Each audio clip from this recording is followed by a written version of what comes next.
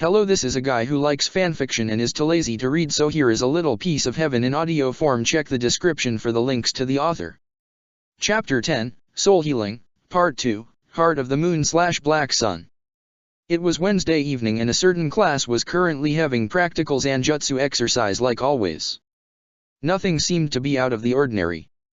Students were sparring with each other at moderate pace and their wooden blades were clashing together in a rather dull sound. An occasional yell, which served as a mean of raising one's spirit, reverberated through the area in a sporadic manner.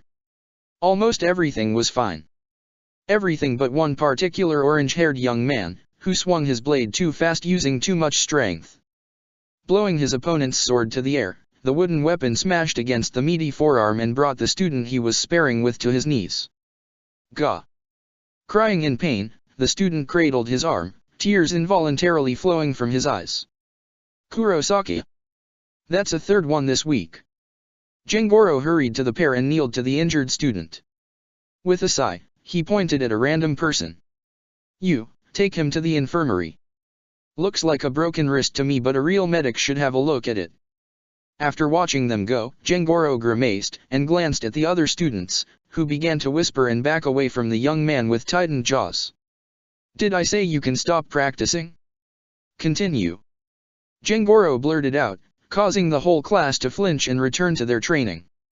Licking his mouth, the instructor turned around and stared at the one who had caused the commotion. Kurosaki, what is wrong with you? Are you doing this on purpose or what? Take a hike and think about your actions. You are dismissed from the rest of the class. Hearing the words, Ichigo's nose twitched. Without offering a response, he took his things and left the area, throwing the wooden sword into the basket on his way out. Jengoro watched him go with a thoughtful expression, but then he shook his head. He had a whole class to look after. He couldn't babysit one student just because he found him interesting. Walking through the empty corridor, Ichigo kicked a piece of trash that came into his way and growled quietly, his mood, already bad to begin with, getting even worse. He was irked, vexed at himself for not being able to keep his emotions in a tight check. It wasn't his intention to vent his frustration and bad mood on the other students of the academy, on his classmates, but he just couldn't help it. He wasn't gloomy, nor depressed. Instead, ever since he had found out about the unnecessariness of Kazumi's death, he was simply irritated. Her death had been a sort of a trigger, a cause for him to grow as a person. Because of it, he had discovered the purpose in living in the afterlife as a Shinigami. He had found out the direction of his new life, the goal he wanted to achieve. Now, he just felt so. He took a deep breath. There was no point in riling himself up even more. What had been done couldn't be undone and he just had to find a way to live with it.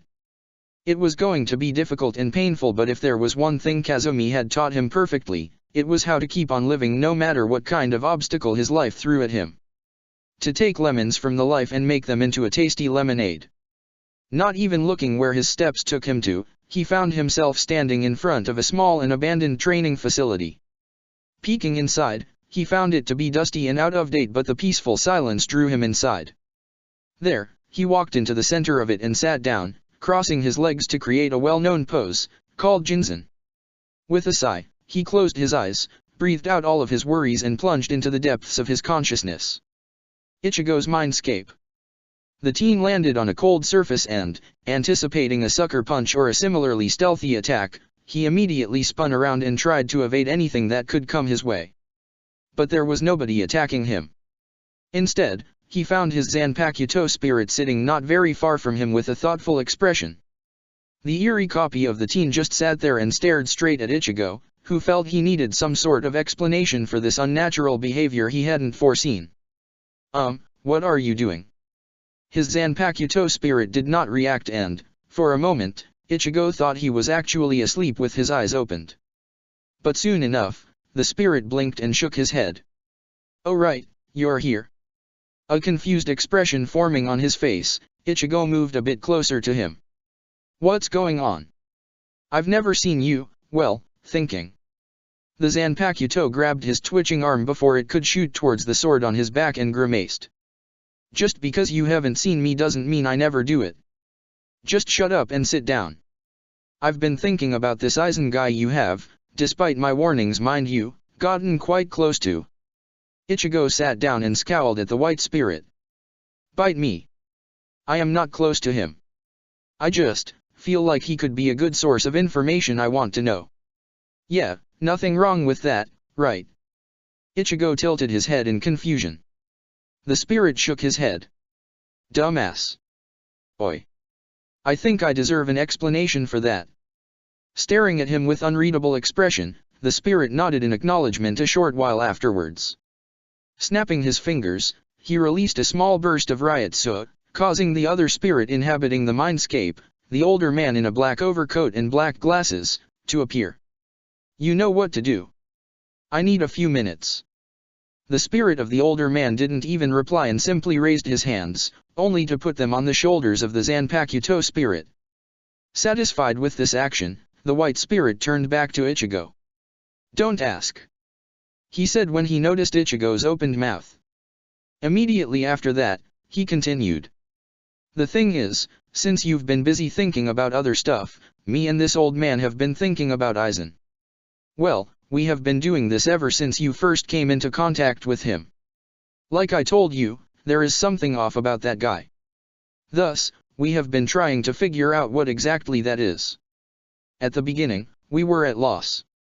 However, everything has started to become clearer after you had a conversation with that playboy captain of the 8th Division. Kiraku-san. Ichigo asked, still rather confused. Yes, him. Afterwards, we have been carefully watching and analyzing your every interaction with either him or Aizen. And I think we may be onto something. Ichigo had never seen his Zanpakuto spirit so calm and serious, which meant whatever point he was trying to get across to him must have been very important. And that is? He asked with a frown. The spirit crossed his arms and pinched the bridge of his nose. This Captain Kiraku, he asked you this interesting and particular question during your first meeting. It was a question about flowers and their gardeners. Do you still remember it? Now, Ichigo felt his spirit just completely lost him. Why yeah, I mean I think I remember parts of it about some infected flowers and good flowers, but what of it? The spirit growled, appearing a bit impatient. You really are a dumbass. Ichigo, forget flowers, and forget gardeners. The true meaning of the question was to determine what kind of person you are and, at the same time, warn you against somebody that appears to be perfect but also feels really suspicious. Please tell me now you get it. Once the spirit finished talking, the whole mindscape became engulfed in a deafening silence. Ichigo, completely still, just stared at his Zanpakuto spirit in disbelief. His mind, overloaded with all kinds of different information, felt like it just exploded and rebuilt itself, slowly enabling him to realize just what his Zanpakuto meant. Are you telling me he was talking about Aizen? That he was trying to warn me? But, how would he know I would ever meet the guy? And why would he warn me against oh fuck? The Zanpakuto spirit nodded. Yeah, I thought the same. It's like he knew you were going to meet him. Like it was inevitable. But, what does it mean? Ichigo asked, trying to recover from the numbness he felt in his body. His spirit sighed, his usual maniacal grin now replaced with a layer of seriousness. We think there is something going on within Sirati, some game, manipulation, plan, grand scheme, whatever, and, for some reason, we are caught right in the middle of it. I think we should be careful around both captains. More so around Aizen, as I have a feeling if there is a captain, truly responsible for Kazumi's death, here in Sirati, it must be him. Even if we don't really know the other captains.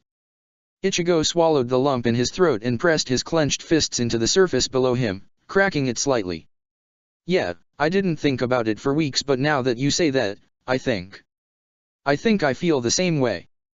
Moreover, if you think about it, it makes sense that Aizen was the one who told you the truth about that cat and the other guy. That's if those two are yet another side of this game.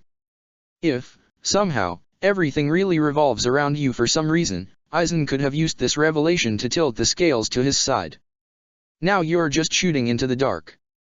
That is too much of a crack theory. Ichigo finally managed to somehow get most of his emotions under control, and he shook his head, unable to accept anything further. Maybe. Looking around, the teen rubbed his scalp. Great. Now he had more things to worry about. What now? I was thinking about a spar because I could sure as hell use one. The spirit glanced at the older man, who understood and pulled his hands away from him. A short one won't hurt. Oh, yeah, I almost forgot. Prepare yourself, Ichigo, for the time for your second round draws closer. The second part of you getting to know my name. I think you are ready for it.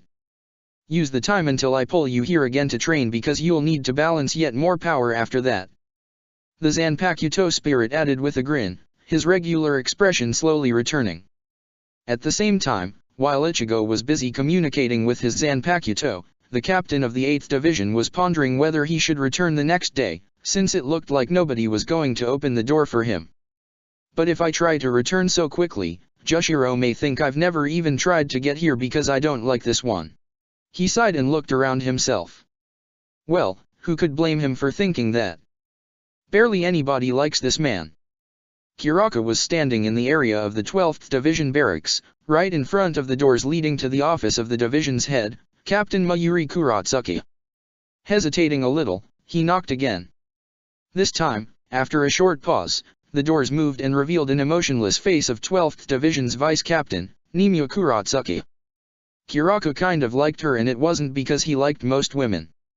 He simply liked her eyes. Despite the rest of her face and her expression, they were warm. How may I help you, Captain Kiraku, sir? She asked calmly. Tilting his head, Kiraku shot her a modest smile. I'd like to speak with Mayuri-kun. Captain Kurotsuki is busy at the moment. It won't take long, I promise. I just want to ask Mayuri-kun one question. Yes, I understand. However, Captain Kurotsuki isn't accepting any guests. Nimue replied, putting emphasis on calling her captain formally. Maybe if you told him it's me, Mayuri-kun would change his mind. Kiraku unflinchingly returned her blank stare with a friendly gaze, not backing up in the slightest. He noticed an almost invisible twitch in her left eye. Who is that? Nimue, you incompetent nitwit, I told you to throw out anyone who tries to disturb me. A loud yell came from within the depths of the office. Kiraku grinned. There was the scientist. Ah, Captain Kurotsuki, I'd really appreciate if you could give me a minute or two of your time. He called out to the other captain, causing the twitch in Nimue's eye to return. There was a moment of silence and something fell on the ground with a thud before the voice from the office returned. Fine, fine. Just come inside, I don't have all day. Congratulating to himself, Kiraku walked around the vice captain and entered the office. It was only thanks to the years of having to experience all kinds of things that he didn't recoil from the stench that smacked his right in the face. Right. I always forget how it stinks in here. It'll take a bath in rose petals to wash it off of me. He thought grimly. His reserves of bathing material were getting alarmingly thin this year. What is it you want to ask, Captain? Mayuri appeared from the shadows with a displeased expression. It was clear to Kiraku he really wasn't welcomed there that day. He curtly glanced at Nimue, causing the other captain to roll his eyes. Fine. Nimue, leave us alone. The vice captain made a shallow nod and then hurriedly left the room. Now, what is so damn important? I'm busy trying to recover my data on those blasted bounts. Kiraku didn't beat around the bush like usual and went straight to the point. I have a question. Hypothetically, strictly hypothetically, speaking, is it possible for a hybrid soul with Shinigami and Quincy powers at the same time, to exist? Mayuri raised both of his artificial eyebrows so high, they almost broke into pieces.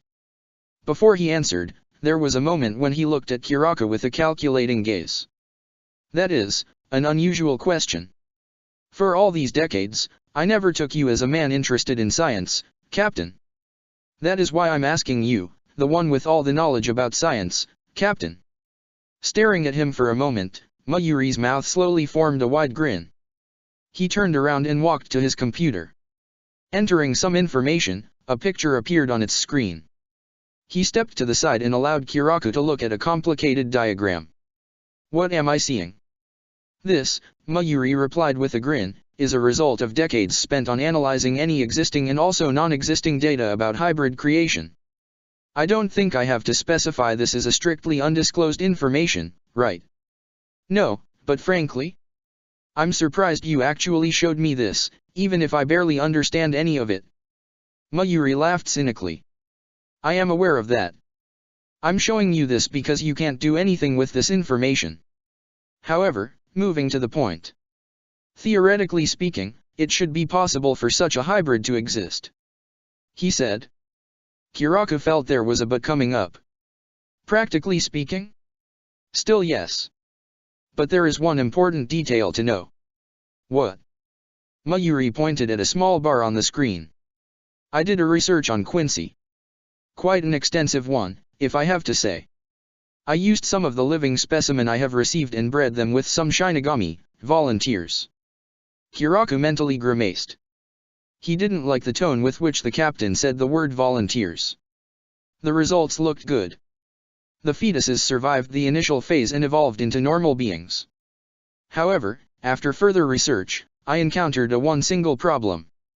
The hybrid's specifications weren't as I had expected them to be. Mixing Shinigami and Quincy powers did not result in any power increase or any other advantage. On the contrary, the powers did not mix well and resulted in the hybrid's drastic decrease in power. In the end, they were weaker than either a pure Shinigami or a pure Quincy. Mayuri explained, causing Kiraku to blink at the screen in disbelief. But from what I heard, Ichigo-kun is anything but weak. He is already considered to be a prodigy at the academy, so I was wrong. He didn't understand, but Mayuri wasn't finished.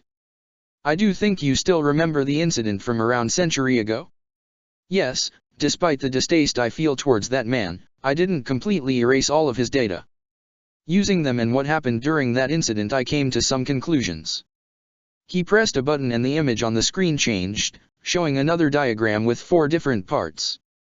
He turned to Kiraku with an excited glint in his eyes. I now know that a Shinigami Quincy hybrid is pointless. A Shinigami Hollow hybrid is unstable. A Quincy Hollow hybrid is self-destructive. All these failures made me realize one thing. It is impossible to create a hybrid that consists of only 2 different powers. To achieve a perfect, stable hybrid, you have to have all 4 different types of soul mashed into one. A Shinigami Quincy Hollow human hybrid is what would be a truly spectacular research material, if it was possible to create one. It would be an existence that could dwarf anybody. A hybrid with the potential to reach anything it ever wanted. Almost like. He trailed off and just smirked, leaving Kiraku completely floored. End of the week. Friday evening saw Ichigo return to his dorm room, tired and sweaty from the optional Kido class he still voluntarily attended. It had been a really hard slog, but it seemed Ichigo was finally ready to harvest the fruits of this labor. After slightly more than 2 months since he had come to the academy, he was finally able to successfully use both basic Kido, Heido No. 1, Sho and Bakudo No. 1, Sai without them malfunctioning in any way. It was a bit surprising, considering he was still a bit more than peeved about what he had discovered last week. However, communication with his Zanpakuto spirit and rigorous training he had immersed himself into after that helped immensely. Happy with himself for a change, he nearly ran over a short person who appeared in his way. Sorry about that. Rukia? What are you doing here? I'm not late, am I? He asked and helped the petite Shinigami back on her feet. One glance at her face later and Ichigo was sure he wasn't the only one who wasn't paying attention to where he was going. Oh, Ichigo. I'm glad I made it in time. I'm canceling our usual meeting. Instead, I'd like you to come to the Kukaki Manor with me. Rukia told him with a thoughtful expression. Is your brother going to be there? She lightly slapped him on the elbow. Don't be like that. Nii-sama likes you, he just doesn't know how to show it. But no, he's being held up in his office. Not looking convinced about the first part, Ichigo rubbed his head and shrugged carelessly. Fine. Give me a few minutes. I need to take a shower. 20 minutes later, the two of them entered the Kukaki Manor, Ichigo nodding to Gado, one of the guards, in greetings. Rukia led the teen through short and heavily populated corridors until they ended up in the dining room. You could have just told me you were inviting me to dinner. I thought dash. This isn't just about dinner. I need a full stomach before I can tell you what I want to, though. Rukia said with a small smile and gratefully took a plate from one of the servants. Why don't I feel excited when I hear that? Ichigo mentally sighed but said nothing aloud. In silence, occasionally broken with a short chit-chat, they ate the light dinner consisting of vegetable salad and fruity dessert until it was finally time to leave the room. Once again, Rukia led him through many parts of the manor, causing Ichigo to think he must have seen the whole complex by then. When they stopped walking, the teen narrowed his eyes.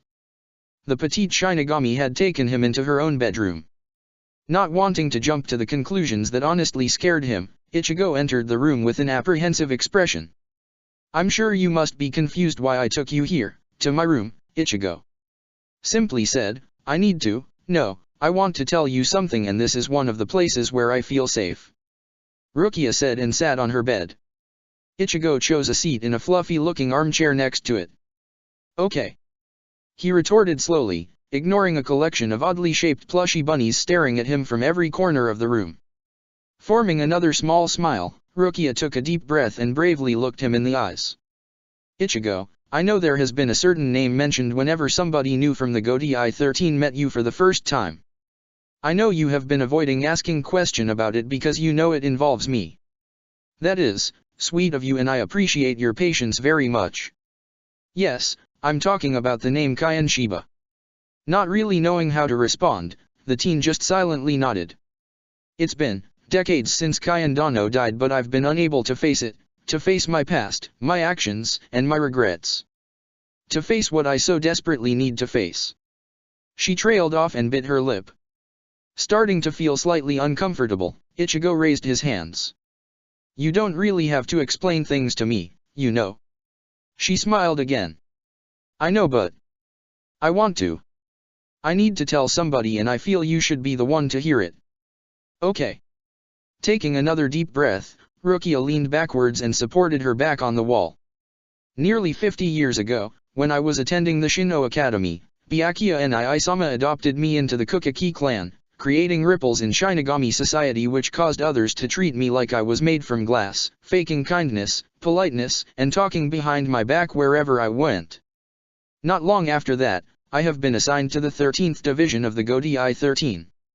I thought things would be different there, but, at the beginning, I was wrong. Even the members of the division treated me the same. But then I was introduced to my vice captain. She smiled fondly. Kyan Dano was different. From the first time we met, he treated me just like any other new recruit, crudely but normally, which was all I ever wanted. His introduction was normal. He scolded me every time my reply was too weak.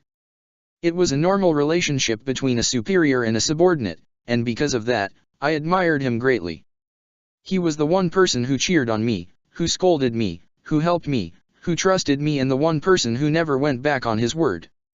When I was with Kyan Dano, everything just felt so right. Unable to continue looking her in the eyes, Ichigo averted her gaze, feeling his throat getting dry. Rukia's words were sincere and, because of that, it was hard to keep listening. You. Rukia closed her eyes. No. I don't think so, at least. Then again, Kyan Dano had a wife, which I also admired. I looked up to her, hoping that one day, I could be like her. She was my idol. Turning her head and opening her eyes wide, she looked out the window. However, one day, her dead body was the only thing that came back from a patrol. Her whole squad had been obliterated. Naturally, Kyan Dano did what he felt was only natural.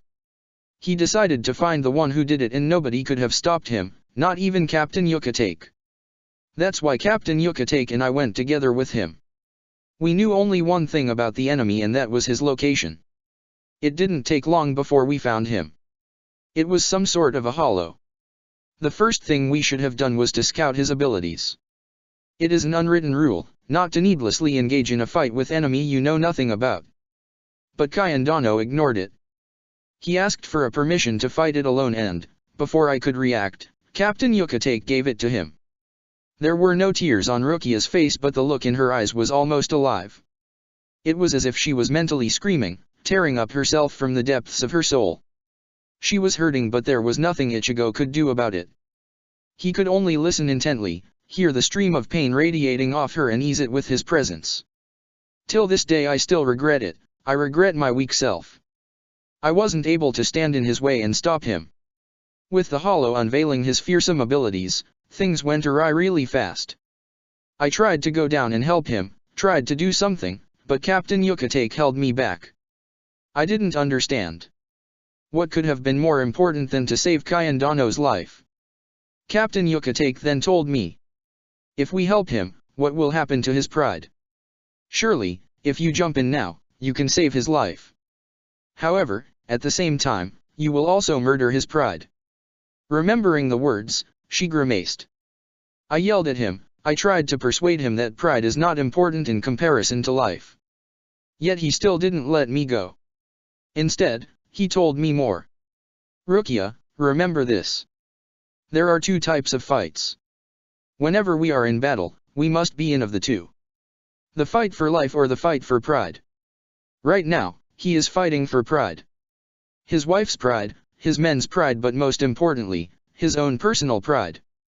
Dismiss this as his stubbornness and let him fight on alone like this. She closed her eyes. That was when I caught a glimpse of Captain's face and I realized it. I wasn't the one who wanted to help Kayandano more than my captain. He had to literally hold himself back, else he would have gone down and slaughtered the Hollow with his bare hands. That's how much he cared about Kayandano. But at the same time, he also valued him more than anything else. Because of that, he couldn't do it. Damage his pride. Ichigo stared at her, at the poor, tormented soul of the petite Shinigami, and felt his own fists clenching for her sake. It was coming, the greatest pain was still yet coming, and he could feel it from the very air around them alone. Then, something happened and Kayandano became possessed by the Hollow. It was horrifying. Until that day and, really, until now, I've never seen anything so vile before in my life. It was as if Kayandano, the man I had admired for years, turned into monster in a matter of a second. He taunted me and jumped straight at me. I was unable to move away, too horror-struck from the sight. Only thanks to Captain Yuka standing in his way I remained alive. After that, Captain told me to run away or else I'd die. And so I did. I ran. She hid her face in the palms of her hands.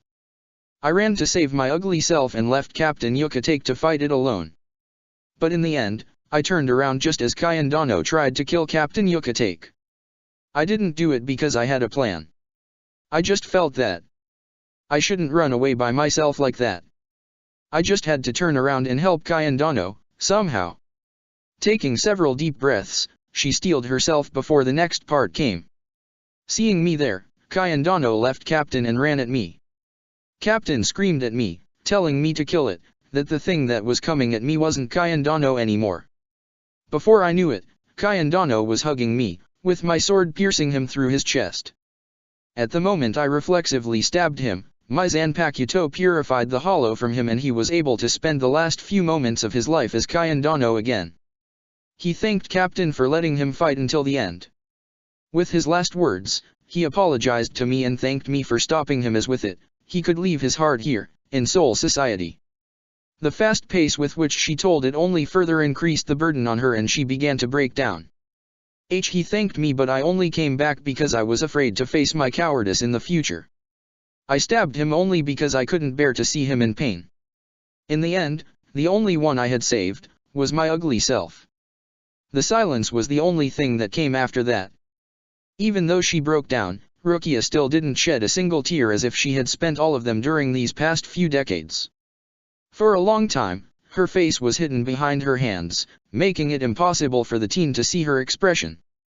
But after she let her arms fall down on the bed, she revealed a pained smile.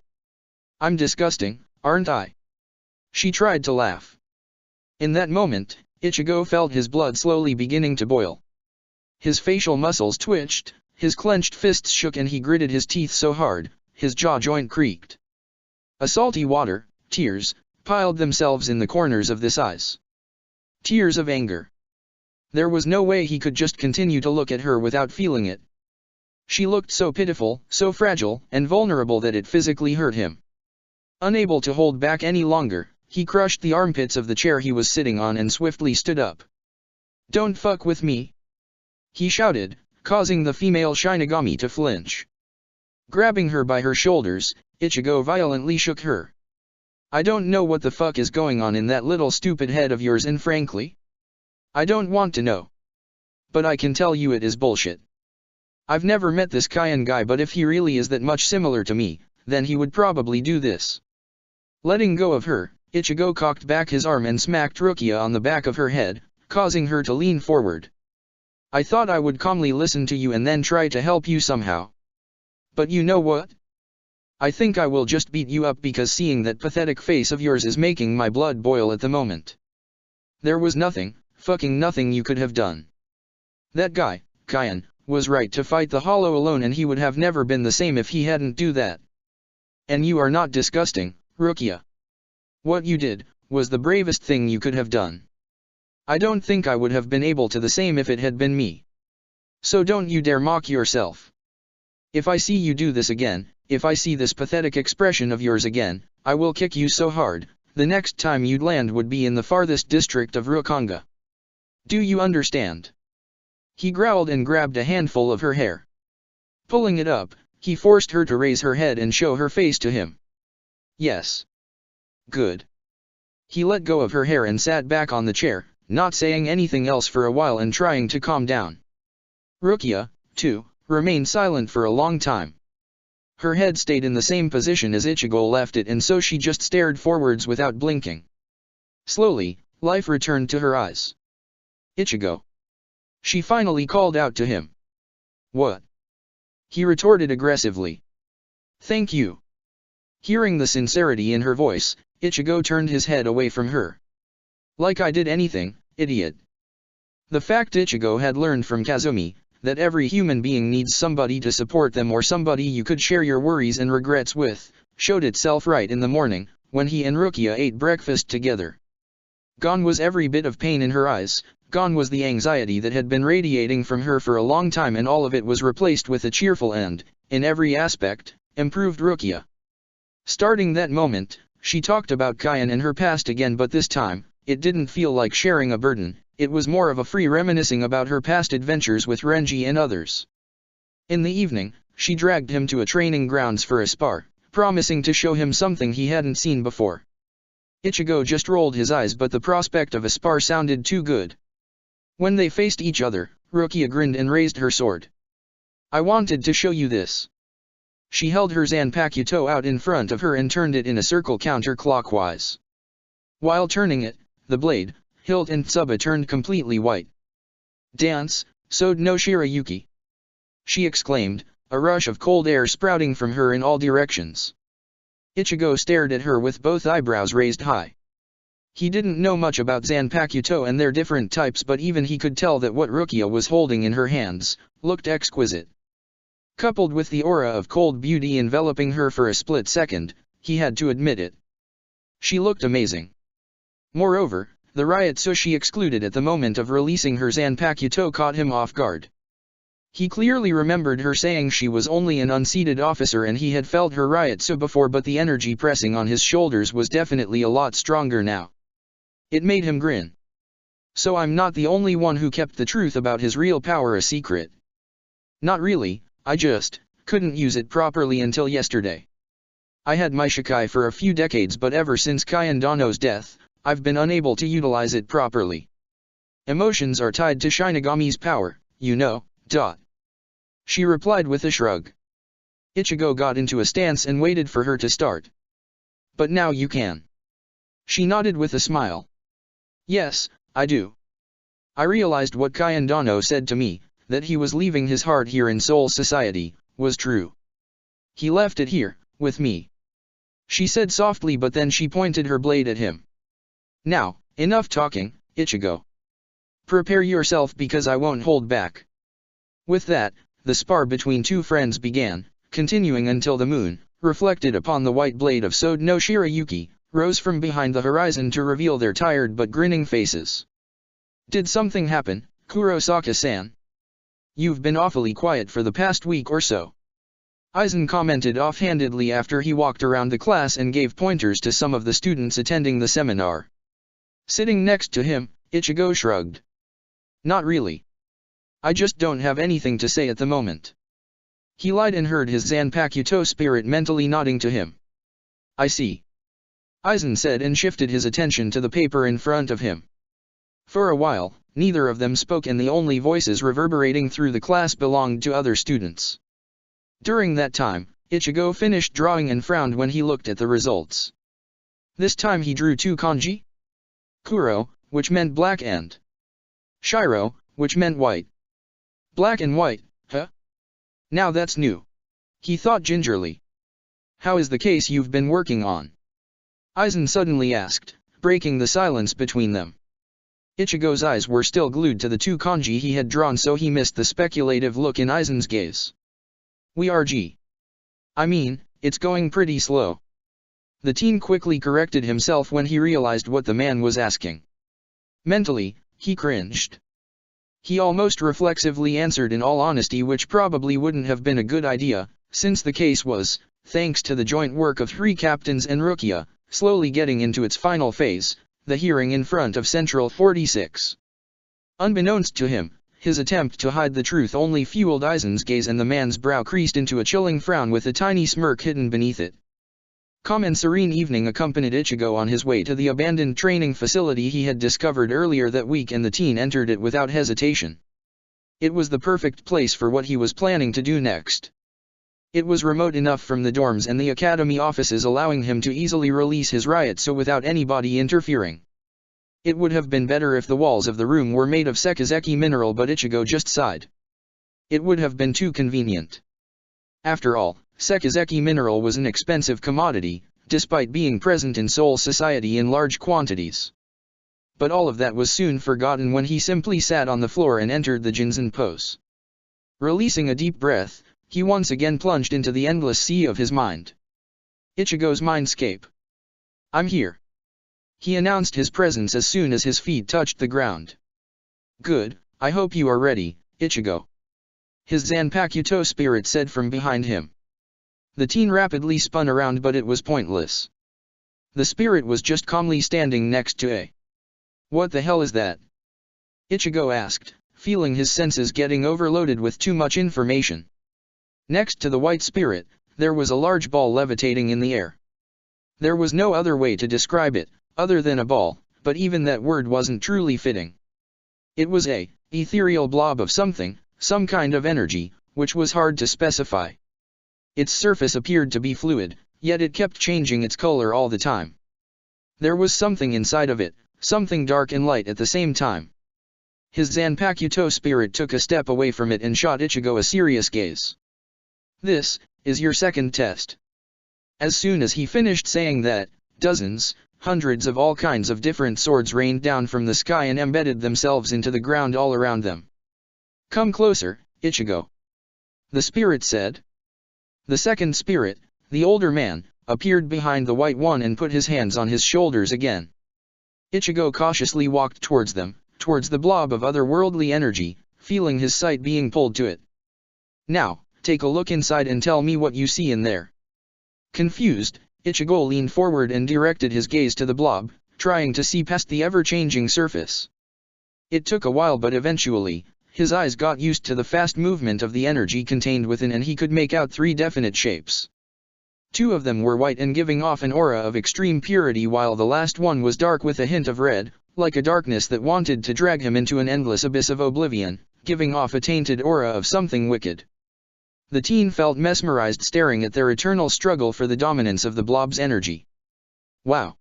He thought in amazement, which soon turned into a horror when he noticed something familiar within the auras of the 2 white shapes. It was something he knew but forgot, something he felt his heart ache for. An innocent laughter echoed within his mindscape for all 3 of them to hear. Haha, you're being mean, Ichi-nii, oi, Ichi-nii, we're going to play football? Ichigo's eyebrows shot high in the shock and he felt his knees wobble. Why Yuzo? Karen. He whispered in disbelief. But there was no point in denying what he could hear so clearly. Those were the voices of his dead sisters. Feeling moisture in the corner of his eyes, he angrily turned to his Zanpakuto spirit. What the fuck is going on? The spirit closed his eyes, expecting such an outburst from Ichigo. Those are, just as you can feel, and for the lack of a better word, remnants of your sister's souls struggling to keep away the other energy at bay. I can't explain it further, but this is your test. To find a right sword from all of these. To find the right sword that can unlock the seal on this blob of energy and release your sisters from this painful struggle. He explained calmly. Growling loudly, Ichigo angrily flashed to the closest sword, yanked it from the ground and shot to the blob, swinging it down on it to try and break it apart. Crack. Ichigo looked at the sword in his hands in surprise, as that was the only thing that cracked and, soon after that, broke apart like a stick made out of glass. Don't try to force it open. It is impossible to do so. Your only chance is to find the correct sword. Staring at the hilt of the smashed sword, Ichigo gritted his teeth and threw it away, hurrying to the next one. There is no hurry, Ichigo. Calm down, take your time and think. This test isn't something you can power your way through. It'll take something different this time for you to win. His Zanpakuto spirit told him from afar. I get it. I get it, damn it. But this is Yuzu and Karen. I can't let them suffer again. I have to hurry. Ichigo yelled back. In that case, their suffering will continue forever. Ichigo abruptly stopped in the middle of his shunpo, causing his body to handle the momentum by flying through the air and crashing into a nearby wall. The cold tone of his spirit chilled him to his bones. What do you mean? Ichigo asked after he stood back up. I meant exactly that, Ichigo. You are the only one who can release them. Not me, not this old man, you. That's why, do it properly. You've come a long way since the day you died. Show me that progress and win this struggle with something different than your raw power. The teen gulped, but it took only one glance at the blob to make his resolve return. Right. He said and, for the first time, took his time to find the sword he thought was right. This one. That was the 13th sword, Ichigo. You are still rushing things. Ichigo glared at the shattered blade and angrily threw it against the ground, smashing it completely. Closing his eyes, he took a deep breath. He needed to calm down. When his eyes opened again, he was staring at a large sword in a distance. That one. Fuck. The teen cursed and flung yet another remnant of his failed attempt away. He didn't know how long he had been doing the same thing again and again, but he was starting to feel a bead of sweat forming on his forehead. I'm sure this one is the right one. What am I doing wrong? Ichigo thought as he stared into the blob, its surface still not even scratched. The white shapes, his sisters, were wildly dancing around the dark energy, the thin strings which looked like their arms softly patting it all the time. All around him were pieces of demolished swords, creating a small pile of metal every once in a while and making him feel just a bit depressed. You are trying, that's undeniable, Ichigo. But you're trying to do what you did in the previous test. You're using logic to understand something you can't comprehend. If logic fails, there is still a way to figure things out. One can help you in danger while the other one in peace. And right now, you are not in danger. The spirit of the older man said quietly, still keeping his hands on the shoulders of the Zanpakuto spirit. Shifting his focus from what was happening within the blob to his own reflection on its surface, Ichigo stared at it for a long while. He was trying to figure out what to do next, but the older man's words caused him to frown. Is he right? Maybe he is. He gave me a good advice the last time. He was the one who steered me towards the right answer. But what is he talking about this time? How can I figure things out if not with logic? Sure, that's an easy one. With my gut. That's one I use when in danger. But what else is there? The Zanpakuto spirit, seeing that Ichigo couldn't come up with anything, growled. For fuck's sake, just think about your Ice Queen. He snapped and closed his eyes when the older man pressed onto his shoulders. Ichigo blinked. About Rukia? What? He glanced back into the blob and thought about the petite Shinigami. What about her was helpful? There was nothing coming to his mind. The only thing Rukia had done in a past few days was to sort out her emotions and feeling and help to the same thing to him. Because of her, his anger about Yoriuki's true identity faded away a bit. His mouth formed an O letter. Feelings. He glanced at both of his spirits, but only the silence was their answer. Which was good. I see, so I should feel the right sword. Ichigo muttered to himself and looked for another sword. Watching the teen destroy yet another sword, Ichigo's Zanpakuto spirit sighed and scratched his forehead in an irritated manner. This is taking forever. Yet it seems he is slowly getting there. The older man objected and then called out to Ichigo. That was your regret you just used, Ichigo. Keep looking. The teen briefly turned his head to look at him and then he gave him a thumbs up. Right after that, he returned to his task. He understood that each of those swords represents a part of his personality, his feelings. It's only a matter of time now, I believe. The Zanpakuto spirit snorted and, observing its wielder for another minute, sighed again. There's no point in prolonging this anymore. He's ready. He muttered and stood up. Ichigo. I have one final piece of advice for you, but I'm afraid it will seem I'm just repeating myself to you, so you'll have to think about it. It's like this. He called out to Ichigo and took a deep breath. For fuck's sake, just think Abu your ice queen. Ichigo almost jumped in the air, the shout of his spirit being too loud even from the distance. Turning around, he stared at him in confusion. The spirit was right, he just repeated the same thing he had said a while before. What he means is to recall one specific thing Kukaki Rukia had told you the last time you saw her. Something about Kaien Shiba. The older man added. Ichigo stopped moving and thought about those words. Now that's a bit more helpful. What Rukia had told me, and it should be somehow linked to this test. So far, you've been picking all those swords, one by one, because of a single emotion you felt it was coming from them. Happiness, guilt, joy, anger, sadness, anxiety, regret and many more. However, to release your sisters, there is something you need to realize. There is one thing, one single thing that ties all of these emotions together. And only using that particular thing you can do everything. Beat your enemies but also understand them, love your friends but also hate them. It's what makes you a killer in the eyes of your foes yet also a friend in the eyes of your comrades. Tell me, Ichigo. What is it that makes you who you are? The spirit of the older man shouted, shaking Ichigo's soul to the very core. Feeling a warm feeling in his body, Ichigo felt the corners of his mouth twitching. He finally understood. He realized the answer. He now knew what the key to victory over power was. He grabbed a sword embedded in the ground next to him and, with a single leap, crossed the distance between him and the blob. Gently, but firmly, he plunged the blade into the blob. It exploded. But he felt no pain.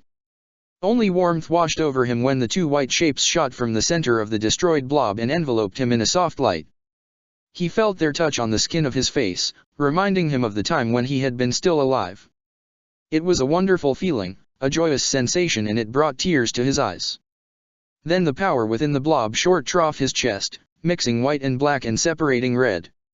He was brought down to knees and panted heavily, but Ichigo felt his reserves of Riryoku increasing incredibly, the power surging through his veins unlike anything he had felt before. Now, Ichigo, tell me what the answer to this test was. Supporting himself on the ground with his hands, Ichigo just raised his head to grin at both of his spirits that meanwhile walked to him. Heart. It was my heart. The Zanpakuto spirit returned the grin. Very good. Now you're only one step away from knowing my name. Only a few days later, during another spar, Ichigo revealed this news to Rukia. Strange, I can't feel any increase in your Ryutsu and I'm pretty good at that. She said after giving him a congratulatory slap on his back. Ichigo smirked and pulled at his robe to reveal two different tattoos on his chest. Oh, it did increase, but I lied my instructor and told him I broke my seal and can't reapply it myself. So I asked him to do it instead, and it seems having two seals on you causes the older one to change its shape. Now, I have two seals on me. Without them, I am unable to keep my Ryutsu under proper control and it leaks out too much. Seems impractical. Rukia replied, not looking impressed. It is, that's why I was wondering if you could teach me how to control my Riryoku. It's just stupid, having my power suppressed like this only because I can't control it properly. You said you were good at controlling your own, so, you know. He admitted. I could do that, Strawberry. I told you it doesn't meant that, god damn it. Ichigo growled and decided to shock her with his new Ryutsu. Wordlessly, he broke both seals and released all of the spiritual pressure on his surroundings, causing Rukia to stop chuckling in a heartbeat. Her mouth opened wide, she simply stared at the teen, overwhelmed. And no way. She muttered weakly. Ichigo's grin slowly faded when he realized she actually looked a bit afraid. You okay? She blinked and nodded. Why yeah, I'm just, are you sure you're okay, Ichigo? Your eyes are still normal but... Now that didn't sound very pleasant and Ichigo frowned. What do you mean? Of course I'm okay, I actually never felt better. Why? Rukia gazed at him and, with a sigh, she sat down. It's just, you've been progressing really fast, Ichigo, and it is honestly really shocking. I know people in the academy are already saying you are a prodigy, but this is too much. I've never seen anybody to go from a soul with Shinigami potential to a Shinigami with a Ryutsu easily as powerful as a captain this fast. It's been only a few months at best. It takes decades, even centuries, for a Shinigami to reach this level of power even if they have potential to do it. You did it in what? 4 months? That's insane. She explained with a frown. That made Ichigo blink. Again, he was being considered to be something unreal, an anomaly, and this time, hearing it from Rukia's mouth, it actually made him feel a bit apprehensive about his own power. And what's this about the eyes? I remember she told me something similar when I found out about your Uekishi Hoenn. Do you know what's going on? He asked his Zanpakuto spirit. For a long while, he received no answer. Don't worry about that. It's not a problem for now. Ichigo narrowed his eyes. For now? Oi, that doesn't make me feel secure at all. I know. When the time comes, I'll explain everything. Further discussions had been pointless and, instead, Ichigo concentrated on learning how to control his energy, because as soon as the next week had come, Rukia had been called to work for another trip to the world of the living. But Ichigo didn't dwell on it much. During the short amount of time she had tried to teach him how to control his Ryuryoku, Ichigo had been able to progress quite far. He still had both seals on him, but if the pace with which he was progressing was any indication, he wasn't that far from being able to remove one of them. With that in mind, Ichigo listened to the lecture on Kido theory he was currently attending. It was a quiet Monday morning and nothing suggested it could become anything other than that. But in a secluded part of Rokanga, a small group of mysterious people appeared to walk out of light only for one of them to grin widely at the sight of the Soul Society. We did it, my fellow Bounce. Chapter 11, An Unwilling Hero, Inventions of Insanity. Closing the opened window because the air flowing through it made him feel a bit chilly, Ichigo silently returned to his seat and enjoyed the sunrays falling on the skin of his arms, warming him slightly. Now that the annoying coldness wasn't reaching him anymore, he concentrated on the class again. And since most of you succeeded in mastering the Bakudo number 1, Sai to a satisfactory degree already, we are moving on to the theory behind the next spell, Bakudo number 4, Hanawa. Therefore, I'm hoping all of you will take proper notes. The instructor said, earning an excited murmur from the class. Every student, proficient in Kido or not, always looked forward to learn something new about another spell. They all found the thrill of getting to know something previously unknown was to be greatly enjoyable. Ichigo hastily took out his notebook. Kido may have not been his best subject so far, but recently, he came to enjoy it. He had realized that he couldn't achieve victory in every fight by using brute power only. Kido maybe was troublesome to learn, but the efforts always paid off. Despite being a Monday morning, he wasn't sleepy at all, and so he started to write his notes. Why are we skipping straight to spell number 4? Shouldn't we be learning numbers 2 and 3 first? One of the students asked. The instructor nodded. Yes, that would be logical, wouldn't it? However, there is a reason behind this. We won't be teaching you every Bakudo simply because there is no time for that. Even if you weren't the accelerated class, even 6 years are not enough for you to learn so many spells. Therefore, We will be learning only the most practical ones. Moreover, I have chosen number 4 because its theory is a bit similar to the spell Sai, so you should understand it easier. He explained and smiled when the student thanked him. Now, Bakudo number 4, Hanawa, as its name crawling rope suggests, is a defensive spell, which serves as a means of binding the enemy.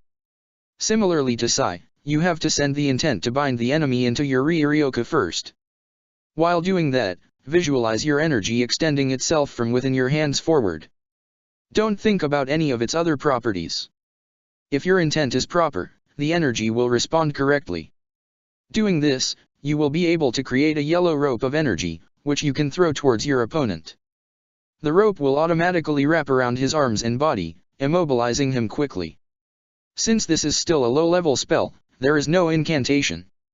With his brow creased in concentration, Ichigo's hand was moving up and down in an attempt to write down every important detail the teacher said.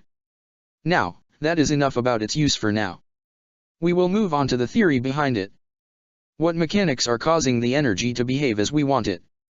Well, for that to dash. A loud screeching noise interrupted the instructor's explanation, causing the man to look out the window with a sour face. The noise continued to ring without stopping and all the students gulped nervously. That's an alarm. All of them whispered. Seeing the panic slowly creeping into his students' eyes, the instructor stepped out and cleared his throat.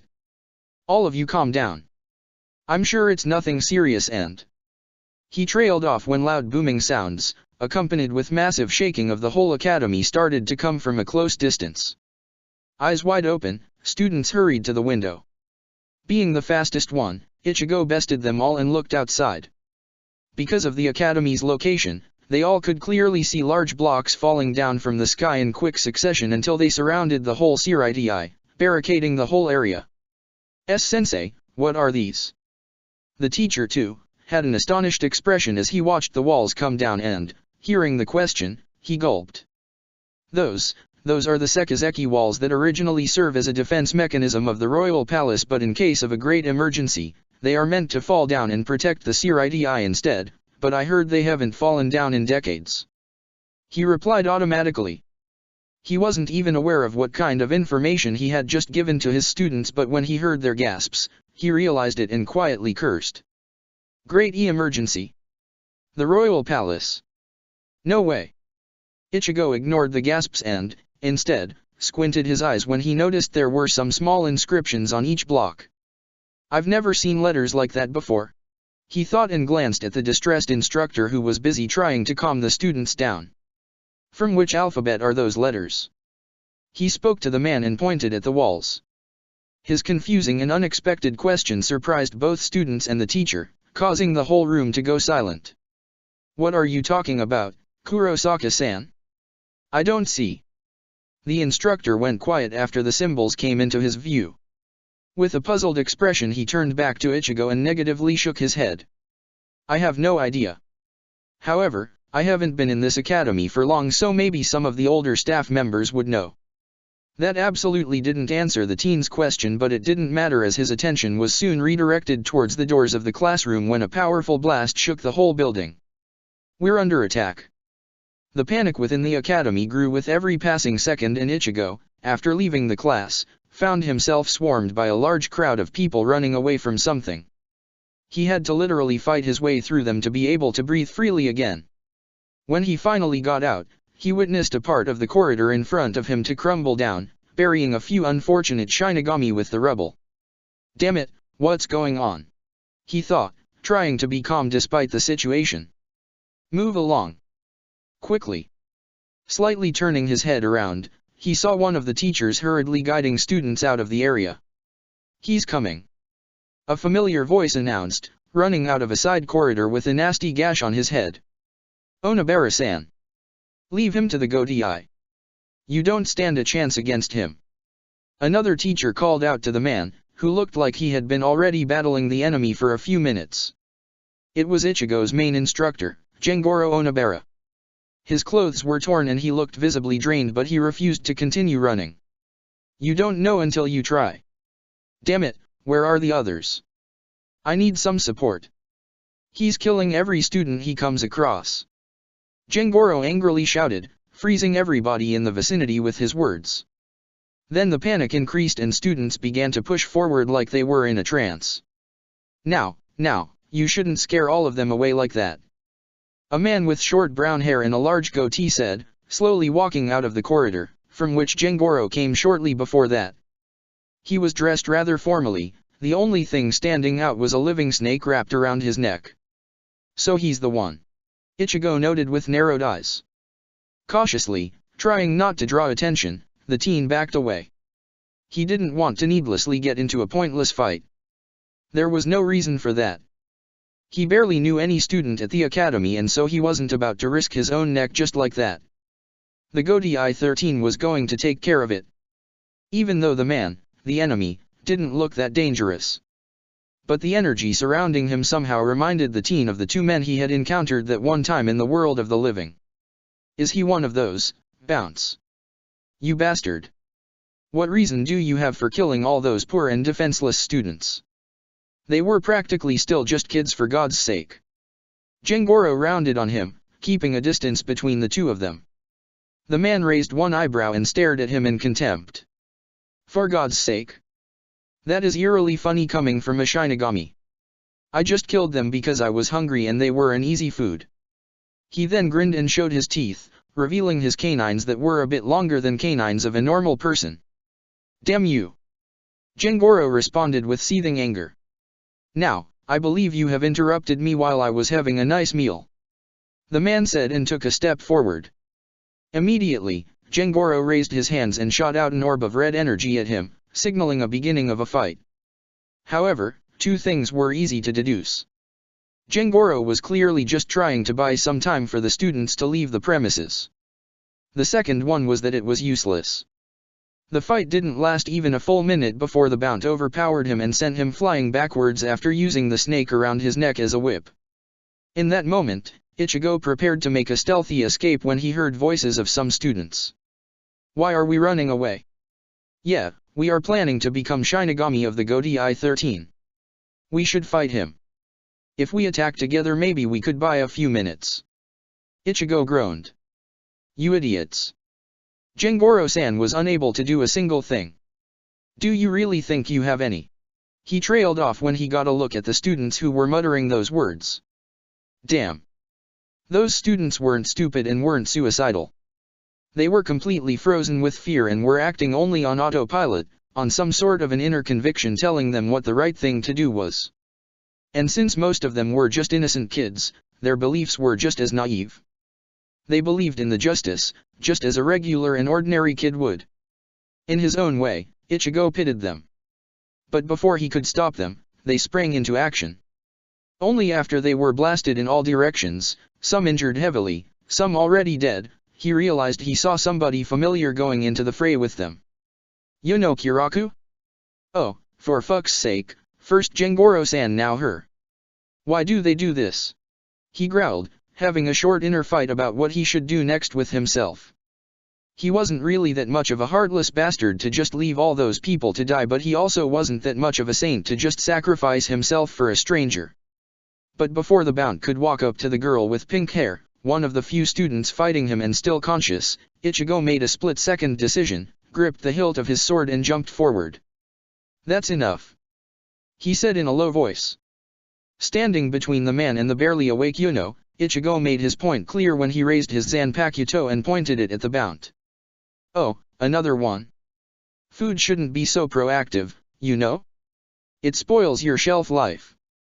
The man said disinterestedly and completely unimpressed with Ichigo's actions. I didn't want more people to know about me, certainly not other students, but I think it would be really stupid to underestimate this guy and fight him with a handicap. Ah, somebody tell me why I, of all people, am playing the hero. The teen sighed heavily and concentrated on his Ryuryoku. Because you really want to kick this fucker's ass. The voice of his Zanpakuto echoed within his mind, causing him to smirk. Maybe. Limit, release. At the moment of his Ryutsu explosively bursting outwards, Ichigo utilized his Shunpo to vanish from his position only to reappear behind the man, the blade of his sword already cutting a horizontal line on his enemy's back.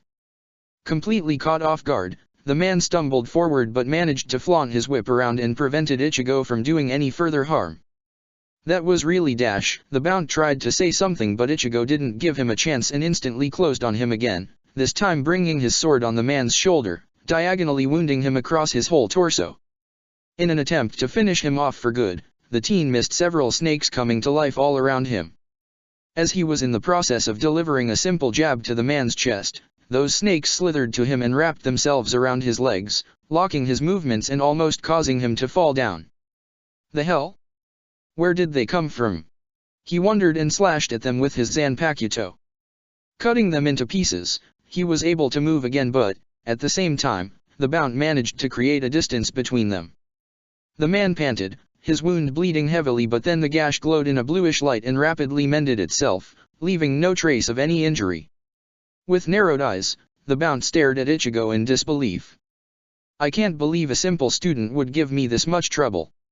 No, I refuse to believe it. Are you a sleeping agent of the Gotei 13? The man asked, keeping a cautious gaze on the teen. You talk too much. Ichigo replied and vanished from the existence again. This time, however, the man was prepared and rapidly swung his whip all around him, preventing Ichigo to get close to him. The teen dashed in a different direction in an attempt to somehow evade the movements of the whip, but it proved to be too unpredictable. Frowning a bit, he blocked a slash that came too close to hitting in. This is quite annoying. If I want to get close to him, I need to get past these and, oh, right, I get it. There are more ways to win a fight than just pure power. It's my first time using it in a battle, but here goes. Ichigo thought and, using a short amount of time in between the movements of the whip, raised his index and middle finger and pointed them at the man. Bakudo number 1, Sai. The Bount's arms suddenly locked themselves behind his back, causing him to drop the whip and lose his balance. Cursing loudly, he fell face down on the concrete wall. With no time to waste, Ichigo jumped to him and swung his blade down in an attempt to decapitate him. Damn it! Fried! The man yelled. His instinct screaming at him, Ichigo abandoned his attack and instantly flashed backward, just in time to see the gashes in the floor, left after the Bount flailed his whip around him, glowing and forming some sort of a seal. Yes, it is ready. To Ichigo's surprise, the man's snake said gleefully. Shortly after that, the Bount broke the binding spell and stood up, surrounded by the light from the seal beneath his feet. I admit, you are good, but this is the end. Snake net. The seal disappeared from the ground only to reappear at Ichigo's location with a pillar of snakes shooting out of it straight at him. Shit. Ichigo muttered and flashed away. But as soon as he landed on the opposite side of the hall, the ground beneath him glowed and another pillar of snakes shot at him again. With a frown, he made use of his shunpo again.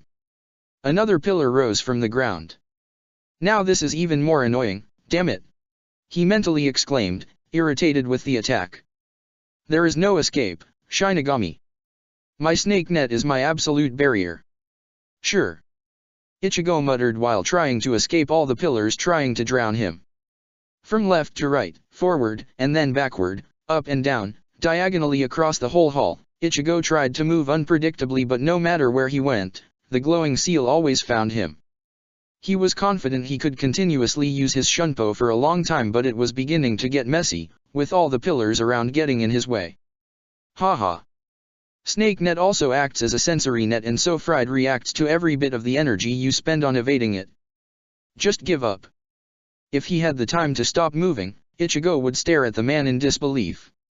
Is he really that stupid as to explain how his ability works? I don't know if he's that confident or just plain idiotic. He mentally shook his head. The Bount's words immediately gave him an idea. If it really reacts to any energy, then it means I just have to stop using it. When he landed on the ground again, Ichigo instantly lowered himself and rolled away before the pillar shot up. Standing up again, he glanced at the concrete surface with narrowed eyes, waiting for the seal to appear again. It did happen, but it took a few seconds. Jumping away using only the strength of his muscles, he grinned. I see. If I simply don't exert any Ryuryoku in my movements, the seal can't immediately locate me, creating a delay. I should be thankful for my reflexes, though. Evading another pillar, Ichigo stealthily pointed his index finger at the Bount and concentrated on his spiritual energy. Heido number 1, show. He muttered and threw himself to the side, as using his energy caused the seal to instantly appear beneath him. But the Kido connected with the man and sent him flying backwards. Now, that snake net shouldn't be active. He thought and quickly began to mutter a chant for the only other Kido spell he knew. Commendable, very commendable. You stopped using your flash step as soon as you realized I was using it to track you down. You have a superb battle instinct. The man said and pried himself out of the wall. Ichigo ignored him and continued to mutter to himself. And become the calm. The sound of warring spears fills the empty castle. He finished and waited for a moment until the man came into his clear view. Then he discharged the accumulated energy straight at him. Heido number 63, Reikoho.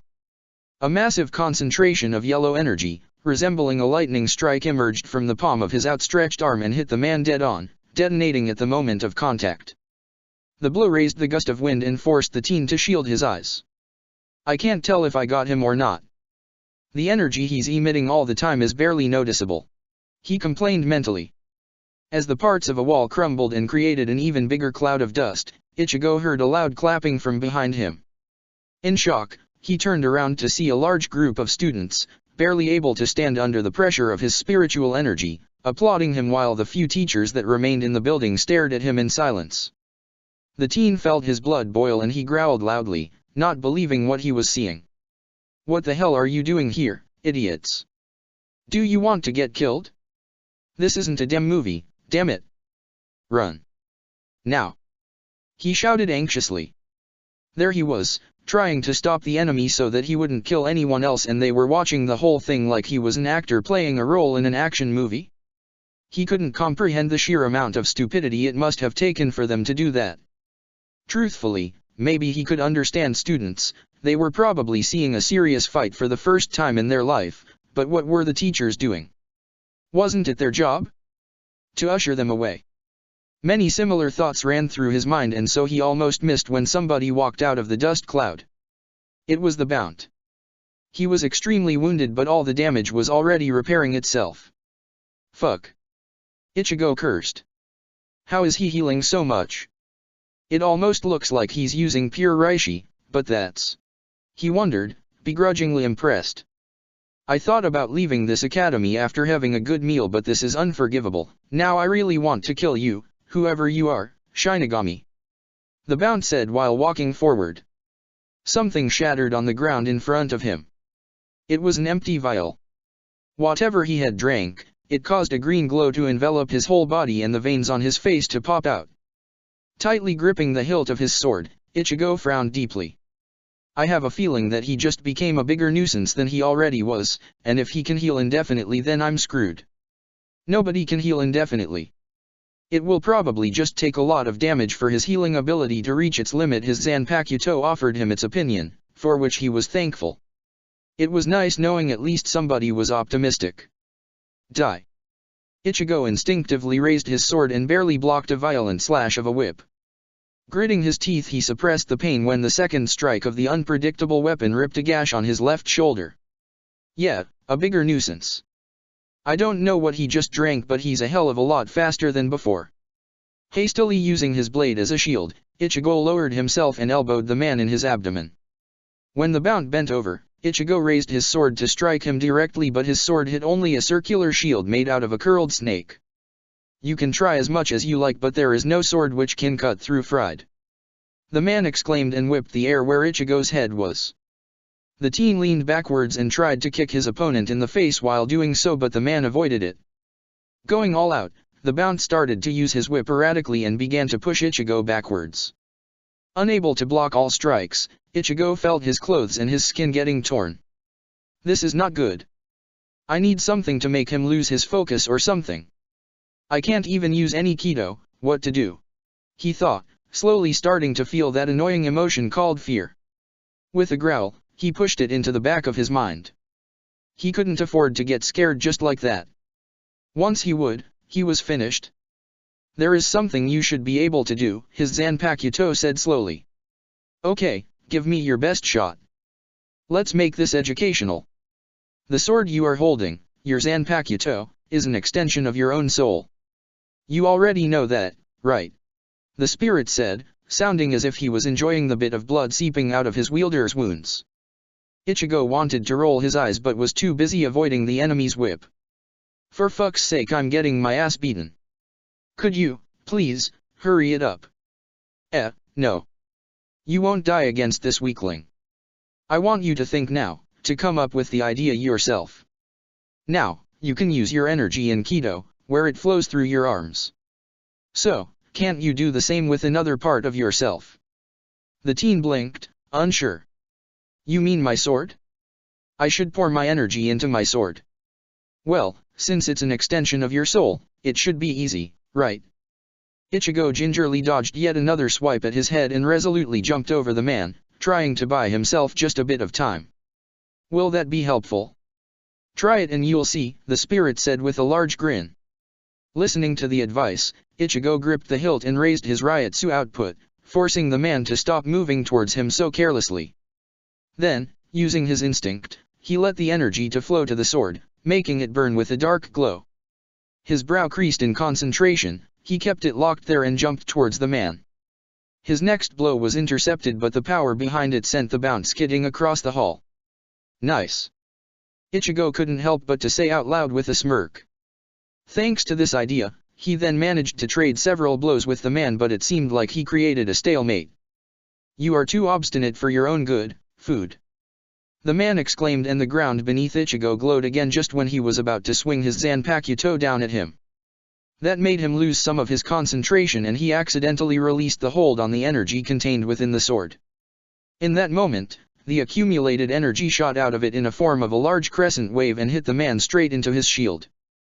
The following explosion tore a hole in the part of the building where the two of them had been fighting, causing more rubble to fall down. Ichigo just stood frozen and watched the results of his accidental blasting attack with shocked expression. In the back of his mind, he heard his Zanpakuto spirit laughing with glee.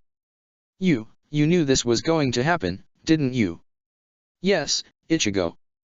This is an attack I was originally planning to share with you only after you reached my name but, since it's just a basic energy blast, you can still use it even in my sealed state. Though the power of the strike is considerably weakened, the spirit said in a tone that suggested he was extremely satisfied with its wielder at the moment. Ichigo felt his jaw loosening. Considerably weakened? You call this a weak strike? The spirit laughed again. As you've been told, Ichigo, you are a person with the potential to reach not just stars but even the space beyond them. Compared to what we will be able to do together, this is nothing. Don't be a wuss and get scared of it, though. All of this power belongs to you and you only. You should be proud, he added seriously. Yeah. Ichigo muttered to himself.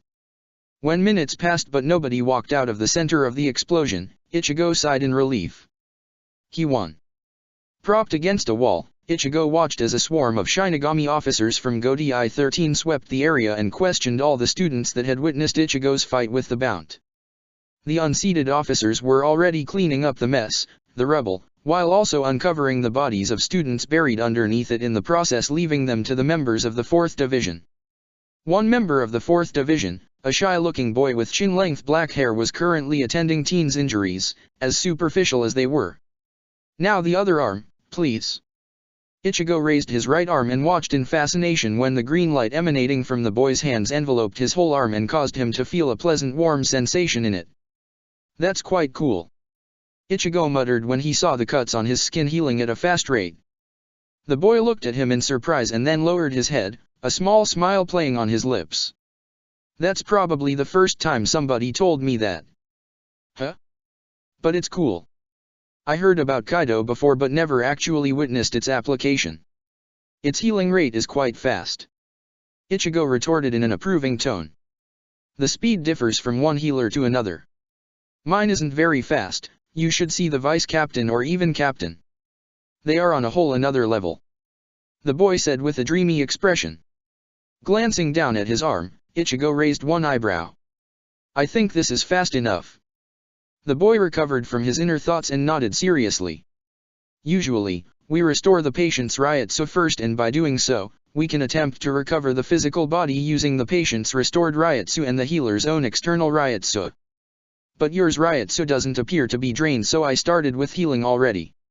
Even then, your own recovery rate must be amazing because I've never been able to heal anybody this fast. He explained.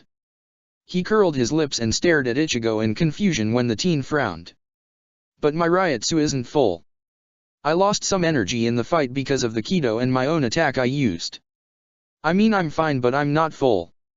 The boy's mouth formed a circle in surprise. Oh really?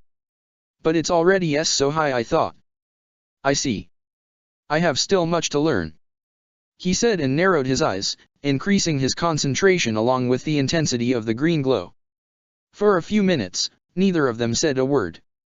The boy was really focused on this task, restoring Ichigo's Ryotsu while at the same time healing his wounds, and Ichigo didn't really want to interrupt him.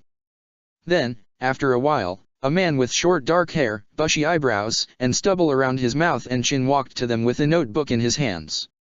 From the daffodil insignia on his kosud, Ichigo deduced the man was probably from the 10th Division, which made some sense, seeing as the 10th Division was located very close to the academy. Yamada Hanataro. Is the patient ready for questioning? He asked very officially, giving Ichigo also the name of the boy treating him. Just a second, Takezo-san. The boy, Hanataro, replied in a panicked tone. Ichigo withheld his right arm from his reach with a sigh. This is enough, I'll be fine. Thank you. The teen briefly thanked Hanataro, who looked like he wanted to protest but succumbed to Ichigo's nod and bowed curtly. I'll be on my way then. After he left, Ichigo turned to the officer. So, what do you want to know? Yes. From the collected reports it looks like you are the one who fought the intruder. Is that correct? The man asked firmly. Yes. Your name is Kurosaki Ichigo, is that correct? Yes. You are a student of the Shino Academy of Spiritual Arts, Special Accelerated Class S. Yes. Could you describe the incident to me? Ichigo sighed. It looked like this was going to take some time. And then I blasted him across the room. The man doing the questioning nodded and wrote what the teen just said down into his notebook. Finally, after several long minutes, it seemed he was finally done with questions. Seeing some movement on a side, Ichigo noticed two members of the 4th Division carrying a bald man on a stretcher. He glanced back at the officer. Excuse me, but is Jengoro-san going to be alright? Ichigo asked tentatively. The man raised his head and turned to the side, to briefly look at the man in question. I think so. Jengoro-san is known for his tenacity. Actually, most of the students that were in the vicinity of your fight will most likely recover thanks to your timely intervention. Most of them. Ichigo muttered quietly and grimaced. But he had expected it. It would have been a miracle if nobody had died. Then he felt a cold Ryotsu approaching the scene and he turned around, expecting to see Rukia, but he only found a short, white-haired captain quickly approaching them. Trailing behind him was a fairly tall woman with orange hair and a top that looked too loose for her ample bosom, jiggling a little every time she took a step and causing Ichigo to look away. Not in embarrassment but in disgust. It reminded him of another pair of breasts that had jiggled in his view a few months ago. He shuddered. Captain Hitsugaya, sir, and Vice Captain Matsumoto, sir. We have questioned every witness and this is the final report. The officer bowed deeply and handed the short captain his notebook. Thank you, Takezo. Captain Hitsugaya said and briefly looked over the report. Glancing at the quiet Ichigo, he turned back to his officer. Is this all they said? The man nodded. Yes. Apparently most of the students were in shock and because of that the only thing they managed to say was how heroic the actions of Kurosaki Ichigo were. Slap. With a resonating sound, Ichigo slapped his forehead. Great, just what I needed. An image of a hero. And that's after I vehemently told everybody that I wasn't like that. Raising one eyebrow at the teen's action, Captain of the 10th Division then glanced at his surroundings. That's quite an extensive damage. Yes, sir.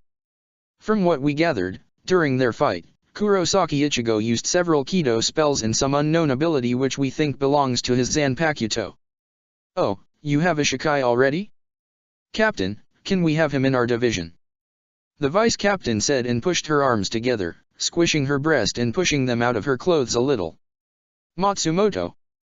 The captain said tiredly, but he too looked at Ichigo with interest. Is that true? The teen, trying to keep his gaze pointed at the captain, shook his head. No. It was just some basic energy slash. The captain narrowed his eyes when he heard that and then glanced back at the destroyed part of the building. Just some basic energy slash, huh? And Takezo says you used Kido spells too? Have you thought about what division you'd like to join upon graduating? Really? You would do that for me, Captain? Matsumoto squealed and hugged her captain from behind, causing her breasts to rest on his head. His eye twitching from annoyance, the captain growled. Matsumoto oh! He exclaimed and pried himself out of her grip. Readjusting his clothes, he looked back at Ichigo, who was doing his best not to roll his eyes. My reason for asking is that just from this report, it looks like you are quite the prodigy and excel in most classes. And even though it's written here that your Kido is a bit weaker, using 3 spells in this kind of fight is admirable.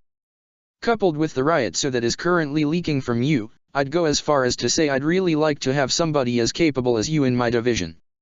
Of course, I don't know what kind of person you are, so this is just a preemptive inquiry. Hitsugaya explained, causing Matsumoto to look at Ichigo with sparkling eyes. You are a prodigy? Then you are just like Captain was in the past. She smiled widely.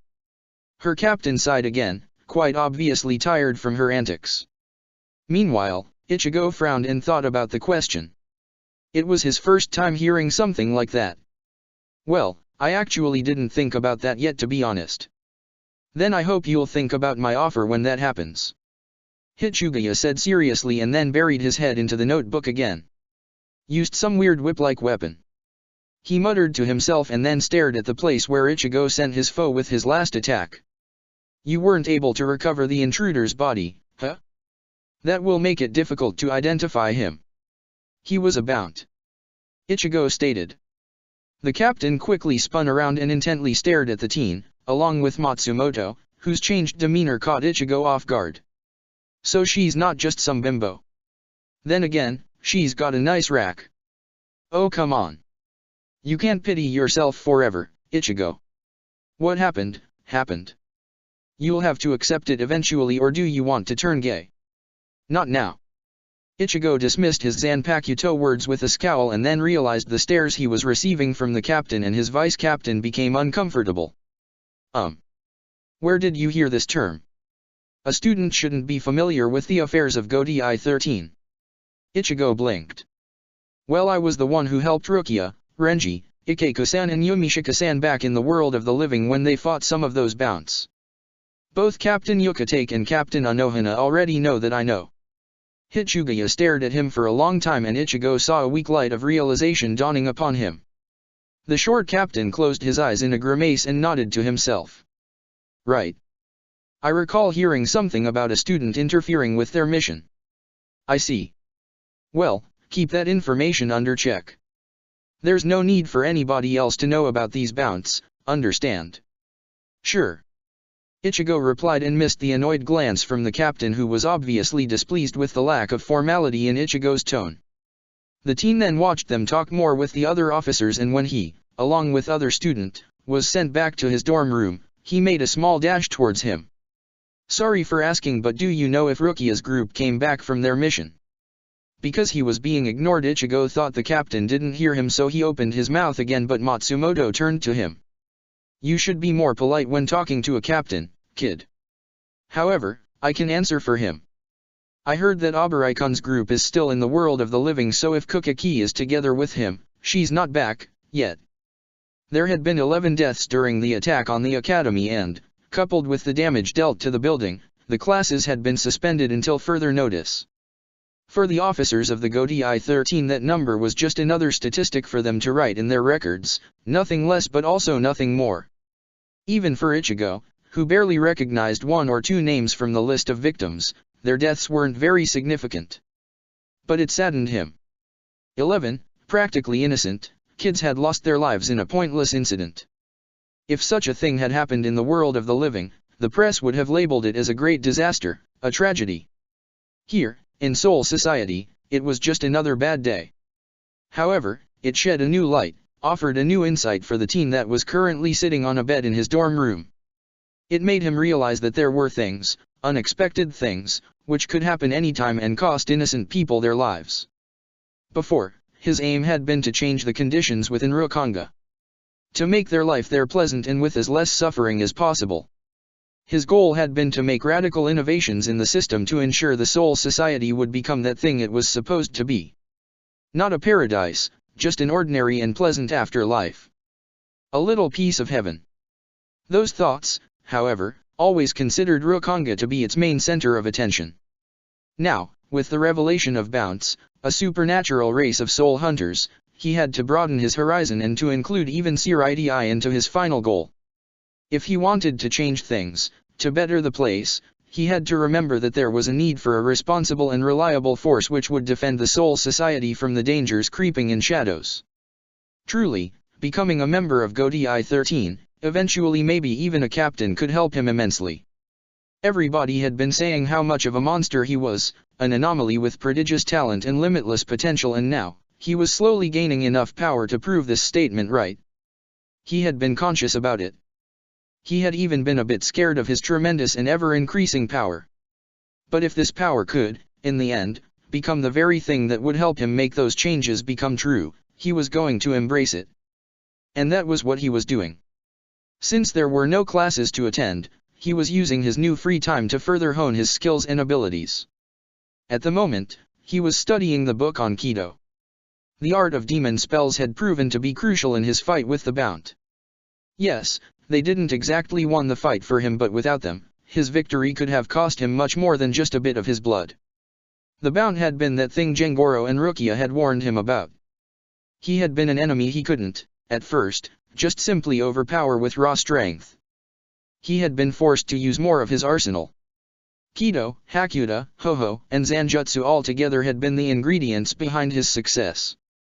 The part of the book he was intently reading was about the mechanics behind the Heido number 63, Reikoho, the one high-level spell he had learned by himself. It was a powerful Kido, capable of producing quite a devastating damage, but so far, Ichigo had been able to use it with incantation only.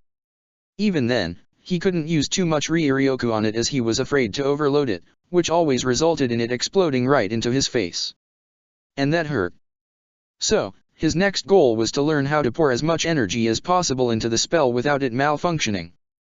After that, he was aiming to grasp the concept of successfully using Reikoho without the incantation. Also, concurrently, he was going to learn how to increase his control over the Ryutsu he was subconsciously leaking. Those two seals on his chest had been working ever since he had finished his fight with the Bount, but constantly deactivating and then reapplying them was beginning to annoy him greatly.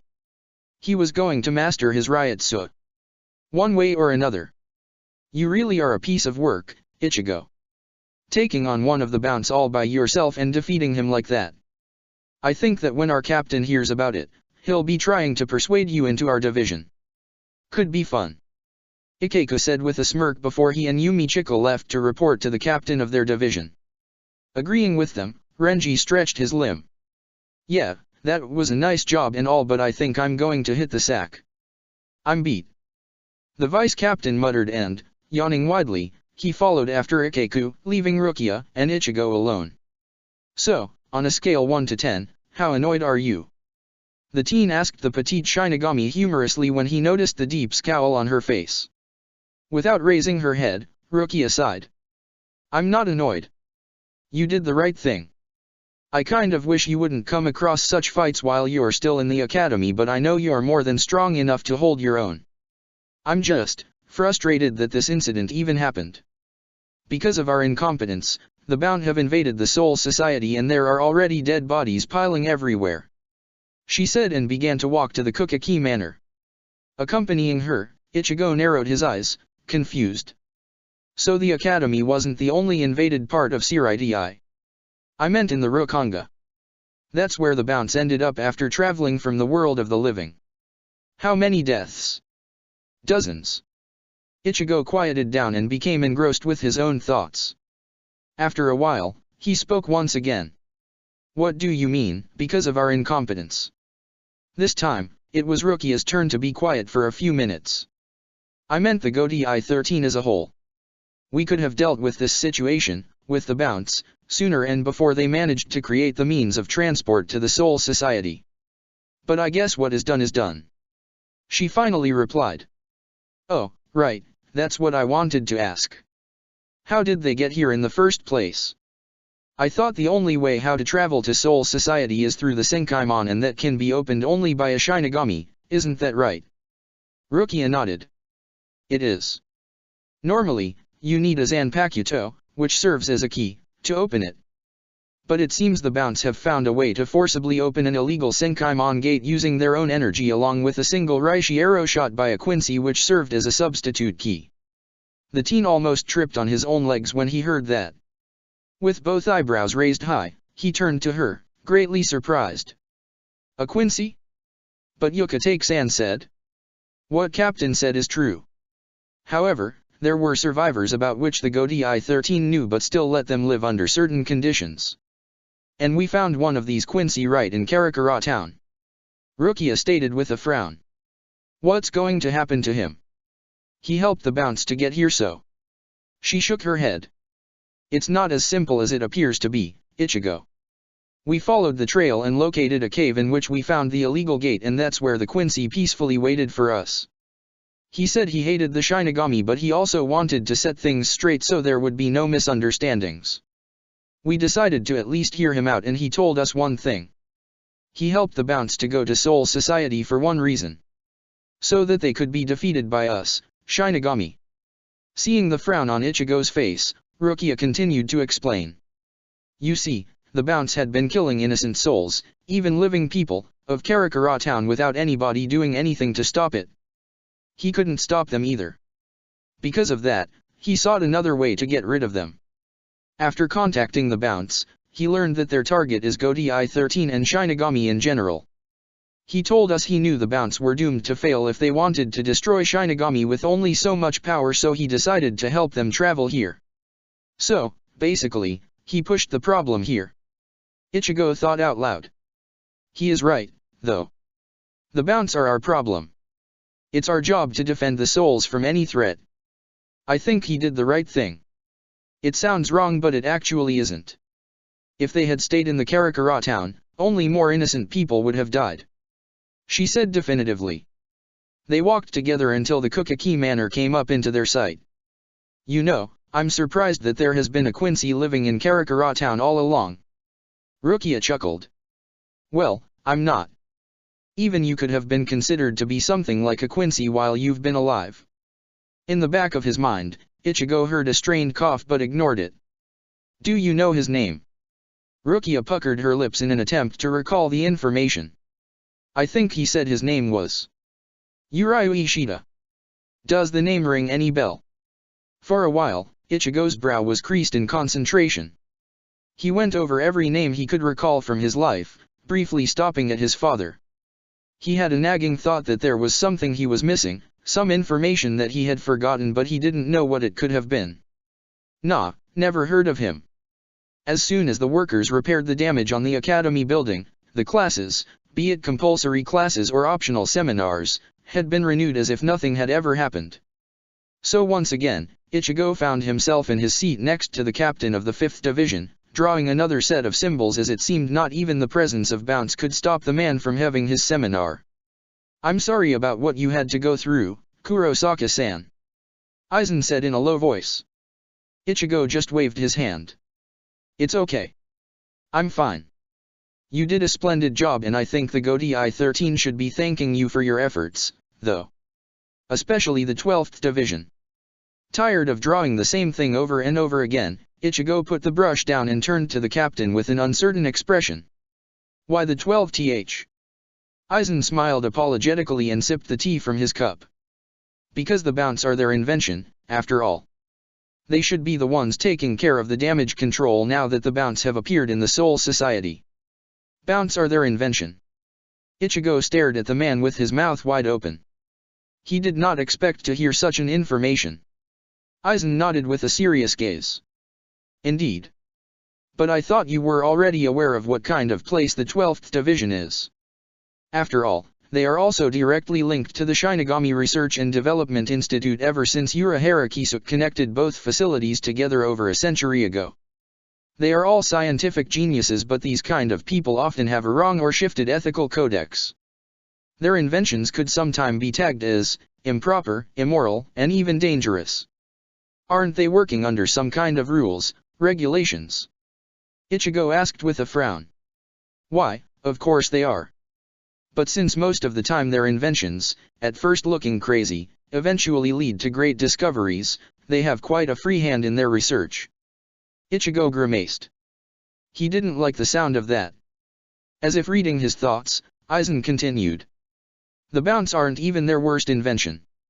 I heard about some of them, mod souls for combat created with illegal means, human Jigai that went far ahead of what should be allowed, pills for enhancing one's power which, when used on a normal soul, could lead to self-destruction. Aizen slowly said, causing the muscles in Ichigo's body to stiffen. That last thing sounded familiar, almost like those pills that wretched woman, the boss, had used on him so many weeks ago. He blinked. It didn't just sound familiar. It was exactly that. Barely containing the tone of his voice, he turned to Aizen. What happened to those pills?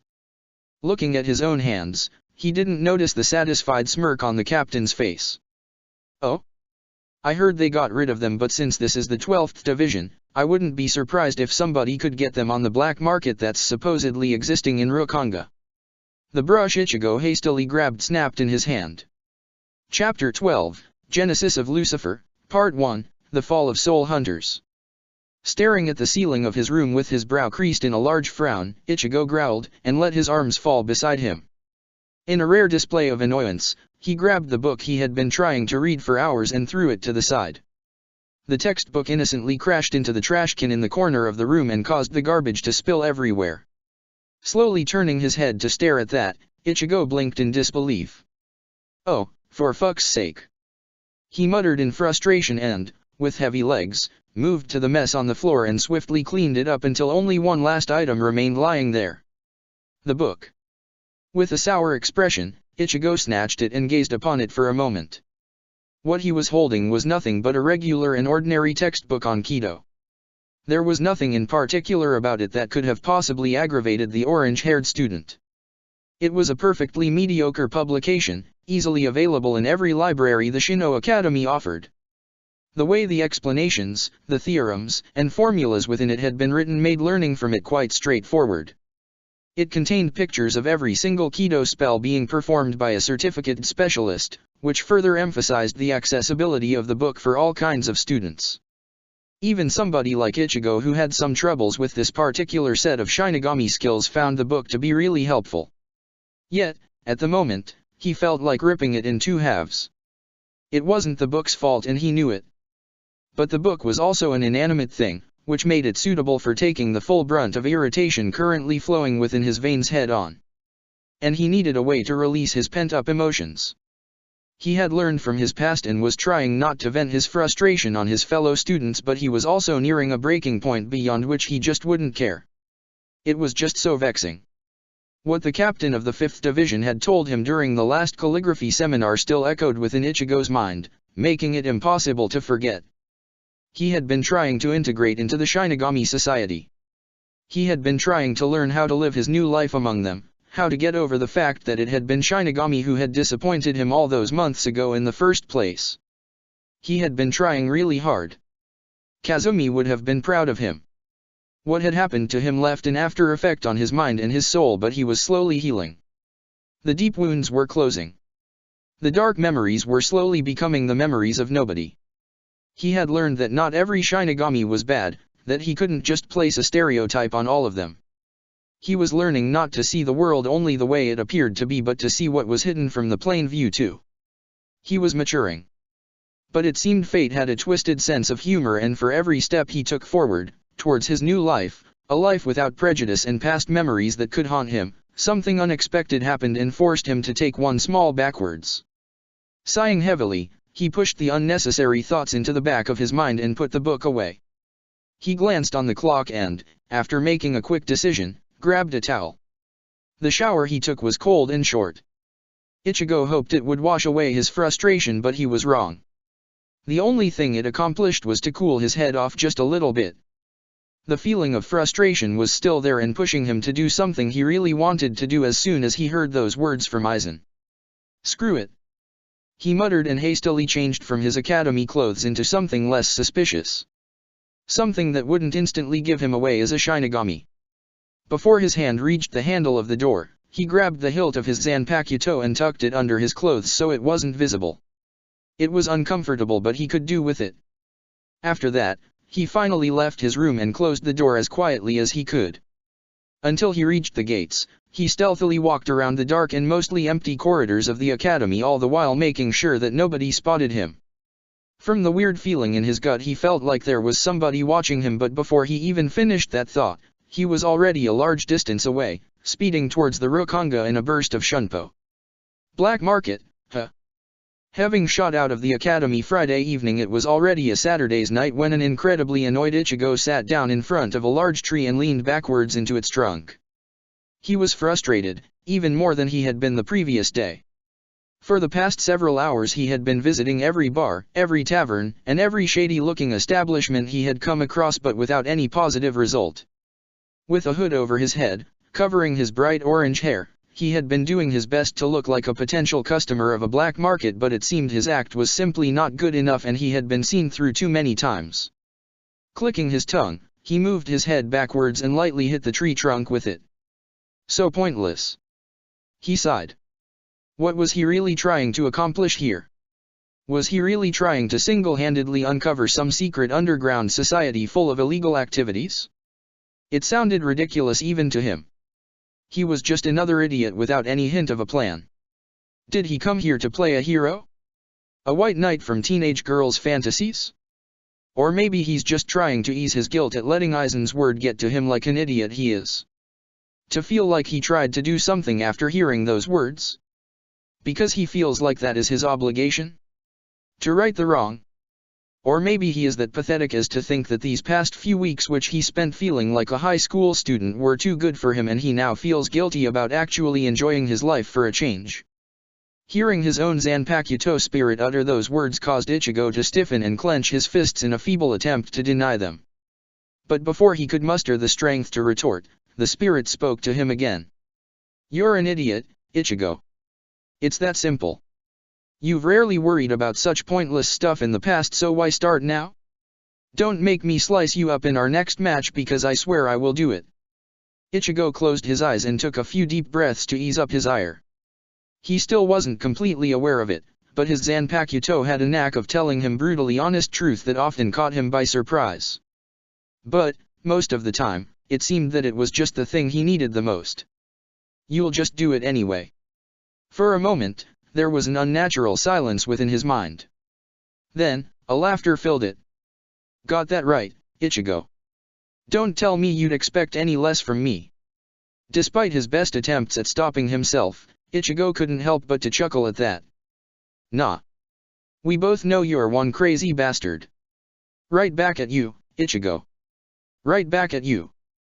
The teen raised his head to stare at the starry sky above him and, looking at the moon that glistered in the heavens like a shiny ball filled with hope, he let the frustration slowly leave his soul. Good night, you bastard. It was only when a harmless ray of morning sun stubbornly kept poking Ichigo's closed eyes with its piercing light that the teen quietly groaned and showed first signs of waking up.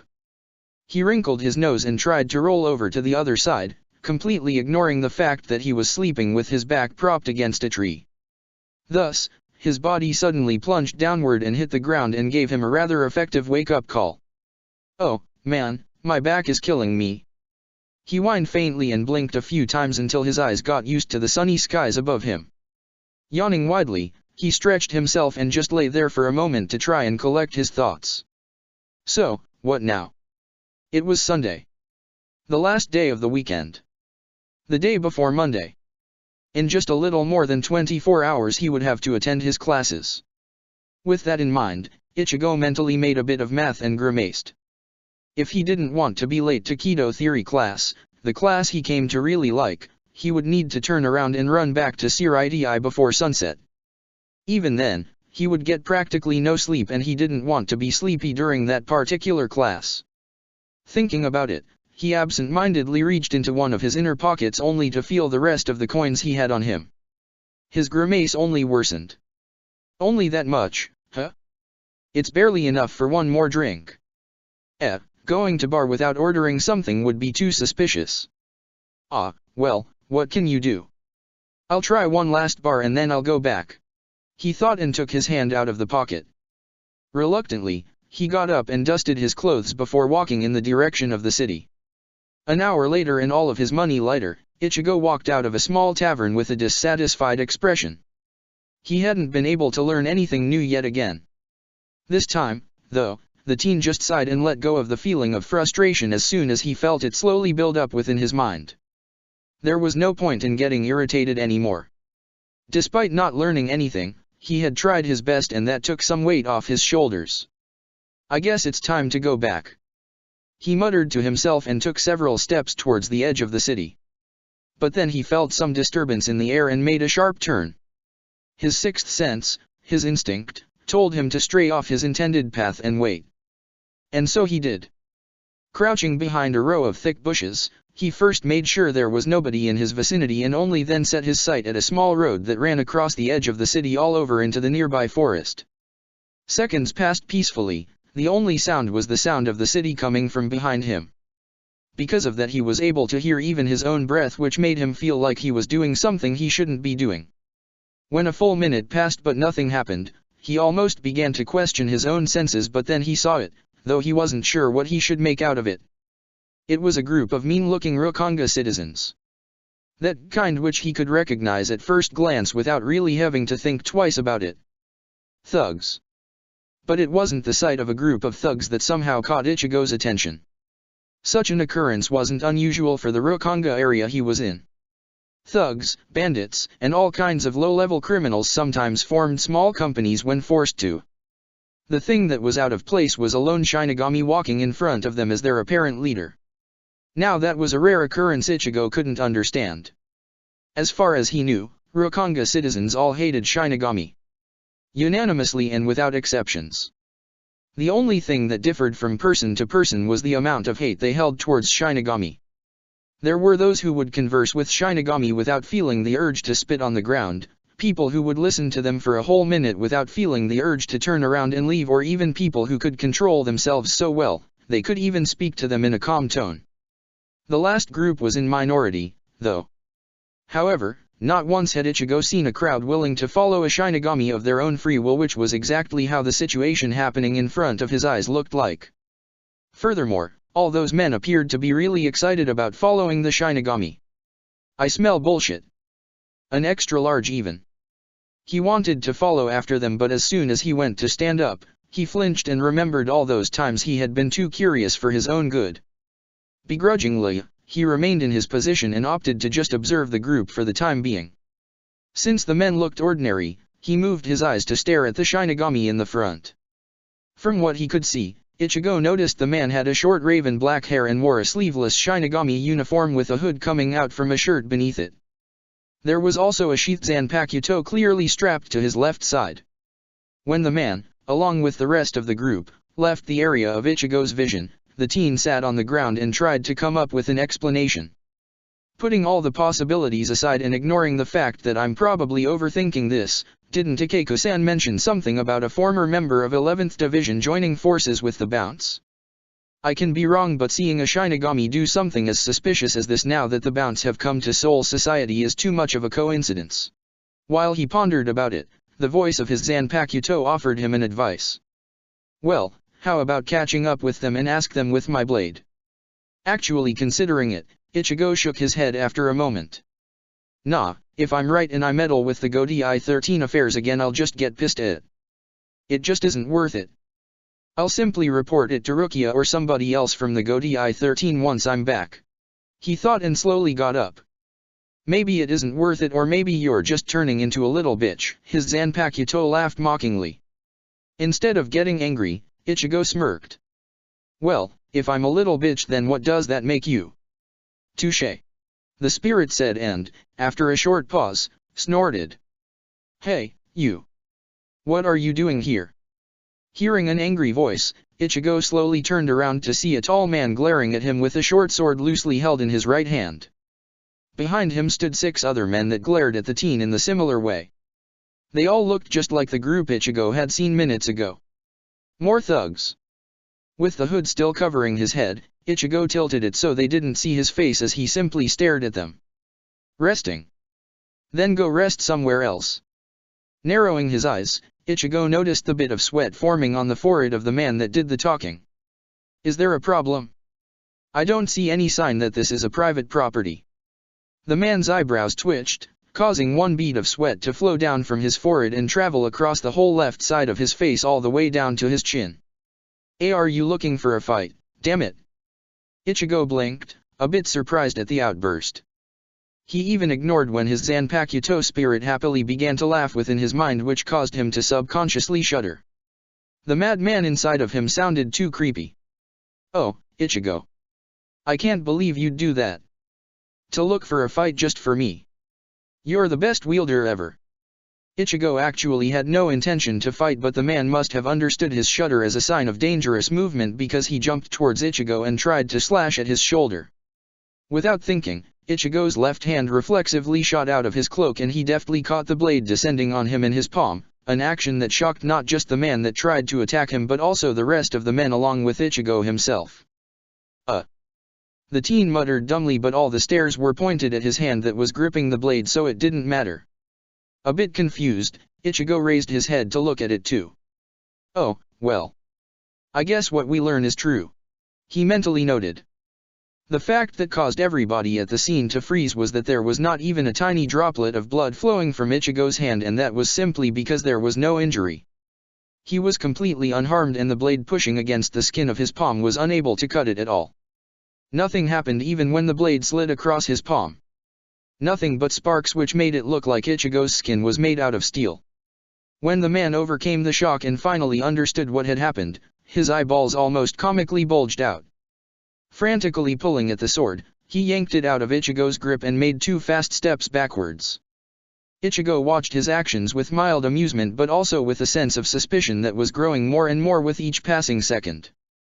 When neither the man nor the others that stood behind him came at the teen and simply stared at him, the teen slowly lowered his hand. Let's pretend that didn't happen. Now, since I don't think I did anything wrong here, I assume you tried to attack me because you think I saw something I shouldn't have seen. He asked, but to no avail. None of the men offered him any reply. But looking closely, he noticed that the amount of sweat of the men's foreheads increased a little. I take that as a yes. In that case, it has probably something to do with that group of men led by a certain Shinigami, am I right? Again, silence was his answer. But he didn't give up. It just wasn't in his blood. Okay. Is this somehow connected with a certain group of people that recently came here from the world of the living? Bounce. Now that earned him some response and some men nervously glanced at each other. A strong voice came from one man that stood a bit away from the rest. He knows too much. We should just get rid of him and get over with it. Together, we can take him. Even if he possesses a bit of spiritual energy, he's still just a one man and there are 7 of us. I don't think I like how easily you speak of murdering somebody. Ichigo muttered in a disgruntled tone. Reaching into his cloak, he took out his Zanpakuto and prepared himself for the inevitable. For a moment nothing happened and Ichigo just stared at the men that continued to glance at each other, unsure of what to do. The teen could clearly see their eyes and the emotions reflected in them. Then the one man who encouraged the others to kill Ichigo jumped towards him and tried to strike him with a rusty H. Effortlessly, Ichigo parried the attack and narrowed his eyes at the man. I know you are just simple thugs, but something tells me you in particular are not. Gritting his teeth in effort to push the teen with his sword, the man growled. Got that right. Unlike these cowards, I'm a mercenary from Kusajishi. Is that so? Do you enjoy killing, then? The man growled and, when Ichigo didn't budge, pushed himself from the teen. It's what I do to survive. He said and sliced the air in front of Ichigo's head in an attempt to cut open his throat. But the teen's reaction time, honed through his past battles, allowed him to easily dodge the strike by leaning backwards. Then he noticed that nobody else hurried to join their fight. Really? And what do you need here in Soul Society to survive, anyway? You don't possess any spiritual energy, so you don't get hungry or thirsty and therefore don't need money to buy food.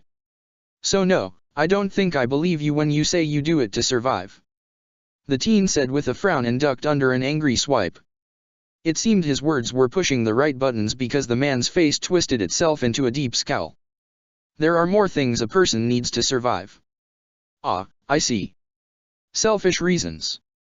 Lust, gluttony, greed, sloth, wrath, envy, and pride, huh. The man's scowl changed into a grimace. You think you can judge me? Who do you think you are? A saint? He snarled. Ichigo, a part of his features still hidden underneath the hood, shook his head. Hardly. Same as you, I'm a guy pushed forward by his selfish reasons and urges. Same as you, I try to justify my actions under the pretense of something noble. However, unlike you, I never take lives of the innocent. The teen said calmly, and when his opponent screamed in rage he closed his eyes. Get purified. He stated and resolutely swung down his blade at the man, cutting through the man's katana, his clothes, and the flesh of his body until blood spurted from him and just barely missed Ichigo's face. His opponent was dead before he could even register what happened. Getting blood off his Zanpakuto with an empty slash, Ichigo turned to the rest of the small group and slowly put down his hood to show his orange hair. Just as he expected, as soon as men saw it, they began to murmur and he was sure he could hear the word Torah. He sheathed his sword, causing the men to gulp and take a step backwards. Run and never join forces with people like the Bounce again or else. As if he cracked a whip, each man threw away his weapon, turned around and began to run so fast, Ichigo almost thought they used some kind of a flash step. Why? His Zanpakuto spirit asked him a simple question. Ichigo closed his eyes and sighed. Only the mercenary deserved to die. The rest was just a harmless bunch. The worst that they have ever done was most likely just a petty theft. Oh? You sure you're not just getting soft? Nah. I felt it.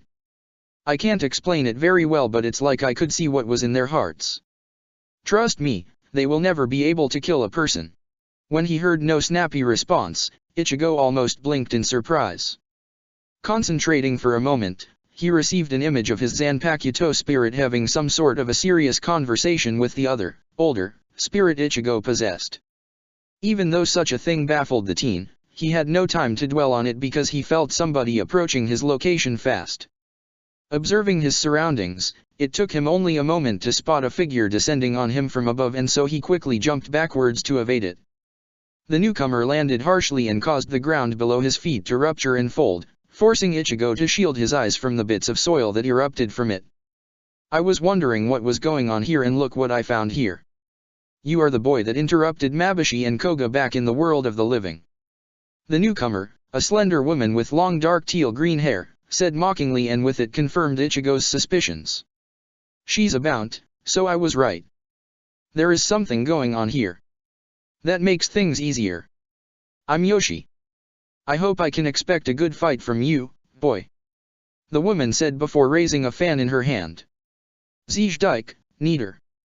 After uttering a strange phrase, the fan in her hand glowed and rapidly changed its size and appearance.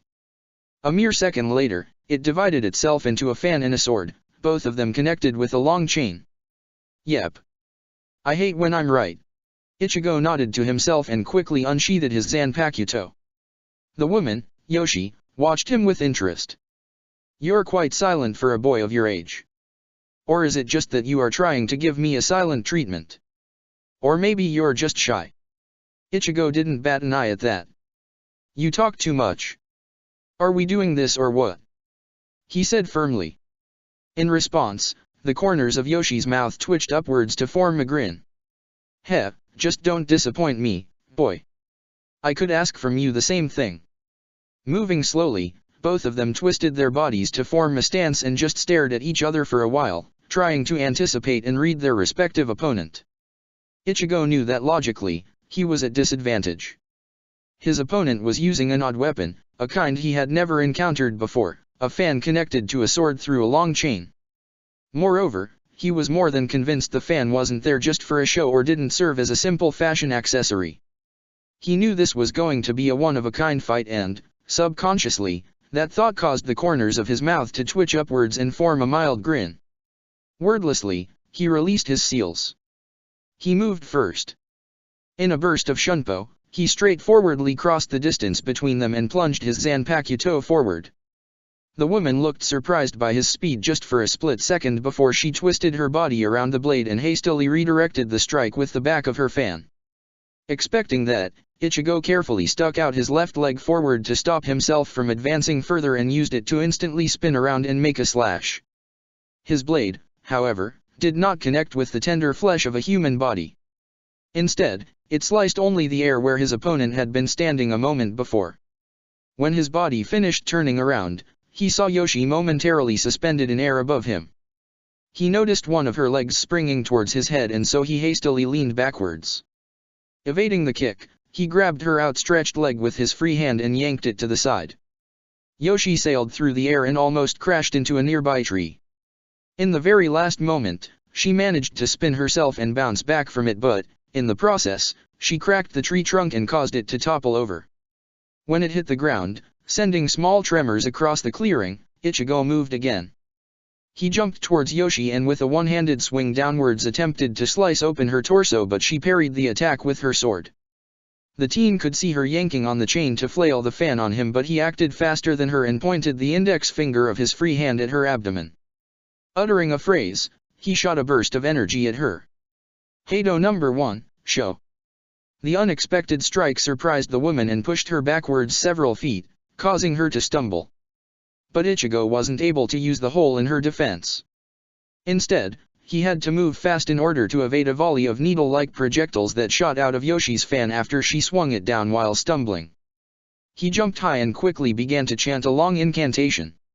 "What do you know, you're not bad at all," Yoshi exclaimed after she regained her footing and swung her fan again. More projectiles shot at Ichigo and the teen was forced to use his sword to block them. One or two still managed to scratch him and drew a bit of blood, but he ignored it as he finished chanting. The empty castle. Heido number 63, Reikoho. Generating an orb of yellow lighting above the palm of his hand, he fired the built-up energy at Yoshi in a form of a massive lightning strike, causing her to curse loudly. Shit. The spell moved too fast. She had no time to evade it and it hit her dead on. The results were highly destructive and tore the ground all around her, causing chunks of soil, wood, and everything else to erupt and obstruct Ichigo's vision of her. He landed on the ground. Unlike the last time he used this spell on a bout, though, he didn't miss a beat and sped towards his opponent. As soon as he got close enough to her, he noticed the woman was crouching behind an open fan that was now even larger than her body. Tactically, he waited until she folded it. Then he sprang into action. He instinctively concentrated a small amount of Ryuryoku into his left fist and, when she stood up, threw a punch to her abdomen. Gah! Ichigo's sudden strike caught her unprepared. His fist embedded itself deeply into her abdomen and, despite not penetrating the flesh, the teen could feel her organs rupturing under the force of his hit. Before he blasted her backwards, he swore he could feel the outline of her spine on his knuckles. Not even crashing into a single tree managed to stop her body. She continued to smash through a whole row of them before the momentum from Ichigo's punch finally died down. Oh, shit, ow. Ichigo cursed in surprise when he saw the results. Soon enough, though, the pain in his hand brought him back to the reality. Glancing down at it, he saw no external wound, but the discomfort was great. Ow, I think I'm fine, but, damn. I didn't even use that much energy. This is some good stuff. He thought and shook his head. This was no time to marvel at his discovery. Moving forward, he carefully approached the place where his opponent had landed. With narrowed eyes, he found her motionlessly lying on her back. A lot of blood was flowing from her mouth, which didn't surprise him that much. If what he felt was true, he must have dealt her a lot of internal injuries. Still, he thought and cautiously raised his Zanpakuto to deliver one more blow, just to be sure. In that moment, Yoshi's whole body was enveloped in a light so bright, it forced him to forego his intention and shield his eyes. When the glow lessened, he saw the spirit particles from his surroundings flowing into the woman and healing her injuries at a fast rate. Before he could react, she was already getting up. Still vastly damaged but no longer unconscious. That is so damn annoying. He muttered and jumped backwards. Thinking back to his previous encounter with a Bount, he recalled using the energy slash. It would be so useful if I could just use Reishi from my surroundings to power up my technique the same way these Bounts are using it to heal themselves. He thought and concentrated on his Ryu-Ryoku. You could always try that. His Zanpakuto spirit interrupted him in an extremely reluctant tone. What? I'm saying you could try to call on the Reishi from around you to power up the technique. Blinking rapidly in bewilderment, Ichigo was careful not to let Yoshi out of his sight but, at the same time, he was trying to understand the words of his Zanpakuto spirit. But I'm a Shinigami, right? And Shinigami can manipulate only the energy within him. He objected nervously. It wasn't just the proposition that was making him uneasy, it was also the odd kind of tone his Zanpakuto was currently using, the kind of tone he had never heard him use before. Just shut up and try it. I don't want you to use these kinds of things but I already made a deal with the devil. Completely baffled, Ichigo had not time to dwell on his feelings, because his opponent was almost finished healing herself.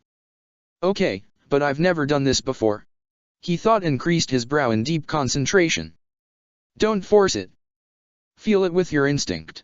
His Zanpakuto spirit told him in an almost disgusted tone. Ignoring it, Ichigo listened to the advice and concentrated. He gripped the hilt of his sword with both hands and tried to feel the energy around him. But it appeared to be pointless. He lacked any form of training or any previous experience and so he just couldn't seem to grasp the magnitude and delicacy of his task. He was trying with all his might but he simply didn't know where to even start and that was quickly making him more than just a bit irritated. With a growl, he focused on a small plant next to him. Everything in Soul Society is made out of Reishi, right? He thought to himself and glared at the innocent plant as much as he could. He tried to visualize it as a construct made out of pure energy, to see it not as a specific thing, but as a pure matter. He even closed his eyes and for a moment completely disregarded the danger Yoshi represented. Now come to me you bastard! He mentally exclaimed and imagined the matter tearing itself up and flowing into his blade. He opened his eyes after what he thought had been a minute but in reality had been just a second. Wow! He whispered. To his immense surprise, he saw the plant slowly disappearing in front of his eyes as the spirit particles it was made of lazily rose upwards and flowed into the blade of his Zanpakuto. Yeah, hallelujah. His Zanpakuto spirit begrudgingly congratulated him. Then Ichigo snapped out of it and noticed Yoshi moving towards him. Crap! He muttered and quickly abandoned what he was doing. He had partially succeeded but gathering Reishi from his surrounding was clearly not for current situation. It would have taken him too much time to gather enough Reishi and time was the thing he didn't have. Switching to using his own energy, he parried several of Yoshi's strikes, evaded a volley of her needle-like projectiles and coughed when he received a kick to his abdomen. When he felt a small opening, he jumped backwards to create some distance between them before finally pumping his energy into his sword. However, before he could release his crescent-shaped blast he heard a slightly familiar voice coming from above him. Sit upon the frozen heavens, higher in Meru. A large ice dragon shot down at the place where Ichigo was fighting Yoshi and forced both combatants to take cover. Kurosaki Ichigo? What the hell are you doing here? When Ichigo raised his head, he saw a small figure clad in a white Haori land in front of him. It was the captain of the 10th Division, Toshiro Hachugaya along with his vice-captain, the Busta woman Ichigo now knew was called Rangiku Matsumoto. Before he could reply, the Bount he had been battling for a while called out to him. It seems we have to cut our fight short. I enjoyed it but I don't like my current odds. She stated and prepared to leave only to find herself inside a swirling tornado of small particles that suspiciously looked like a simple dust. Yeah, you're not going anywhere. Matsumoto said lazily while holding the hilt of her sword. Its blade was missing but Ichigo realized it only at second glance. What Yoshi tried to get out of the tornado only to receive several cuts on her limbs, causing her to curse and stop moving. That was a mistake because in the next instant, Toshiro appeared behind her and caused a large portion of her legs to become enveloped in ice with a simple slash. "You're done," he stated with a certain finality in his voice. Yoshi protested and tried to get away, but the amount of ice enveloping her body began to increase to the point when only her head was sticking out of it. "Careful, she can manipulate Reishi." Toshiro glanced at Ichigo, who was walking towards him, with a raised eyebrow. "It seems these bounts can use Reishi to heal their wounds, but rest assured, she's not getting out of this. Only a Quincy can effectively manipulate and control Reishi to the point where the escape from my ice would be possible," he stated and, with the blunt side of his blade, knocked the female Bount unconscious. Then he, along with his vice captain, fully turned to Ichigo, who appeared to be a bit unnerved after hearing those words. "Now, Kurosaki, explain it to me. Do you go and look for trouble on purpose, or do they find you?" "Kurosaki." Toshiro sighed heavily after Ichigo finished explaining how he had gotten into yet another fight with a Bount. The teen tried to lie about his true intentions and about his presence in Rokanga, but the young captain quickly saw through him, and so he was forced to explain things truthfully. Now, Toshiro had one palm placed across his face to try and hide his bewilderment. "I thought of at least 5 things I could reprimand you for, but let's not do that right now. I'll focus on the important. You said you saw a Shinigami leading a group of men somewhere into that forest?" he asked and nodded towards the nearby area full of trees. "Yeah, it was probably that former member of 11th Division. He fits the description I got from Ikeko-san. I don't recall his name. Maki something. Maki Ichinos." Rangiku finished for him and then glanced at her captain, who was openly staring at Ichigo for a few seconds. Then the captain frowned. "Right, I almost forgot how well you're acquainted with this Bount incident. Okay, your information certainly sheds some light on our problem. It seems Bounts are definitely planning something fishy," he muttered quietly and then turned to the unconscious female Bount, still trapped within his ice. With a few light slaps, he woke her up. Blinking rapidly, Yoshi's eyes darted from side to side until she realized what was happening. She grimaced. "I'm Toshiro Hitsugaya, captain of the 10th Division. What are the goals of your group, Bount?" Toshiro asked in a serious tone which, in Ichigo's opinion, did not fit the young captain at all. "Who knows, I'm here just for a good fight." Yoshi scoffed. Narrowing his eyes at her, Toshiro wasn't deterred by her pointless answer and continued to ask her several more questions, but each time, the female Bount offered him a reply that had no value at all. Just listening to her caused Ichigo to feel a headache, and from the look on Rangiku's face, he wasn't the only one. After 15 minutes even Toshiro felt his blood pressure rising, and so he turned away from the Bount. "This is getting us nowhere. I'd like to take her in and let Captain Suifeng take a look at her. I'm sure she could easily crack her. However, we also need to investigate what's going on in that forest," he muttered to himself. Then he glanced at his busted vice captain. "Matsumoto, do you think you could look AF-? Watch out." When he heard Ichigo's yell, Toshiro instantly turned around to see the ice enveloping the Bount exploding and several energy swords flying towards him as well as towards Ichigo and Rangiku.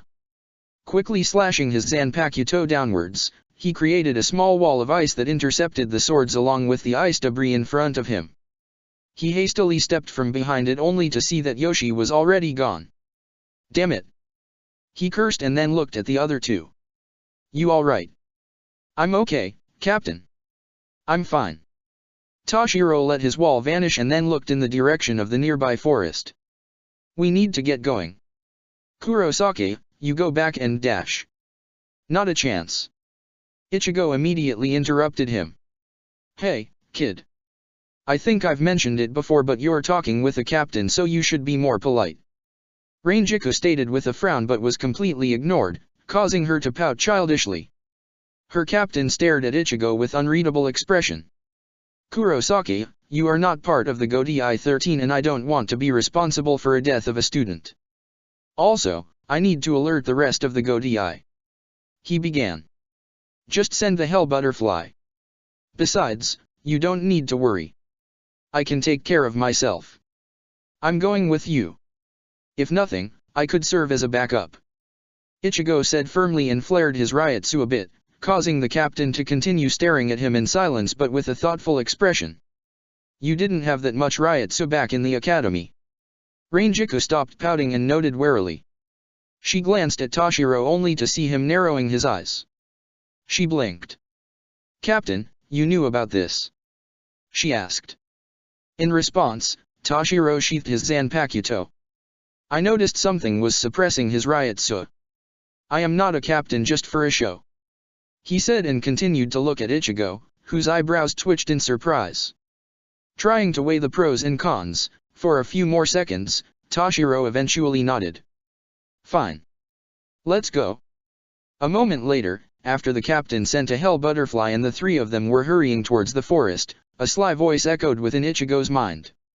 Well, aren't you a little hero? Ichigo formed a small grin. I'm not. I just want to finish my fight with that Bount. After several minutes spent separately skimming through the forest in an attempt to locate the Bounts, the captain and his vice-captain landed next to Ichigo. The teen had just knocked out another man when he heard Toshiro's voice. I hope you didn't kill him. No, but I probably should. This one is another mercenary that had killed innocent before. The young captain sighed. And how would you know that, Kurosaki? Do you have any proof? Besides, I've already told you, our primary mission is to defend human souls, not to judge them. In response, Ichigo bit his tongue. He didn't want to quarrel with the captain of the Godai 13, even though he really wanted to. Turning away from the teen, Toshiro glanced at his surroundings. There is quite the number of patrols around this area, so we must be getting close. Keep your eyes opened. Let's go. He stated and, along with his vice-captain, flashed away. When he was sure he was alone, Ichigo let out a growl. I just know. Then he flashed away too. From all the possible directions, the teen chose to simply go forward, and it didn't take long before this decision was met with success. You are persistent, kid.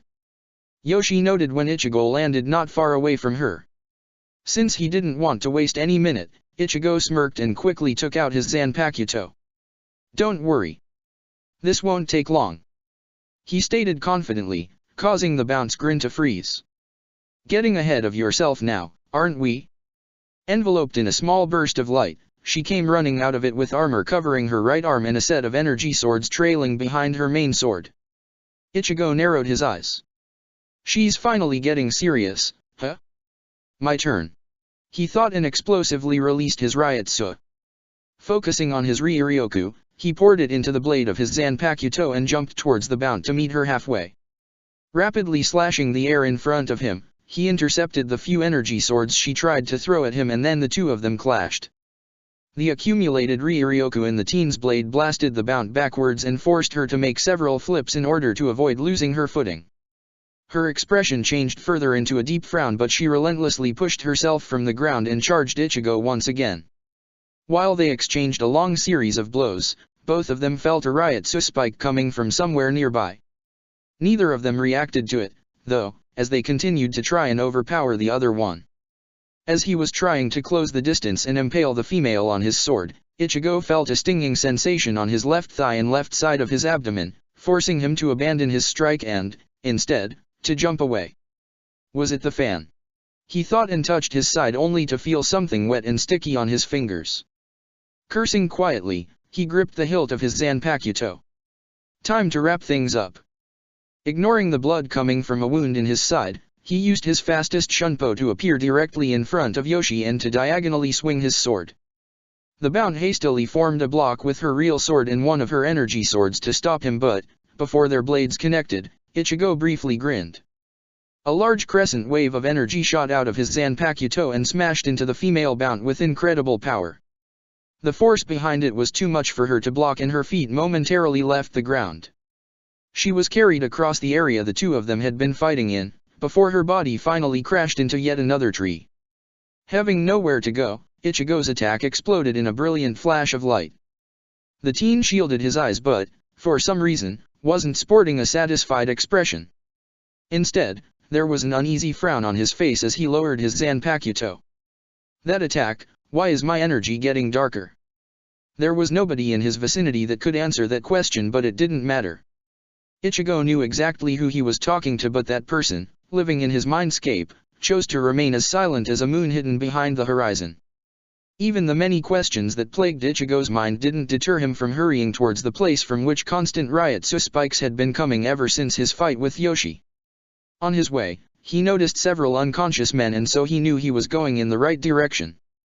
Continuously using his flash step, he suddenly flew out of the forest only to land at the edge of a large clearing, where he immediately noticed two things. First thing was the absence of a large quantity of trees. Second thing was the captain of the 10th Division in a stalemate with the Shinigami the teen had seen earlier that day. Not even a second after his feet touched the ground, another person appeared next to him. Feeling a bit sick, he forcibly tore away his gaze from that person's large assets and focused on the fight in front of him instead. "You alright, kid?" Rangiku asked when she noticed his blood-stained clothes. "I'm fine. Met the female Bount," he replied shortly. Accepting it as a satisfying answer, Rangiku appeared to be impressed. She didn't ask more questions, though, and turned away to look at Toshiro. "Captain. Need any help?" "Not now, Matsumoto." It looked like the young captain was in a serious mood and was busy trying to talk some sense into the other Shinigami. So far, it seemed to have been pointless. Ichigo couldn't hear what the two of them were saying, but he clearly recognized an expression of defiance in Maki Ichino's face before the man jumped backwards, away from Toshiro's reach. "I will not let you get in the way of Master Kiriya. Shine brightly, Najigajumi," he exclaimed. Before an incredible glow filled the whole clearing and forced Ichigo to shield his eyes, the teen saw the blade of the man's Zanpakuto to disappear. Must be his Shikai, he thought, and heavily squinted his eyes in order to see at least something. Despite doing that, he only saw light everywhere around him and decided not to move an inch until he figured out what was happening in the first place. "I can't see a damn thing. Everybody stay where you are," he heard Toshiro exclaim loudly. A pair of blades clashed somewhere near Ichigo and the teen heard a female's groan. "Damn it," he muttered quietly. Then he felt, rather than heard, somebody approaching him from behind. Unsheathing his Zanpakuto, he reflexively spun around to intercept a strike, only to hear two swords collide straight in front of him. What the? The light all around him was flushed away when an incredible spiritual pressure washed over the whole clearing, causing alarms in his mind to go off. When he could see again, he saw a tall and muscular man in a sleeveless captain's haori with hair styled into stiff strands. Despite not seeing his face, Ichigo was sure he knew who the man was, if only because of the spiritual pressure that made him sweat bullets. However, even though the Ryutsu the man was excluding was heavy and powerful, pressing onto Ichigo's shoulders with great force, Ichigo wasn't sweating solely because of that. No. The reason was the sinister nature of that Ryutsu, the sense of foreboding within it, and, most importantly, the fact that it was making his instinct, that feral side of him, giddy from excitement. Such realization greatly unsettled his mind. "Well, if it isn't Ichinos. It's been a while," the tall man said in a slightly eager tone. The small movement of his head was accompanied with a ringing sound of small bells that were attached to the tips of his hair strands. "Zaraki!" Maki Ichinos whispered in shock before the man easily pushed him back. "So he is Zaraki Kenpeki, the captain of the 11th squad that Ikeku-san and Rukia mentioned before," Ichigo noted with stiff jaws. "We did it, we found Ichi." A childish voice coming from above Kenpeki's shoulder caused Ichigo to look at the man again, only to find a small pink-haired girl attached to him. She was enthusiastically waving to Maki Ichinos, looking incredibly out of place. Then the girl noticed Rangiku. "Hi, Drunk Jiggles, I haven't seen you in a while," she greeted the vice captain in happy tone. "Drunk Jiggles? Who is this kid?" Ichigo stared at the girl in disbelief. "Oh, hello, Vice Captain Kuzugishi," Rangiku replied a lot less joyfully, causing Ichigo to almost fall on his backside from absolute shock. That girl is a vice captain," he mentally yelled. "Zaraki!" Toshiro exclaimed in an attempt to get Kenpeki's attention. The tall captain glanced at him and grinned. "Things have been getting quite entertaining lately, so I decided to come and take a look. You don't mind, do you?" "No." Ichigo slowly walked to stand next to Rangiku, who briefly looked at him. "You seem to be dealing with Captain Kenpaku's riot so quite fine. You continue to impress me," she said and smiled at him. The teen noticed that the vice captain of the 10th Division too, had small beads of sweat on her forehead which, for some reason, made him feel a bit amused. But, since the captain of the 11th Division appeared to be talking again, Ichigo didn't even attempt to reply to her. "You can go back. I think I need to have a small talk with Ichinos." Kenpaku's voice cut through the clearing as he stared at the former member of his division that was crouching in front of him with an eager grin. Toshiro narrowed his eyes but didn't protest. He turned to Rangiku and Ichigo and nodded to them. "Let's go. I have a bad feeling about this." Since the young captain and his vice captain had been hurrying to get back to Siridi as fast as possible, Ichigo had had to use one of his faster flash steps in order not to fall behind. Even then it had taken them hours before they finally neared the sturdy walls that still surrounded the whole Siridi. By that time, Ichigo felt he was actually quite winded and kind of glad they could stop for a second. But the moment of peace lasted only until they noticed several unconscious people scattered around the gate. Most of them appeared to be simple men from Rokanga, but one figure, almost too large to be human, stood out. "Jidanbo!" Toshiro blurted loudly and dashed towards the giant with a worried expression. While Ichigo and Rangiku examined the others, the captain of the 10th Division checked the gatekeeper for injuries. Loud noises coming from within Siridi only further agitated him. "What is going on, damn it? Looks like Bounce managed to get through the gate," Ichigo stated and pointed to his far left, where broken pieces of a large wooden construct lay innocently. Rangiku was already walking around them with her face scrunched up. "It looks like a giant lever," she muttered. "He needs medical attention." Still crouching next to the gatekeeper, Toshiro mumbled anxiously as he tried to use pieces of clothing to stop the man's bleeding, while ignoring the two of them. Turning away from that scene, Ichigo looked at the massive gate that stood in their way and sighed. "There is no way any of us, aside from the gatekeeper, can lift this thing up. It must weigh a ton, if not even more," he thought, but, just for fun, he walked to the gate, stuck his fingers under its end and pulled up with all of his might. When the gate actually moved, he got so surprised his fingers slipped and caused him to fall backwards, on his ass. In his surprise, he opened his mouth to call out to Toshiro and Rangiku, but then he realized the gate didn't fall back down and, instead, was still being lifted up. That movement caught Toshiro's attention and the young captain raised his head.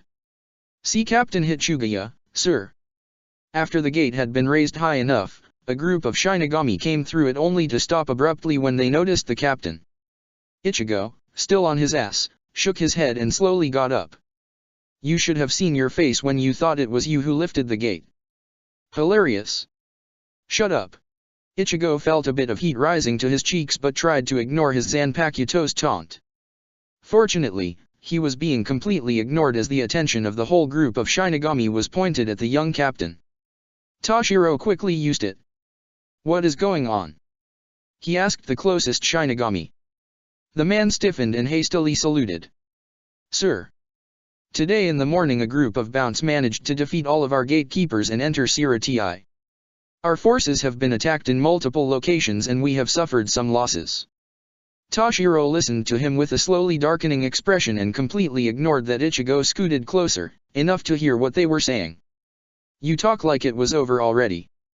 "Yes, sir. It is, sir. All Bounce have been defeated and executed, along with their leader, Jin Kariya. We are currently in process of cleaning up and escorting the injured to the 4th Division barracks." Standing close to them, Ichigo blinked in surprise. "Already?" It seemed Toshiro shared his bafflement as he stared at the man with narrowed eyes. "I see. You mentioned losses. Tell me." The man gulped and glanced at the others in his group, who looked not just nervous but also, visibly depressed. "Sir, because of various circumstances we have lost 56 unseated and 12 seated officers. Captain Kuratsuki is incapacitated for the next 3 days. His vice-captain is also heavily injured.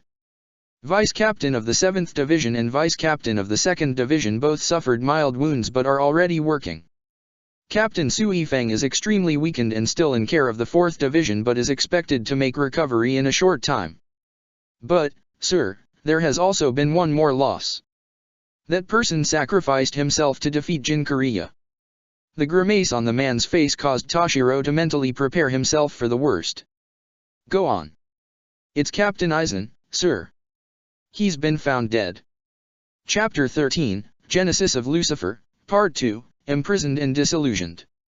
Still wearing the non-standard clothing, Ichigo received more than a handful of quizzical glances from all the Shinigami that passed him while he was walking down the Siraidai. With the bounce incident fresh in their minds, for them the teen looked suspiciously out of place. Despite that, none of them approached him if only because of the weirdly fluctuating Ryotsu that surrounded him, a Ryotsu he didn't realize he was excluding. Not only that, Ichigo wasn't even aware of anything that was going on around him. Deep in thoughts, he was simply walking forward, letting the subconscious part of his mind guide his steps.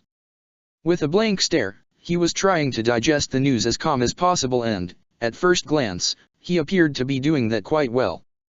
However, on the inside, he felt like his heartbeat was getting too fast, pumping his blood across his body in such a hurry, it left the palms of his hands cold as ice.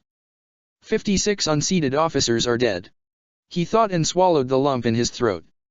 It was not the number of deaths that unsettled the teen, though.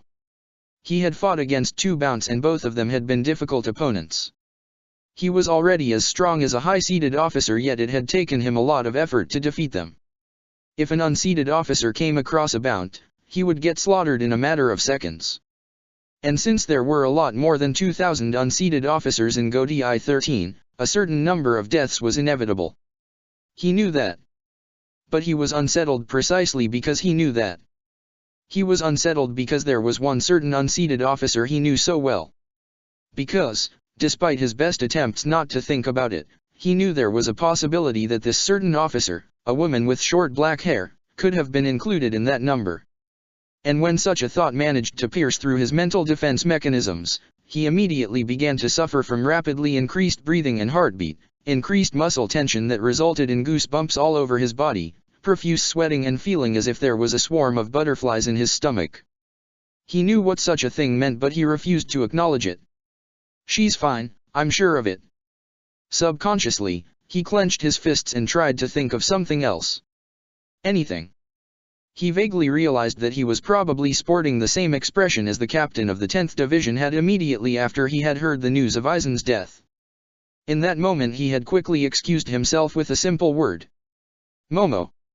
Ichigo didn't know what or who this Momo was, but if it was enough for the young captain to make such a worried expression, he was sure that this Momo was a person and not just any person at that. Momo must have been to the captain the same thing Rukia was to him, something he didn't even want to name, very much afraid it wasn't real. Abruptly coming to a stop, Ichigo closed his eyes, relaxed his fists and sighed heavily. Damn it! He quietly cursed and then opened his eyes to determine where in Siraidai he currently was. Seems like I can't help it. He muttered in a defeated tone and turned in the direction of the 13th Division barracks. He simply had to find out the answer to the question that was weighing so heavily on his heart. Ichigo had already visited the 13th Division grounds with Rukia so many times that nobody bothered to stop him until he was already halfway to the captain's office, his signature orange hair serving as an easy identification sign. When he had the place where he first met Captain Yukatake in his sight, an excited voice came from his right side, close enough to actually make him jump in surprise. Ah, Kurosaka-san. Hello. He turned his head to the right to see a petite young woman with short dark blonde hair staring at him with eyes opened wide. Before he could relax his tense body and react to her greeting, the woman continued to talk. Right, my bad. You probably have no idea who I am. I'm Kiin Katetsu, the third seat and the right hand of Captain Yukatake. It's really nice to finally meet you in person, Kurosaka-san. I've heard so much about you. Oh, are you here to visit Captain Yukatake or, by any chance, Rukia-chan? She fired so many words in such a rapid succession that the only thing Ichigo managed to do was to blink dumbly. You hello? Why yeah, I just returned to Siraidai and heard about all those deaths and so. He muttered before Kiin formed a brilliant smile. And so you've been worried about Rukia-chan, right? That's so sweet of you. But don't overdo it, though. The only thing Rukia-chan likes sweet is Chappa the rabbit. I'd say she likes her man to be more manly and rough. Not that you aren't manly enough. I mean, you're just a student yet you've already saved her so many times. Ah, if I didn't have our captain I'd probably be jealous of her. Listening to her rant like there was no tomorrow, Ichigo just continued to blink and stare at the third seat of the 13th Division while having absolutely no clue how to react. It was his first time meeting a person with this kind of personality. Or maybe not. He corrected himself when a face of a goofy teenager with brown hair briefly appeared in his mind. In that moment he must have had quite the glossy look in his eyes because Kian took a step closer to him and waved her hand in front of his face. Kurosaka-san, are you there? Oh, yeah, sorry. You're right, I came to look for Rukia. Do you happen to know where she is? He asked and took a step backwards. In response, Kian scrunched up her chin and thought about the answer but shook her head shortly afterwards. Sorry, can't help you but I'm sure she's fine. Captain Yuka-take will know for sure but he's in a captain's meeting right now. Do you want to wait for him? Yes. An hour later, when he felt Captains Yuka-take Ryotsu approaching the location of the 13th Division barracks, Ichigo walked out of a small office feeling more than just a small headache. He had been forced to listen to Kian's never-ending rambling and now, he felt as if he had grown another head. Nevertheless, while he had tuned out most of the things the third seat had said, he had still heard enough. Now, after allowing himself a deep breath, he could divide all the information into three groups. Information that were useful, information that were useless and information he'd like to forget as soon as possible. Things like how long, with millimeter precision, Captains Yuka-take hair were. Things like how many times a day Captains Yuka-take took his baths. Things like how pale every inch of Captains Yuka-take body was. Ichigo shuddered at the last one. He really didn't want to know just how Kian found that out. But it instantly helped him realize one thing. Captain Yuka-take was a man with endless patience. To put up with a third seat like that, the man deserved a medal. A gold one at that. Kurosaka-san. How can I help you? Now looking at the man with a newfound respect, Ichigo quickly snapped back to reality and briefly nodded. Good afternoon, sir. Yes, I'm looking for Rukia. Yuka-take blinked in surprise at the sudden polite approach but, seeing the honest concern in Ichigo's eyes, he got over it fast. I see. Don't worry, Kurosaka-san. Rukia is fine. She's currently helping other squads in cleaning up after the bounce but she should be back in no time. An incredibly long and deep sigh of relief emerged from Ichigo's throat, robbing him of most of his energy. All of a sudden, that deeply rooted unrest came undone and allowed him to breathe freely again. The change in his demeanor was so noticeable it brought a small smile to the captain's face. Care for a cup of tea, Kurosaka-san? Not at all. The two of them were finishing their third tea already when the conversation between them shifted to a topic that brought a large frown on Ichigo's face. And Captain Anohana is closely examining his body. A death of a captain is not an everyday occurrence and mustn't be taken lightly. Since the bodies of Bounce disappear shortly after their death we are not even sure it was Jin Kariya who caused Captain Aizen's death. If that's the case, how can you even be sure that he's gone? I mean the Kariya guy? Not to mention the Bounce as a whole group. No.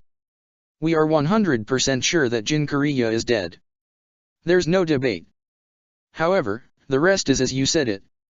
There are multiple witnesses for all but one of the Bounce fights. At the worst case scenario, there is one last Bounce but, since it can't be Jin Kariya, we are not worried. One Bounce does not pose much of a threat. Yuka-take's reply was oddly definitive but Ichigo didn't dwell much on it. Instead, he sighed. I can't believe that Captain Aizen is dead. Yuka-take nodded with a pensive expression. Yes, Shunsui. I mean Captain Kiraku said the same thing. The long-haired captain raised his head when he heard a snort. That's because he suspected Captain Aizen from some evil doing. Ichigo said and shook his head. By doing that, he missed the surprise that washed over Yuka-take's face. I'm not sure I follow, Kurosaka-san. Yeah, me too. Ichigo muttered and went silent. Is something the matter?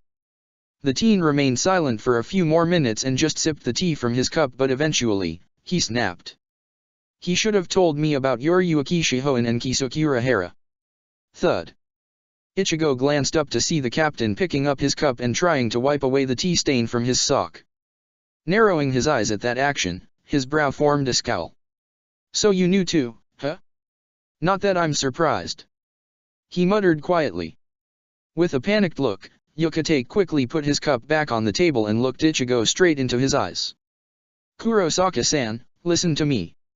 I apologize very much for not telling you, but I'm not mad at you too, Yokotake-san. Well, not anymore. You probably had your reasons for not telling me. I realize that I'm still a student, so it's not surprising that I shouldn't know anything about traitors of such caliber. I think that, since Yoryuki Shihoin let Kazumi to die when she easily could have prevented that from happening, I deserved to know that earlier, not only after Captain Aizen told me that. Ichigo interrupted him. He was so focused on trying to word his thoughts properly he didn't notice the look on the captain's face while the man was listening to him. The man's expression went from panicky to taken aback and then to confused. Kurosaka-san. He began in a somber tone only to trail off when he felt Rukia's Ryotsu closing in. Ichigo felt it only a second later and he quickly stood up. Reporting in, Captain. We're done with. Ichigo. Rukia entered the room after briefly knocking on the door and immediately began her report, but abruptly stopped when she noticed the teen. She glanced at her captain with a question clearly written all over her face. Kurosaka-san was worried you may have been one of the bounce victims and so he came looking for you. Yokotake said and replaced his previous expression with a warm smile. He allowed himself a small chuckle when he saw Rukia's mouth form a capital O. The female Kukaki turned back to Ichigo only to find him intensely staring at her. He looked like he couldn't decide on how to react, but he wasn't the only one. Rukia too, wasn't sure what to do. Well, looks like you're just fine. Good, good. Ichigo finally said with an awkwardly nodded to himself. Yeah. Rukia replied nervously. Both of them were too absorbed looking at each other they missed the mildly amused glint in Yokotake's eyes. Well, it looks like Kurosaka-san is different from Kyan after all. Later that day, Ichigo watched the black hell butterfly leave his room through the window with a blank expression. The message it had carried to him came so suddenly, it left him unsure how to feel. To better absorb the information he sat on the edge of his bed and mentally replayed what he had just heard to himself. After he finished, he felt like his brain finally begun to respond. So, finally, after all those long weeks, we are finally getting a hearing in front of Central 46, huh? He stated quietly. Letting go of everything, he lazily formed a satisfied frown. He felt so fulfilled, he didn't even question the time of the supposed hearing, which was immediately in the morning of the next day. This has been a crazy day. He muttered and let himself fall backwards on the bed. Before he could even undress himself, the happenings of the day got to him real fast and caused him to fall asleep in a matter of minutes. Next morning, when the first rays of morning's light filled Ichigo's room with their glow, Ichigo was already returning from the bathroom, freshly showered and ready to start the day. His determination was at its highest peak. Briefly examining his small closet, he took out his academy attire and put it on with a sigh. He wasn't particularly vain, but he was already getting tired of all the white color. He liked the blackness of the Shinigami attire better. As soon as he thought that, he heard an innocent cough within his mind but decided to ignore it. This day was important and he didn't want to make himself irritated by talking with his odd Zanpakuto spirit so soon. Oi! With a grin, he continued to ignore the spirit and grabbed the hilt of his Zanpakuto. Safely strapping it to his side, he walked out of his room and calmly closed the door. Only once he passed the entrance gate of the Shino Academy he realized he didn't actually know where to go. He knew he was supposed to go to the Central 46 compound, but nowhere in the message had it been stated where that area was. He vaguely recalled reading something about it in one of the books he got from the academy, but as much as he tried to, he couldn't remember the location. Oh, Ichigo-kun, you're right on time. A familiar voice called out to him from his left side. Captain Kiraku. The man in a flowery kimono tipped his hat in greetings and then motioned the teen to follow him. I came here because I was sure you wouldn't know where to go, and it looks like I was right. He smiled slyly at Ichigo, who tried to hide his embarrassment by avoiding his gaze. The teen then cleared his throat. So, where is it, exactly? They took a turn to the left. You've probably passed it many times by now, actually. It's near the center of the Siriti. It is the circular building in the center of a body of water, which is surrounded by a wall. There is only a single gateway and the access to the main building is via a bridge. It is kind of a noticeable structure. Kiraku explained casually. You mean the restricted area somewhere below that large undercut hill? Yes. It took them some time before they arrived to their destination. First, they had to go through a guarded gate, after which there was a long but empty corridor which caused Ichigo to shudder. It felt like he was being watched every time he moved a muscle. Finally, they emerged from it only to appear in a large space in which center was the circular construct Kiraku had mentioned before. At a brisk pace, they got to the large gateway. At that moment, the captain of the 8th Division stopped. I do apologize, Ichigo-kun, but this is as far as I can go. Ichigo glanced at the gateway and took a deep breath. All right, thanks. Just a quick note. After you pass the bridge and get inside, go to the elevator. It should automatically take you to the correct floor. You should find yourself in front of a large octagonal structure. That's the underground assembly hall. Don't get intimidated by its size, though. It's just for a show. Kiraku said with a smirk, but when Ichigo nodded and turned to walk through the gate, he lost his casual expression and grabbed the teen by his left shoulder. Huh. Ichigo turned his head to look at the captain only to find his face close to his. The man was staring at him with an extremely serious look. Ichigo-kun, few last things. I hope I don't need to remind you, but, under no circumstances, do not, I repeat, do not mention the name Yoriyuki Shihoin. In response, Ichigo mirrored his expression with a nod. I know. And this is really the last thing. Under no circumstances, no matter what they say to you, no matter from what they can accuse you of, do not lose your temper. And no matter what happens, know that I'm on your side. Now that sounded so ominous, Ichigo had to pause his thoughts and just stare at the captain's face for a full minute. What does that dash? Take care, Ichigo-kun. Ichigo narrowed his eyes at him, but it was obvious the man had no intentions to further clarify his words. So he turned around, walked through the gateway and along the bridge, until he came face to face with the doors.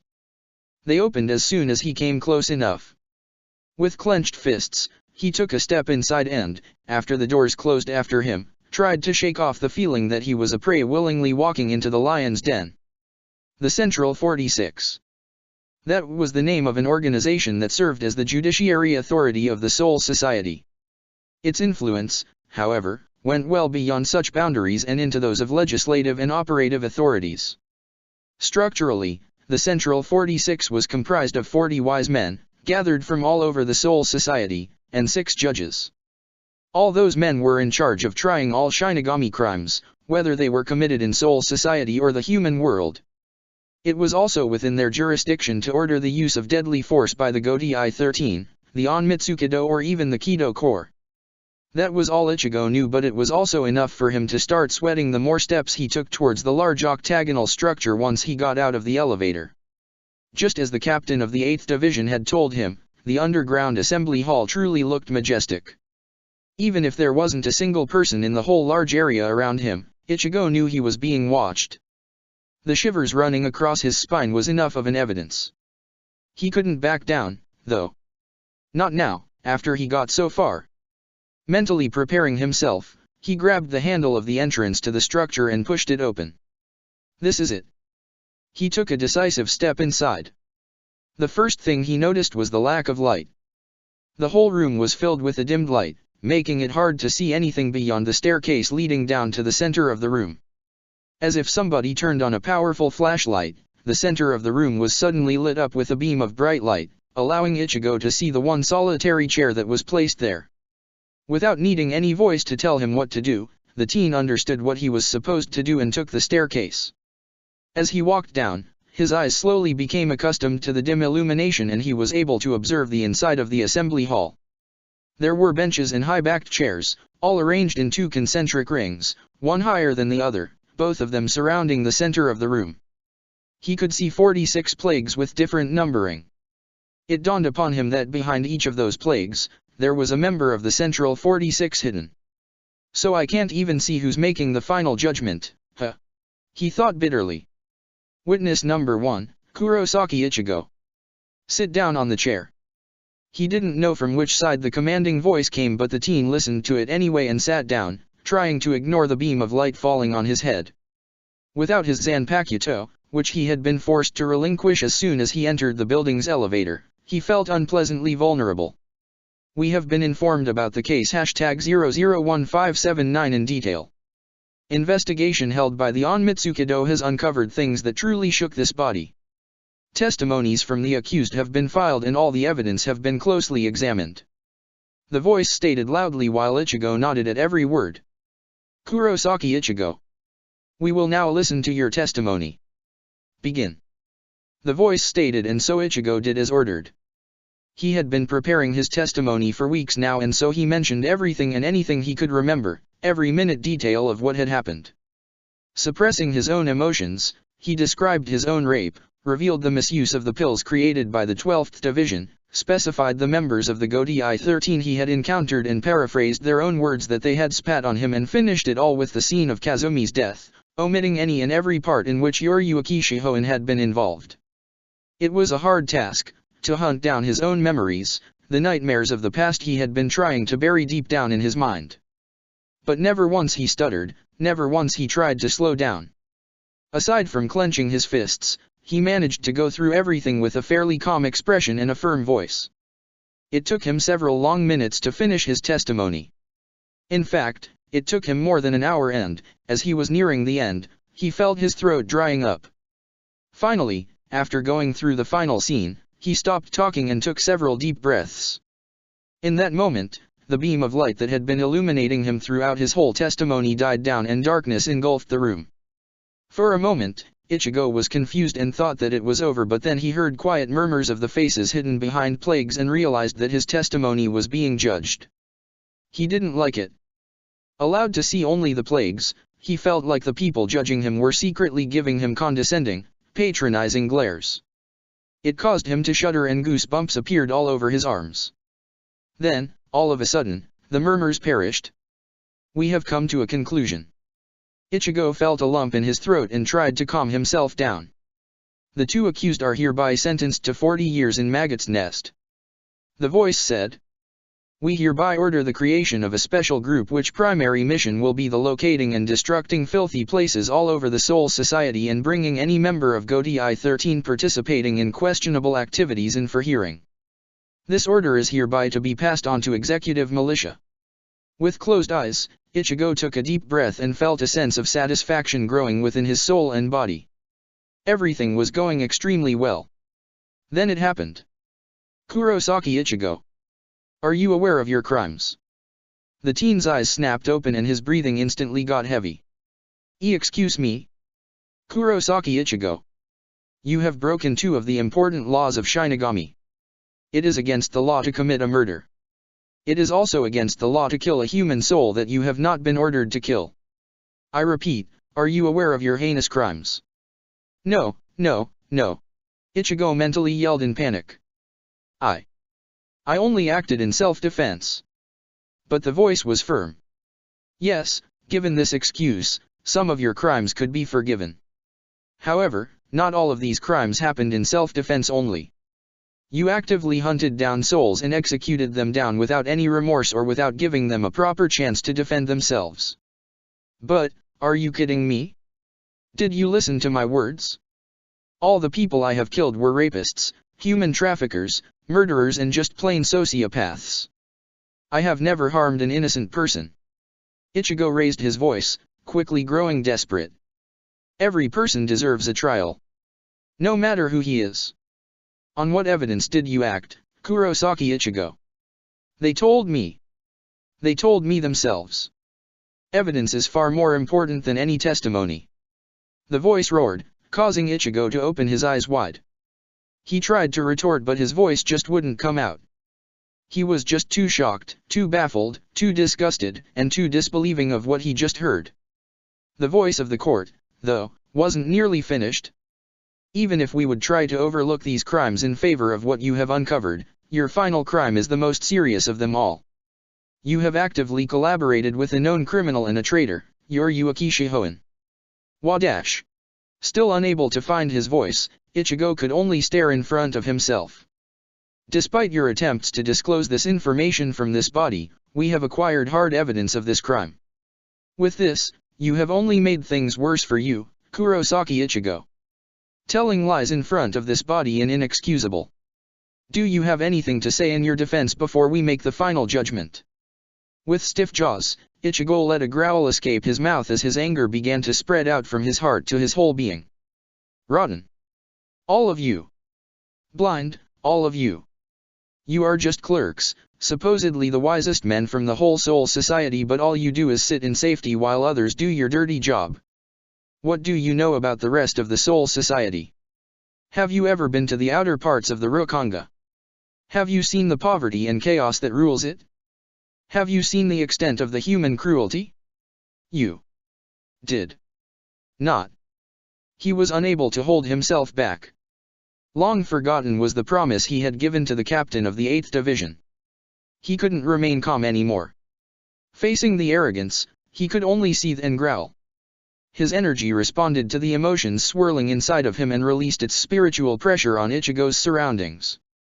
It quickly spread out and filled the whole room, causing the men hidden behind the plagues to tremble in fear. Restrain him.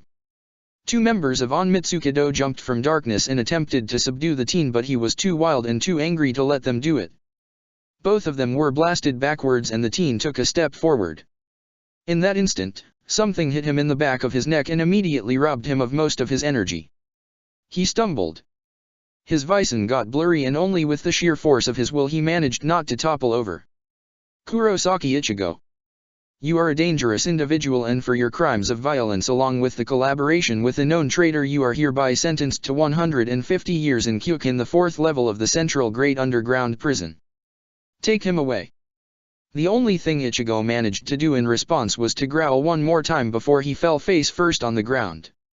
As strength was leaving his body, he heard one last thing before he fainted.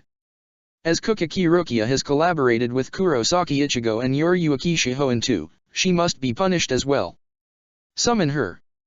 A hollow silence surrounding Ichigo from every side greeted the teen when he slowly regained his consciousness. His mind felt hazy and his ability to think was thwarted as if he had been drugged with something powerful. Even blinking his eyes felt like a difficult task. But as soon as he did that, he noticed the lack of any illumination in the room he was in. Despite his state, he managed to recall the last thing he had seen and heard before he fell unconscious. Rukia. He tried to move but found himself unable to. Because of the darkness all around him, he couldn't see what was preventing him from doing so. His sight was useless, so he tried to use his other senses.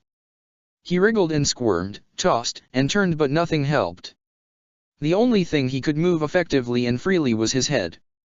With a growl, he strained his muscles to try and overcome his bindings. RGH. He yelled in frustration, but even that didn't help him in the slightest. No sudden influx of strength filled his limbs, and so he took several deep breaths. Fuck. Fuck. He clenched his fists and then stiffened. Under his fingertips he felt something soft and pliable.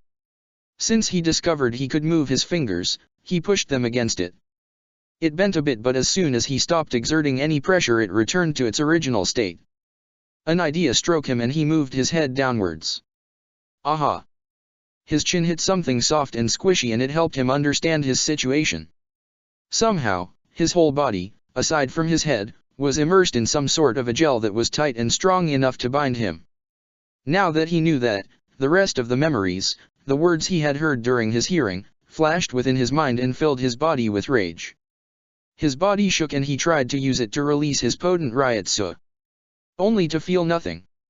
He felt absolutely nothing at all. Not even a speck of his Ryoryoku.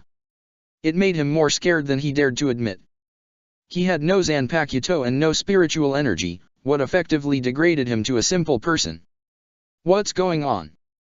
The loud yell was met only with silence. It didn't even make any echo. Where's Rukia?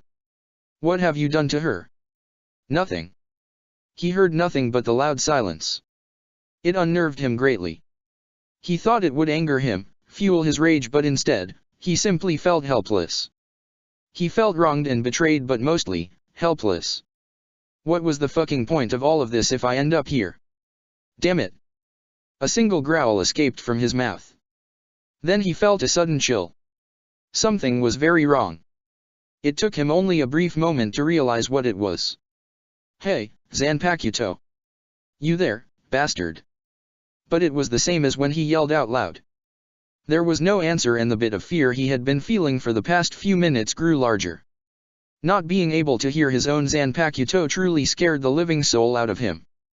He had grown so accustomed to hear the irritating voice of his sword's spirit that now, when he heard nothing but his own breathing, it felt so unnatural it hit him like a shower of ice. Fine, I get it. Ha ha, very funny. Now talk to me. He gulped and cold sweat formed on his forehead. They couldn't. He whispered in fear and immediately closed his eyes. Ryuryoka or not, there was no way he couldn't enter his own mindscape. He concentrated with his whole soul and felt himself being dragged down. He blinked. His mindscape looked exactly the same as usual. On first glance, nothing seemed out of the ordinary. But, when he looked again, he quickly noticed what was wrong. His Zanpakuto spirit was nowhere in sight. Hey! Where are you? He exclaimed. When no one answered him, he felt his own heartbeat increasing. I told you this is not funny. He began to breathe rapidly, the adrenaline spreading into his whole body like a poison for his mind's clarity. Turning from side to side, he desperately looked for the spirit but found nothing but his vast mindscape. Anyone? He yelled anxiously and angrily bit his lip. Alone in a cell and alone in his own mind, he felt like his world was falling apart. He felt like returning to that dark place where he first met Kazumi. In response to his emotions, some of the buildings in the distance began to crack. I'm here, Ichigo. Ichigo's eyes snapped open and he spun around as soon as he heard the calm voice. He came face to face with the other spirit that had been living in his mindscape, the spirit of an older man in a long dark overcoat. What's going on here? Why, where is? The teen had so many questions he was unable to pick just one. For a moment, the spirit calmly closed his eyes and, strangely, Ichigo felt a bit of a soothing aura emanating from him. Do not worry, Ichigo. He's here somewhere. Somewhere? What do you mean, old man? He asked, feeling not only angry but confused too. The spirit gave him a long stare. You are far away from your sword in the real world, Ichigo, and so it will take time for him to appear here. But fret not, he is still a part of your soul and can't be separated from you forever. The man quietly explained. While his answer managed to slightly calm Ichigo down, it just raised another question by itself. Then how come you're here? The man formed an almost imperceptible smile. The answer is simple, Ichigo. I am not your Zanpakuto spirit. His reply froze the teen with its honest tone and Ichigo rapidly blinked many times, unsure whether he heard him right or not. Although, once he could think again, he realized that this was the answer he had been waiting for. This answer was the only explanation he could have accepted. It didn't make things easier nor any less confusing, though. It only increased suspicions he had had for a long time. So I'm not normal? He muttered in a defeated tone and glanced at his feet. His spirit, however, didn't let him wail in self-deprecation for long. What is normal, Ichigo? The teen raised his head to look at the man but couldn't form any retort. The spirit continued. You're simply looking at it the wrong way, Ichigo. It is not, you are not normal. It is, you are not ordinary. That is different. Ichigo closed his eyes. He couldn't help but to snort. It was amazing how much a bunch of words could change a person's mood. He suspected it was because the man was a part of his soul that he knew exactly what to tell Ichigo in order to calm him down or to lift him up. Yeah, thanks for that. He said. With a sigh, he sat down. Leaning backwards, he supported himself on his hands and stared at the sky.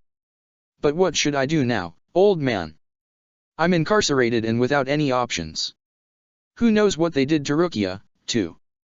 Believe in her, Ichigo. Other than that, only you can decide what you want to do. A small chuckle escaped through the teen's lips. You're right. I should believe in her. Meanwhile, he trailed off and tried to forget about his current situation so that his other thoughts that had been present in his mind for a long time, became clearer. I think we need to have a serious talk. With you and also with the other one. I want to know who or what am I. I want to know who you are. If you are not my Zanpakuto spirit, then what are you? You always stand in the background and only appear from time to time. You shouldn't even be here. Why is it that I'm so different from the others? Why is my energy getting darker? Why do my eyes change their color when I'm extremely angry? Why is my Zanpakuto spirit so weird? How can I absorb Reishi when other Shinigami can't? He listed. Once he was finished, he took a few deep breaths. Even mentioning all those unanswered questions managed to rile him up. He withdrew his hands and let his backside fall. While waiting for the spirit to say anything, he closed his eyes and stretched his limbs. In time, you will receive answers to your questions, Ichigo. That's exactly what I didn't want to hear, old man. The teen growled and creased his brow in a deep scowl. You are simply not ready. Even in school, they teach you the fundamental basics first, and only once you grasp those concepts, you move on to something more difficult. This is similar, Ichigo. You won't get answers simply because you wouldn't understand them correctly. For that, you need to know your soul first. The man explained patiently. When Ichigo looked away in frustration, the man's expression fell a little. From that point onwards, neither of them said anything for a long while. Ichigo wanted answers, but even if he didn't get them, he had nowhere else to go other than the empty cell his body was in. So he stayed in his mindscape. It was a lot later when the spirit of the old man sighed heavily, causing Ichigo to turn his head and look at him. If you truly want to know everything, Ichigo, you have to be prepared to hear things you may not like, to hear things that will test your heart, and to hear things that may very well crush your mind. You will feel betrayed, you will feel disgusted, and you may even lose your sanity. Do you think you really are prepared to withstand all of this? Ichigo gulped. The spirit didn't even need to speak in a different tone, yet the teen felt shivers running down his spine. No, but that's why you're here, right? Because you are my sanity. He replied nervously. Yes, but that doesn't mean I can't vanish, Ichigo. Remember, I'm only as strong as you are. A short silence fell upon them until Ichigo moved his body and sat in front of the spirit with a resolute expression. If it's really that serious, then no, I'm probably not prepared to face everything. I've just been thrown into prison, after all, so I'm feeling quite frustrated at the moment. But I still want to hear at least something. I want to understand. Good. The spirit said with an unexpected smile and outstretched one of his arms forward. He didn't say anything to Ichigo, but the teen felt his sight being dragged to the man's palm. The reason was simple. Above the man's palm, right in front of Ichigo's eyes, spirit particles from all around them began to swirl in a controlled motion and formed a bright blue ball of light. The spirit glanced at Ichigo. Do you understand what you're seeing, Ichigo? You're pulling Reishi from the very air around you, manipulating and shaping it into a ball of pure energy. Ichigo answered with a brief pause. His mouth were slightly opened in bewilderment, but he also seemed confused. Yes. It is something you have attempted to do in your last fight with that female Bount. Do you recall it? He nodded. Sure, I was trying to absorb Reishi from a small plant. The man closed his palm and crushed the ball of energy. The spirit particles gave in to the sudden pressure and dispersed back into the air. What you attempted to do is considerably more difficult than what I just did, because you weren't trying to just pull Reishi from its simple and natural environment. You were actively trying to break down an object on its molecular level and forcibly convert it into pure spiritual matter that is easy to absorb. That is a rare ability. Considering that you tried to do it in your normal state and managed to succeed even a little is even more incredible. Even he has to admit that. he explained, saying the last few words in a quiet, defying tone. However, he didn't even need to bother to do that as Ichigo was trying to wrap his mind around the rest of his words. I think I'm even more confused than I was before. The spirit smiled again. Basically, you were calling upon your other set of powers, separate from those of a Shinigami. You were calling upon the set of powers I represent. The whole mindscape fell into silence. Ichigo squeezed his eyes shut and scratched his head. With a frown, he began to shake his head a little. What are you trying to say, old man? I don't understand. I think you do, Ichigo. You just don't want to admit the possibility of it being true. Yet I can assure you, it is the truth. Ichigo stopped scratching his head and let his arm fall on his right thigh. A short sigh escaped his mouth. His eyes were still closed. You realize how insane it sounds, do you? How in the hell I can be a Shinigami while also a Quincy? Surely you heard it too, Quincy are mostly extinct. The probability of me being one is so low, it's almost hilarious. He said without any hint of humor in his voice. After opening his eyes and raising his head to stare at the spirit, he continued. Is it even possible to just awake Quincy powers? How did I even acquire them? Quincy were supposed to be some sort of a clan, right? Moreover, their powers should be completely opposite to those of a Shinigami. This just doesn't make any sense. He exclaimed and threw his hands up in exasperation, demanding an answer from the spirit. However, the man became extremely quiet after that, and it took him a few minutes after he opened his mouth again. I told you, Ichigo, that some of the answers you are looking for were going to be hard to accept. I can tell you, though, that it is impossible to simply awaken Quincy powers from nothing. They are hereditary. A sudden adrenaline rush spread to Ichigo's whole body and he stared at the spirit with eyes open as wide as possible. What are you implying? The spirit averted his gaze and looked at the sky. I'm implying you should talk to your father sometime in the future. He is the one with all the answers. He said and closed his eyes, hidden behind his sunglasses, expecting an outburst. When seconds passed yet he heard nothing, he opened his eyes and looked the teen again. A ghostly smile formed on his lips when he saw him. Yeah. I think I'll do that. Ichigo stated in a rough tone and cracked the joints in his hands. His expression was so full of resolve, he looked positively intimidating. So, how can I make use of these Quincy powers, old man? I'll show you some basics. However, before we begin, I think I'd like you to call me by a name. The spirit replied with a nod, causing Ichigo to raise one of his eyebrows. Do you even have one? Not exactly. But there is a name I'd prefer. Call me Iwak, Ichigo. Sure thing, old man Iwak. Sometime later.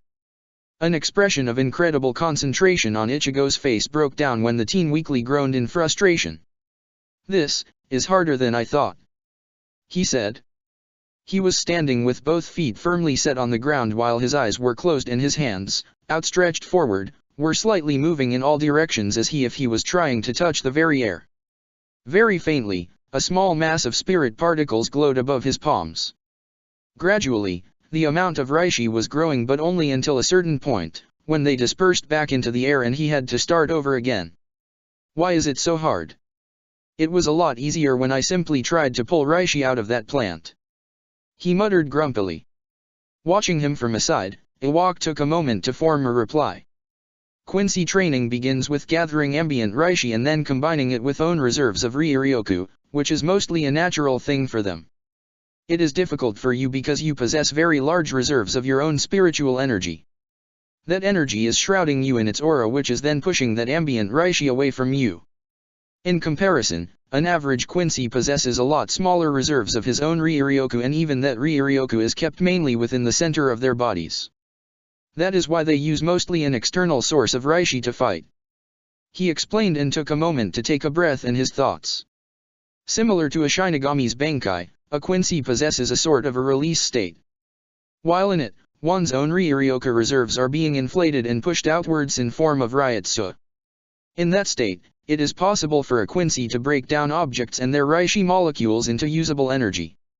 It's called complete Reishi dominance. You were able to do a similar thing with that plant without being in such a state because your energy is already inflated and pushed outwards. There, Ichigo interrupted him. Wait, that doesn't make sense. Why does having large Ryotsu make breaking Reishi down easier? Going by your first explanation, shouldn't it repel it and make it even harder? He asked with a confused expression. Ambient Reishi is loose and not bound to any particular object, which is why it is easily gathered. At the same time, it is also why a large Ryotsu easily repels it. On the other hand, Reishi which is already in form of an object is tightly bound together. You need a strong Ryotsu to weaken that bond. After that, even if you have a large Ryotsu, that Reishi is heavy enough not to be repelled by it. Iwak finished his explanation as if the teen never interrupted him. I see, but wait. If that's the case, what am I trying to do here? Shouldn't I try to simply gather Reishi from objects? Ichigo stated and let the spirit particles above his palms to scatter. If you can gather ambient Reishi, you'll be able to gather the rest so much faster. You'll also be able to do these things almost subconsciously when you'll reach that Quincy's released state. Also, this training will help you to better control your Ryotsu. Since I need to learn how to lower it in order to be able to gather ambient Reishi in the first place. Right, I get it. It's basically killing two birds with one stone. He finished with a grin. Indeed. Even later. You know, I think I could use this to increase my Kido skills. I have so much trouble utilizing Kido because it's hard to take only such small amounts of my Ryuryoku from my reserves. Logically, Kido should work even if I use the Reishi I gathered from my surroundings, right? Ichigo suddenly asked during a short break from his new training. Unbeknown to him, a lightly amused smile formed on Iwaka's face. Why don't you give it a try then, Ichigo? Nodding to himself and to the spirit, the teen stood up and focused his attention on his Ryotsu output and the air around him. He raised his right arm and opened his palm. Ever so slowly, some amount of Reishi began to form above it. He continued gathering it until he decided he had enough. Then he tried to do as he had been taught. Heido number 1, show. Despite his attempt, nothing happened. The ball of energy just innocently continued to hover above his palm, pulsating and glowing as it did a moment before. Well, that's disappointing. Ichigo muttered. With his concentration broken, the Reishi once again scattered. Do you know why you failed, Ichigo? No. His snappy response almost caused the manifestation of his Quincy powers to chuckle. Almost. Think, Ichigo. Isn't there anything from what you have learned so far that could give you an explanation? What is it that they teach you about Kido at the academy? Ichigo opened his mouth and took a breath only to close them and sit down. Closing his eyes, he deeply thought about it. Mentally, he calmly went over every bit of information he could recall until one of his eyebrows twitched. There is a difference between Reishi and Ryuryoku. What I tried to use as a power source for Kido is simple Reishi, which is basically pure spiritual matter. To utilize a Kido spell, there has to be an intent behind it, some sort of a will that bends and forms its effects. That is why you need at least a bit of Ryuryoku, which is a power aligned with the spiritual sensitivity and willpower of the user. He recited with a frown. Indeed, Ichigo. You catch on fast. Yeah, he's not as stupid as he looks, isn't he?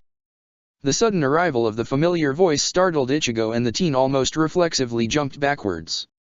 You almost gave me a heart attack. What took you so long? He muttered with a hand on his chest. Well, seeing you two idiots bond so much caused me to puke for hours.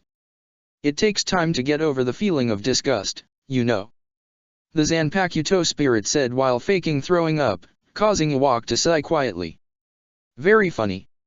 Ichigo retorted and watched the pale spirit to straighten his back and stare back at him, causing the teen to raise his eyebrows. What? I won't stop you if you want to learn Quincy techniques, you know. If that makes you stronger, then fine. But I want you to know something. I hate it. I hate this Quincy part of you. I hate it, and will fucking hate it. The spirit stated with a grimace. His tone was calm and controlled, but Ichigo noticed his stiff posture and clenched fists. It made him realize that the spirit was barely controlling himself. Sorry. He muttered quietly, what prompted the spirit to snort. Save it. My hatred isn't something I decided on or something I can control. It's just natural for me. You'll understand once you get to know my name. Remember though, I am your main source of power, not this old man. As long as you act on that, we're fine. Having said that, the spirit cracked his neck joints and raised his right arm. A sword appeared in it. Now, I have this urge to slice you up. He grinned and prepared to jump at Ichigo, who quickly backed away.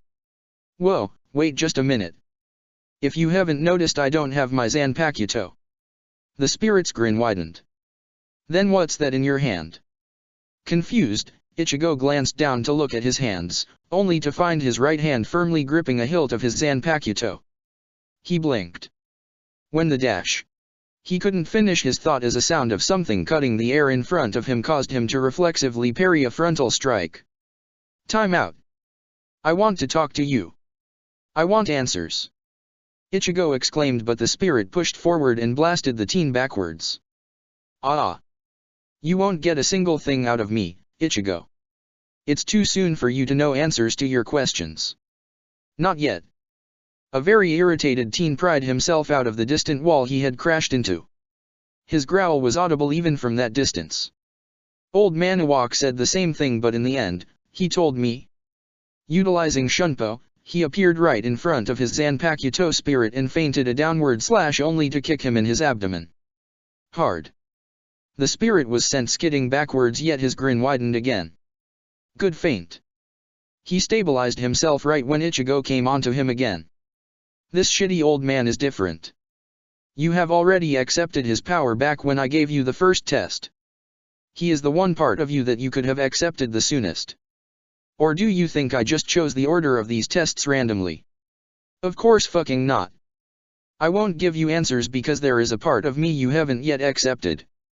The part that represents the most terrifying side of you, but, at the same time, the part that makes you unique. The spirit shouted in frustration and made a shallow cut on the teen's torso. Ichigo grit his teeth and instantly retaliated by giving the spirit the same wound. Then let me accept it. As soon as he yelled that, Ichigo saw a bitter expression on the spirit's face. If it was that easy, I wouldn't be so hard on you. Ichigo, the more of my power you can access, the bigger the chance it will swallow you whole.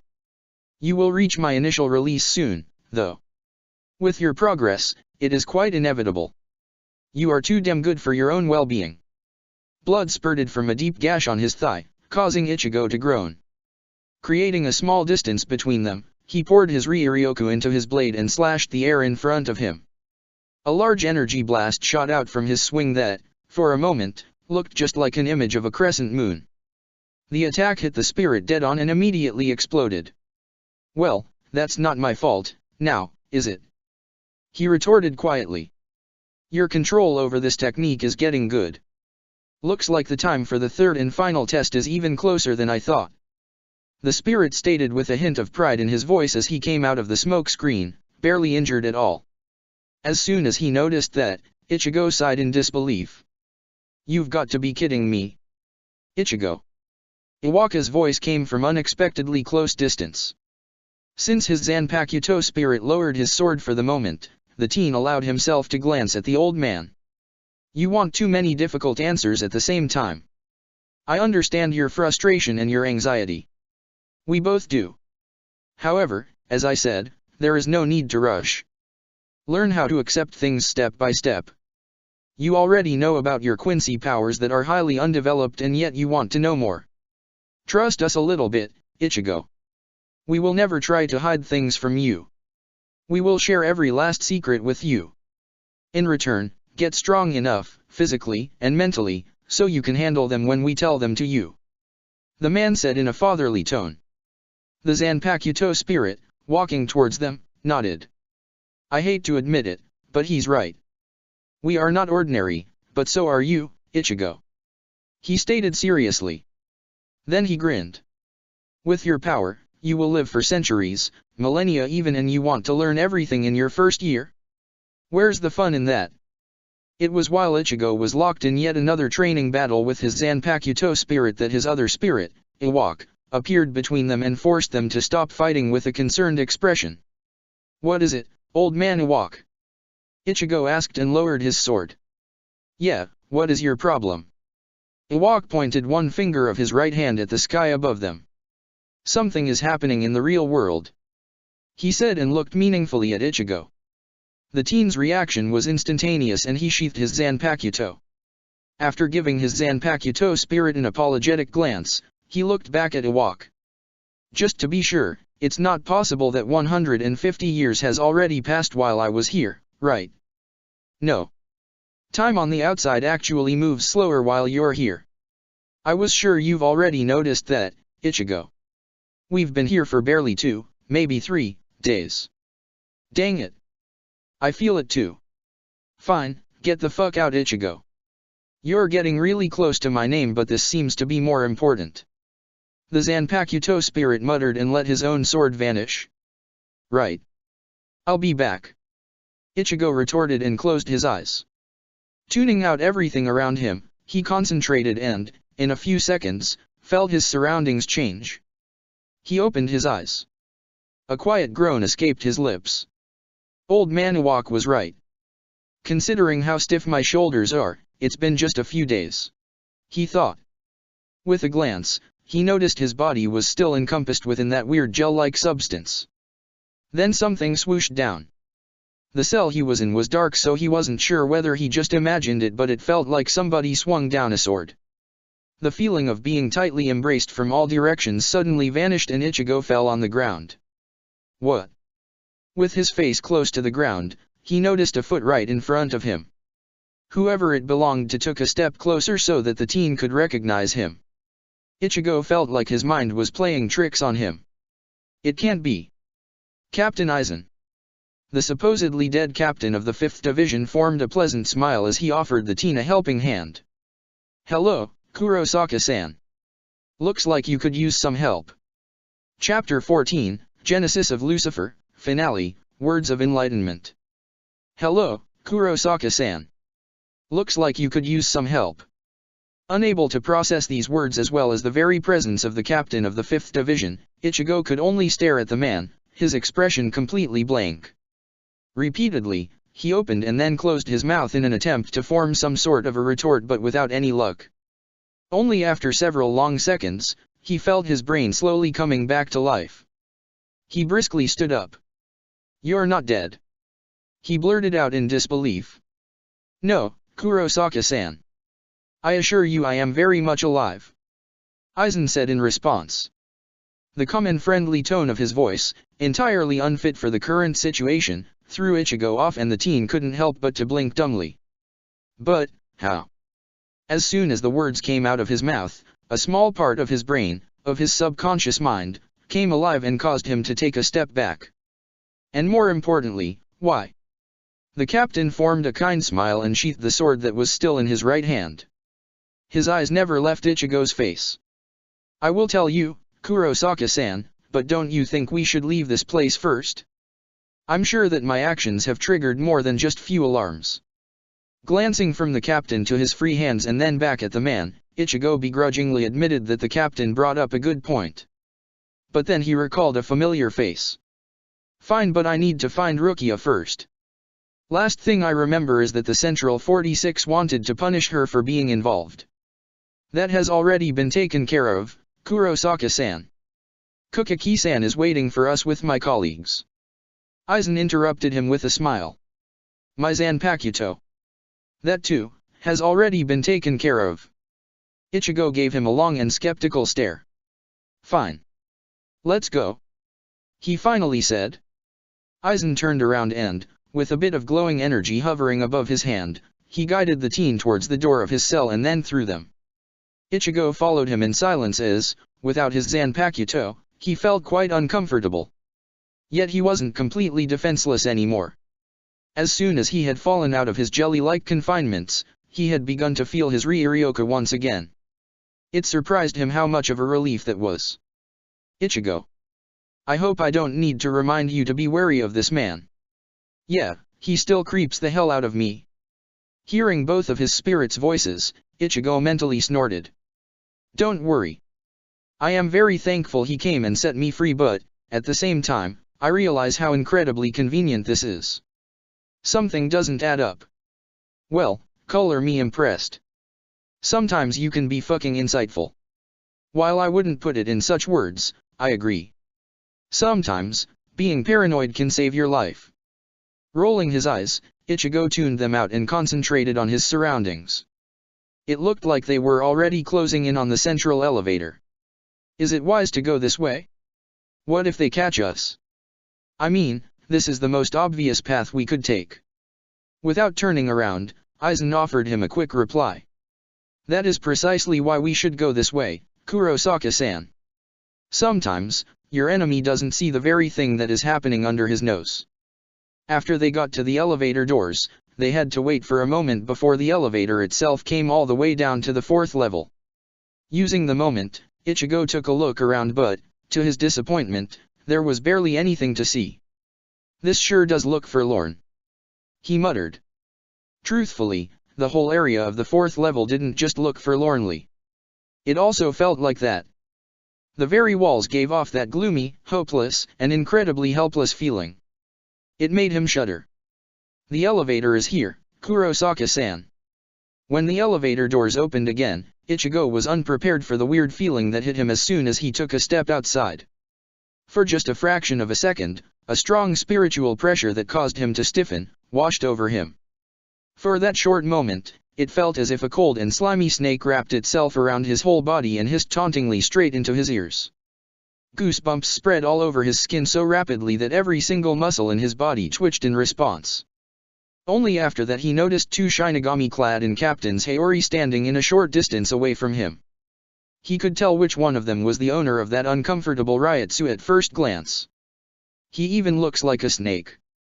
The man he was looking at was unusually thin and tall with very sharp features, had unusual silver hair and quite a mocking smile on his face. However, for Ichigo, the most noticeable thing about the man was located above that smile. It was his eyes. They were narrowed to slits, which only further emphasized the man's similarity with a snake. The man standing next to him was completely different. He had dark skin and dark brown braids tied back in a ponytail. He was also wearing an orange scarf, but, same as with the first man, Ichigo was unable to see his eyes as the captain was wearing goggles. Noticing his stare, Aizen nudged him to walk towards the men. These are my colleagues, the captain of the 3rd Division, Ichimaru Jin, and captain of the 9th Division, Kaname Taisen. He said, politely introducing them to Ichigo once the two groups got close to each other. This is Kurosaki Ichigo. Nice to meet you, Ichigo stated with a frown. Because of the situation he was in, he couldn't bring himself to smile. He did recognize the names, though. Is it? The captain of the 3rd Division said mockingly while the captain of the 9th Division simply nodded in acknowledgement. That voice. Ichigo. Ichigo's eyebrows shot upwards when he heard the feminine voice coming from behind the two captains. Its owner took a few steps forward to show himself. It was Rukia. Rukia. You alright? Yeah. Giving Ichigo a brief smile, she grabbed the sword she was carrying on her back and handed it to the teen. This is yours. Thanks. When he wrapped his fingers around the hilt of his Zanpakuto, Ichigo felt as if something heavy fell from his heart. Coupled with the fact that he saw Rukia unharmed, getting his Zanpakuto back came as an extreme relief to him. He tied the sword to his obi sash and then glanced at Aizen. Now what? As much as I'm grateful that you got us out, Captain Aizen, this turns me and Rukia into fugitives. Calm as ever, Aizen offered him a smile. Do not worry, Kurosaka-san. I came prepared, he said and then turned to the two captains. Jin, Kaname. Get us to the Sokioku Hill. Before he could say anything, Ichigo saw a long, white piece of cloth spinning around all of them. Senten Hakuja. The cloth slowly tightened around them and then there was only a white flash. When it died down, there was nobody on the bridge anymore. The only thing that the group left there, was the very air they breathed out before they vanished. Sokioku Hill. When his feet made contact with the ground again, Ichigo quickly glanced at his surroundings. While he had heard the name, Sokioku Hill, before, he had never actually been there. However, just as he suspected, the place he arrived to was the undercut hill that was visible from every part of the Siraidai. Now, Kurosaka-san. I promised I would explain things to you, didn't I? We have some time before we can leave, so where would you like me to start? Aizen asked from behind him, causing the teen to stiffen. He briefly looked at Rukia as if looking for support, but it seemed like the petite Kukaki was far too confused with everything that was happening around her. The only thing she could do was to return his gaze with a blank stare. Why did you fake your death? He asked and turned around just in time to see Aizen's smile widening. For some reason, the man looked more than just a bit amused. Ah, that. Aizen replied and took a few steps towards him. Tell me, Kurosaka-san, how much do you think you truly know about the Soul Society? About its history? Do you believe that you are taught everything in the academy? Ichigo subconsciously took a step backwards. It took him only a short moment to form an answer. No, I don't. Even though it seemed impossible, Aizen's smile widened even further. And you are right in thinking that. Kurosaka-san, do you remember one of our first conversations we had during the calligraphy seminar? No, just bits and pieces, why? The teen inquired with a momentarily baffled expression. Aizen didn't show any reaction to the question and took one step closer. This time, towards Rukia. Let me refresh your memory then, Kurosaka-san. I told you that, same as you, I desire a change for the Soul Society, but for that desire to come true, one would need to change not just the Godai 13 but a lot more. He'd need to change things that are even more important than that. Ichigo narrowed his eyes and took a step towards Rukia, who was glancing from the teen to the captain with confused eyes. Noticing that, Aizen formed an imperceptible grin. That still doesn't really answer my original question. Then let me put it this way, Kurosaka-san. Since when were you under the impression that I simply desired for such a change and that I didn't already have a plan for that to happen in mind? Faking my death was simply a part of that plan, as I needed to get access to the place I have mentioned to you some time in past. It's called Darai-shokero, or the Great Spirit Book Gallery. I simply used the bounce incident for my benefit. While Ichigo simply raised his eyebrows at that, feeling only slightly surprised, Rukia, on the other hand, gasped and stared at the captain in shock. Darai-shokero? How? It was quite simple, really. After I quickly disposed of Jinkariya, the leader of Bounce, I used the power of my Zanpakuto to rearrange the scene. This allowed me to simply disappear and enter the Central 46 compound undetected. Moving within the compound has proved to be even easier. Before Ichigo could react to that, Rukia spoke first. But I heard that the power of your Zanpakuto is to distort the sight to confuse the enemy, causing them to fight amongst themselves. How could you rearrange a scene using something like that? Not to mention enter such a strictly guarded compound. When Aizen smiled in response, Ichigo realized the answer and creased his brow in a deep frown. Easily. He lied about the power of his Zanpakuto. He stated quietly, causing Rukia to snap her head towards him and look at him with shocked expression. Indeed I did. Aizen said and lightly touched the hilt of his sheathed sword. My Zanpakuto is called Kyoka Suijutsu. It possesses the power of complete hypnosis. This hypnosis controls the 5 senses to the point that it can make the target misinterpret another person's form, shape, mass, feel and smell to be that of the enemy. In other words, I could make a dragon out of a fly and a field of flowers out of a swamp and, to the eyes of the hypnotized, it would be the same. The spell is activated when the victim sees the released Kyoka Suijutsu. Having seen it even once, from that moment on, the victim is under its hypnotic power, and each subsequent time I release the Kyoka Suijutsu, the hypnotic control returns. The captain continued. Why are you explaining it to us? Ichigo asked and stared at the man with suspicion clearly mirrored in his eyes. He was trying to stay calm, but listening to the explanation behind the man's Zanpakuto powers gave him shivers. The technique sounded far too powerful. No reason, I just want my answers to be whole. Aizen answered with a mysterious smile and, just for an instant, looked not at the teen's face, but at a part of his shoulder. Then he moved his eyes back and gave Ichigo a long, quizzical look. You've been told not to trust me, isn't that right, Kurosaka-san. The question caught the teen off guard. He didn't know how to react to it. Rukia, the one person who told him just that first, looked at her feet, ashamed. But the captain didn't lose his smile. It is all right. It's the right thing to do, Kurosaka-san, Kukaki-san. You should never completely trust another person. Trusting in someone is the same as depending on them, and that is something the weak do. Then Ichigo began. Yes, Kurosaka-san. I don't expect you to fully trust me nor to believe my words. That decision is solely yours. So now, instead of just saying things, let me demonstrate something. Aizen said and took another step towards Rukia. You've been taught the 4 basic combat methods, haven't you? Zanjutsu, Hakuda, Ho-Ho, and Kido. Each of these disciplines requires a certain level of power and finesse. But in attempting to master any of those methods, one eventually hits a wall determined by one's potential. Improvement stops short at that point. And all Shinigami have these limits. At least, all ordinary Shinigami. Ichigo listened to his words with increasing unease. He felt as if the man was purposely choosing his words so that Ichigo couldn't ignore them. The knowing smile the captain gave him at the last few words caused him to freeze in shock. Could it be? However, could it be possible, for these ordinary Shinigami, to break through the walls? It is. I will not go into the details, but I will tell you this. There is a man who discovered the means of breaking through those walls, and for that, among other things, he was banished from the Soul Society. That man is Urahara Kisuke. Ichigo clenched his fists. He knew that Urahara Kisuke, along with the other Shinigami, had been banished a century ago.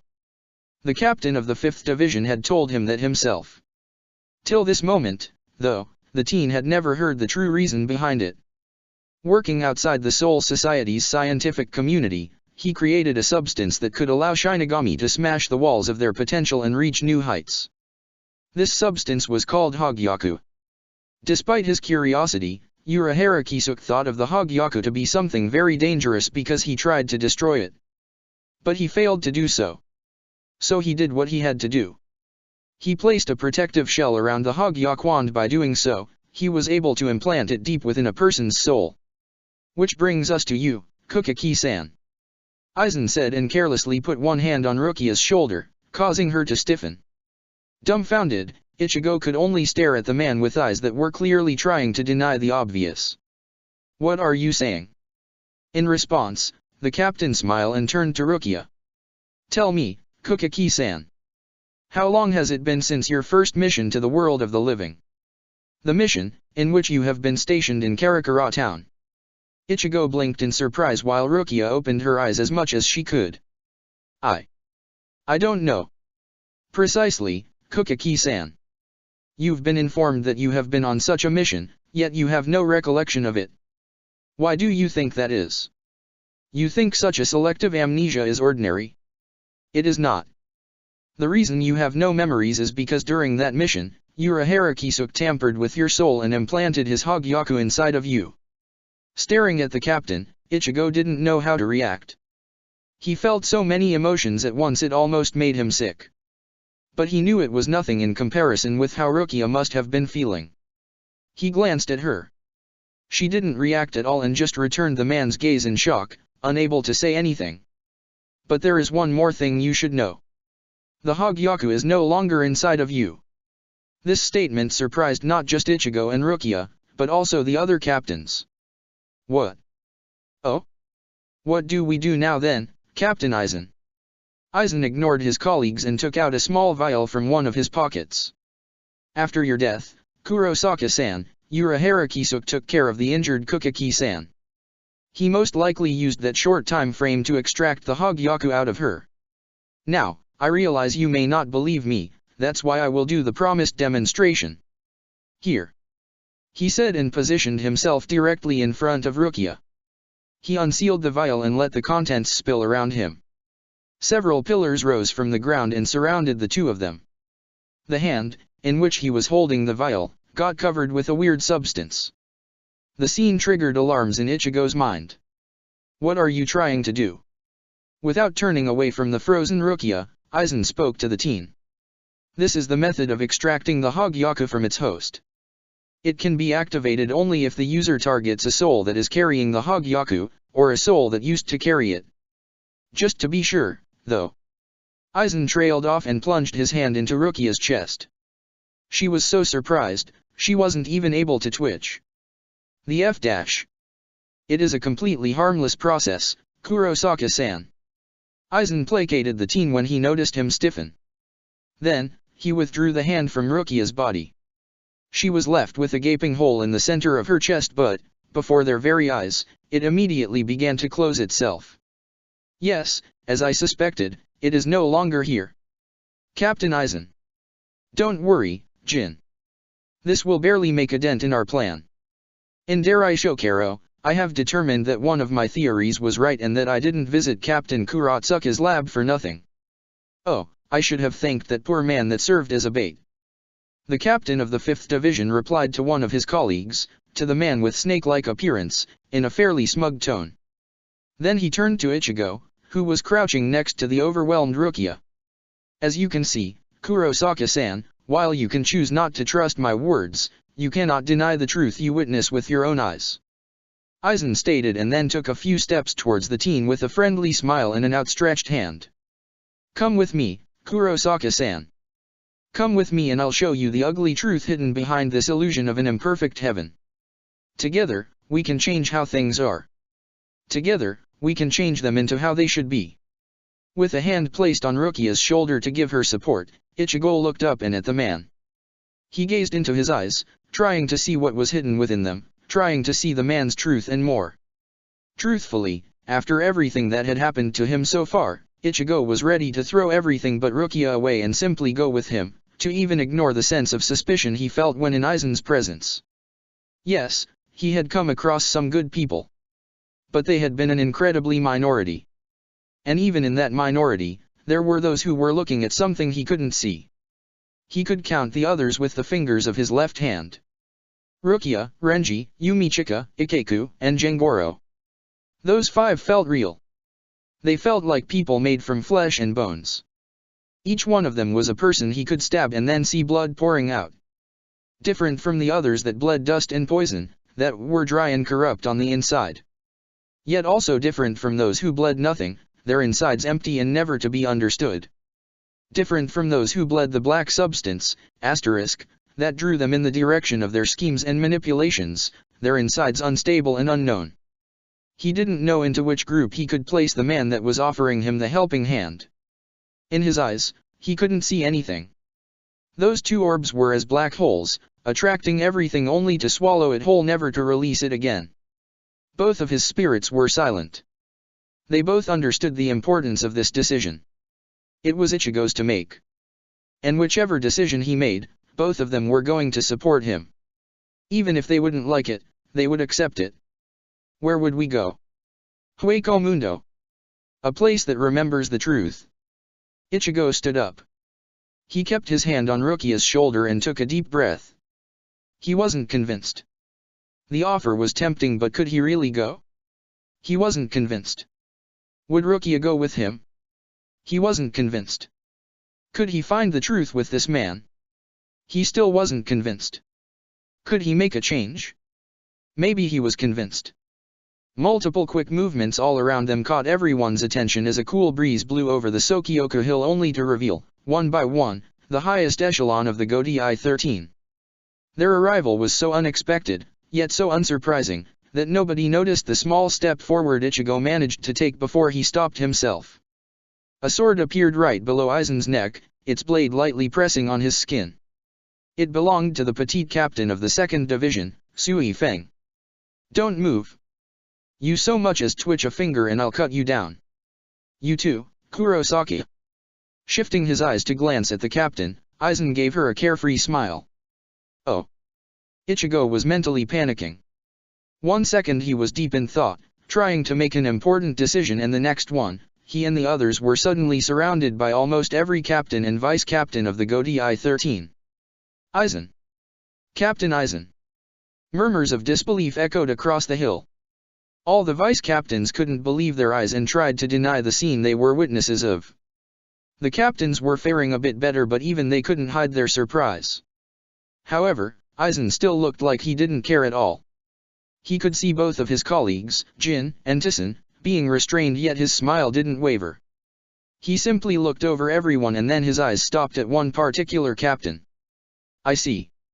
So that small listening device on Kurosaka's shoulder was your idea, wasn't it, Kiraku?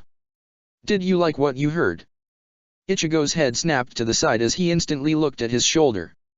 With his left hand, he patted it only to truly find something that wasn't supposed to be there. What the? Seeing his expression, the captain of the 8th Division apologetically tipped his hat in the teen's direction. I apologize for that, Ichigo-kun, but I was suspecting something like this could happen.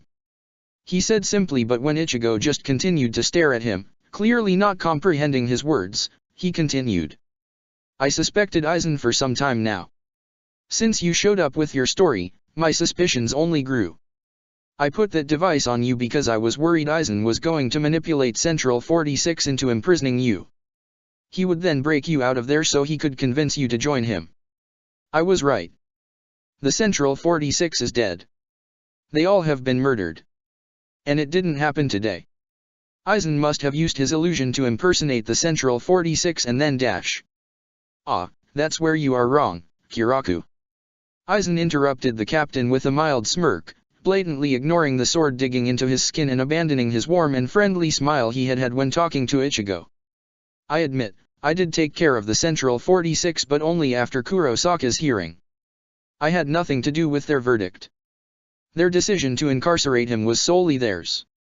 An extremely hot and powerful riot suppressed on everyone's shoulders, effectively silencing both captains. The pressure was so immense, Ichigo felt like an ant getting squashed with a shoe. But he wasn't the only one. The vice captains weren't faring any better, and even some captains showed signs of strain. But they did it only for a moment, and Ichigo realized why. Focusing on his reserves, he released his own spiritual pressure to shield himself and Rukia, allowing both of them to breathe a bit easier. Enough. I am not interested in that infant. What I do want to hear is your explanation, Aizen Sosuke. The gruff voice, coming from a distance, exclaimed. It was the captain of the 1st Division, the captain commander of the whole Godi 13, Genri Yusai Shijikuni Yamamoto. His eyes were mostly closed, but, facing Aizen, his intent was undeniable. Still, Aizen barely batted an eye. The captain commander himself. My explanation? Eyes of the blind, of those who refuse to see the truth or those who chose to ignore it, cannot be opened only with words of a mere human. He stated calmly. Aizen. A captain of the 13th Division, Yukatake, muttered with a warning. Yamamoto slowly opened one of his eyes. The truth. Aizen smirked. Indeed. This world, all these concepts you have created for this reality are flawed, Captain Commander. The laws of causality, created at the dawn of creation, have been shifted to serve your own beliefs and convenience, but such a thing is nothing but an abomination for those who see the truth. The Captain Commander fully opened his eye. Don't speak of things you don't understand, brat. He stated loudly, his voice carried over by a wave of his Ryotsu, released in a burst. Unaffected, Aizen's smirk remained as wide as ever. I don't understand. That's a false assumption, Captain Commander. How else would I know of what is coming? Of what is inevitable? How else would I know of that thing you all so conveniently call a linchpin? No, it is you who don't understand. He turned away from the old captain and looked at Ichigo. Now, Kurosaki. Will you join me? The unabashed method in which Aizen ignored the Captain Commander caused every member of Godi 13 that was present on the scene to look at the teen. Ichigo tried to ignore them. What am I supposed to do now, damn it? I can't just accept his offer or I'm dead, but if I don't accept, who knows what will happen to me, or to Rukia. He opened his mouth and words echoed across the Sokioku hill. But they did not belong to him. Not if I have a say in it. A lone man wearing a bucket hat sat on the porch of a small and inconspicuous shop. He listened to the sound of raindrops falling down from the sky and onto the tin roof above him. Taking a deep breath, he smelled petrichor, the heavenly scent of nature, in an attempt to relax his scarlet soul. Hidden within a shadow of the shop, he tried to suppress and ignore the feeling that had been growing deep within him for a long time. The feeling of being the innocent villain. He was guilty but, at the same time, he wasn't. He was evil but, at the same time, he wasn't. For the sake of Soul Society. He felt like there was only one thing that could bring forth his fake salvation. A sacrifice yet to come. The gears of fate he didn't believe in were already spinning, but he was going to make sure his only salvation wasn't going to get swallowed by ignorance and fear and fall into that muddy river by itself. I hope we won't lose him. For just a split second, Ichigo felt extremely grateful for the sudden interruption, as it allowed him to take one more breath and to choose his words one more time. Yet none of his intended words came out. He knew that voice. He could recognize it any time. That voice was a constant in his life for 15 long years. He grew up listening to it. Since his mom's death and until his own, there hadn't been a single morning he didn't bicker with its owner. Now, hearing the voice here in Soul Society caused him to go completely silent. He was glad he could hear that man again, but his presence at the scene was unreal. However, what caused Ichigo to freeze, making him unable to even twitch, was seeing that man wearing Shinigami clothes. And not just any clothes. Ah, so you've come here?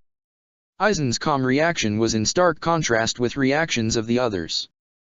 That spiritual energy. CC Captain Shiba. Slowly walking towards the large group was Kurosaki Ishine, Ichigo's father, clad in Shinigami attire with a captain's haori loosely tied to his obi sash. His serious expression betrayed none of his emotions as he steadily took more steps forward. Dad. Ichigo's strained reaction caused an uproar among the officers of Godi 13. Only few of them managed to remain calm. Hey son. It's been a while. Ishine hesitantly said, his facade cracking for the first time. A bit of discomfort showed itself on his face as he stared down the teen. For just a fraction of a second, nobody moved an inch. But then, the teen shot out of his position and flashed towards Ishine to deliver a devastating punch to the man's face. He made sure it hit him square in the jaw, but he didn't even need to. Ishine made no attempt to try and evade the strike and took the full brunt of it head-on. The punch sent him skidding backwards, but he kept his gaze on Ichigo and refused to break the eye contact. What is even going on anymore? Somebody said, voicing the thoughts of the large portion of people present at the scene. Do you know why I hit you, Dad? Ichigo asked as he glared at his father. In response, Ishine nodded. Yeah. Good. The teen said and turned away from him, letting him recover and, once again, walk forward. Shiba Ishine, we were led to believe you have been dead for almost 20 years. The booming voice of Captain Commander reverberated across the Sokioku Hill, gaining the attention of everyone once again. Yeah, you can thank Aizen for that. Ishine replied, much to everyone's surprise. Thank you for the compliment. Aizen said with a satisfied smirk.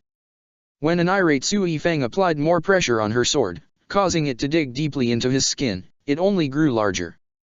Aizen Sosuke? Yamamoto asked Ishine in incredulous tone. That's not all.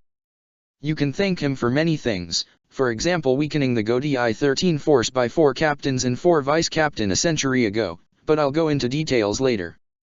His statement brought forth an even larger uproar. What are you talking about? That can't be. Meanwhile, one man's smirk morphed into a wide, smug grin. What is so funny, traitor? Su Yifeng asked and pushed her blade even further into the man's neck. Oh, I'm sorry. It's time. The captain of the 2nd Division narrowed her eyes at him, in her exasperation missing a pulse of Ryotsu coming from the sky. In the last moment, Ishine flashed across the hill and grabbed her by her hand. Yanking her forward, he caused her to stumble and fall down. How dare I dash? She didn't even finish her angry snarl when a square yellow beam smashed on the ground, enveloping Aizen with its light. You're welcome. Ishine told her quietly while the others directed their stares at the sky from which the sudden beam came, beads of nervous sweat forming on their faces. What the devil? Ichigo, standing a bit on the side, away from the others, glanced at the sky too. A small tear appeared in the sky only to quickly grow larger and larger until it became big enough for a pair of enormous hands with claws to emerge from within it. The thin and long fingers gripped the edges of the tier and with a push, tore the sky open only to reveal a myriad of humongous hollow heads with white masks and elongated noses. The sight caused Ichigo to gulp. He could recognize those hollows from one of the textbooks. He wasn't the only one. Minos Grande. Gigillions. How many of them are there? No, wait, there's something else behind them. Truth to the words, when the Gillions moved around to the sides of the tier, a gigantic eye materialized in the center. 2 more beams shot from the sky, enveloping Aizen's colleagues in the same way. From the corner of his eye, Ichigo noticed a brief exchange of words between the captain of the 3rd Division and the vice-captain of the 10th Division who was keeping him bound before she had to jump away. When Aizen, along with the piece of ground he was standing on, began to slowly rise in the air, some officers tried to stop him but the captain commander prevented them from doing so with a shout. Stop! That light is called negation. The Minos use it to rescue each other. The moment that light envelopes something, it's all over. They're in another world now. There's nothing we can do. Anybody who's fought the Minos knows that the moment that light came down, Aizen was beyond our reach. In that moment, a large captain Ichigo had never met before, lost his cool and began to shout at one of Aizen's colleagues, the captain of the 9th Division, Kaname Tissen. Ichigo ignored it and focused his sight at the one man he was interested in. Aizen noticed his gaze and formed a smile, which wasn't friendly anymore but, at the same time, wasn't completely derisive. I think this means you will not be joining me, Kurosaki. That's a shame.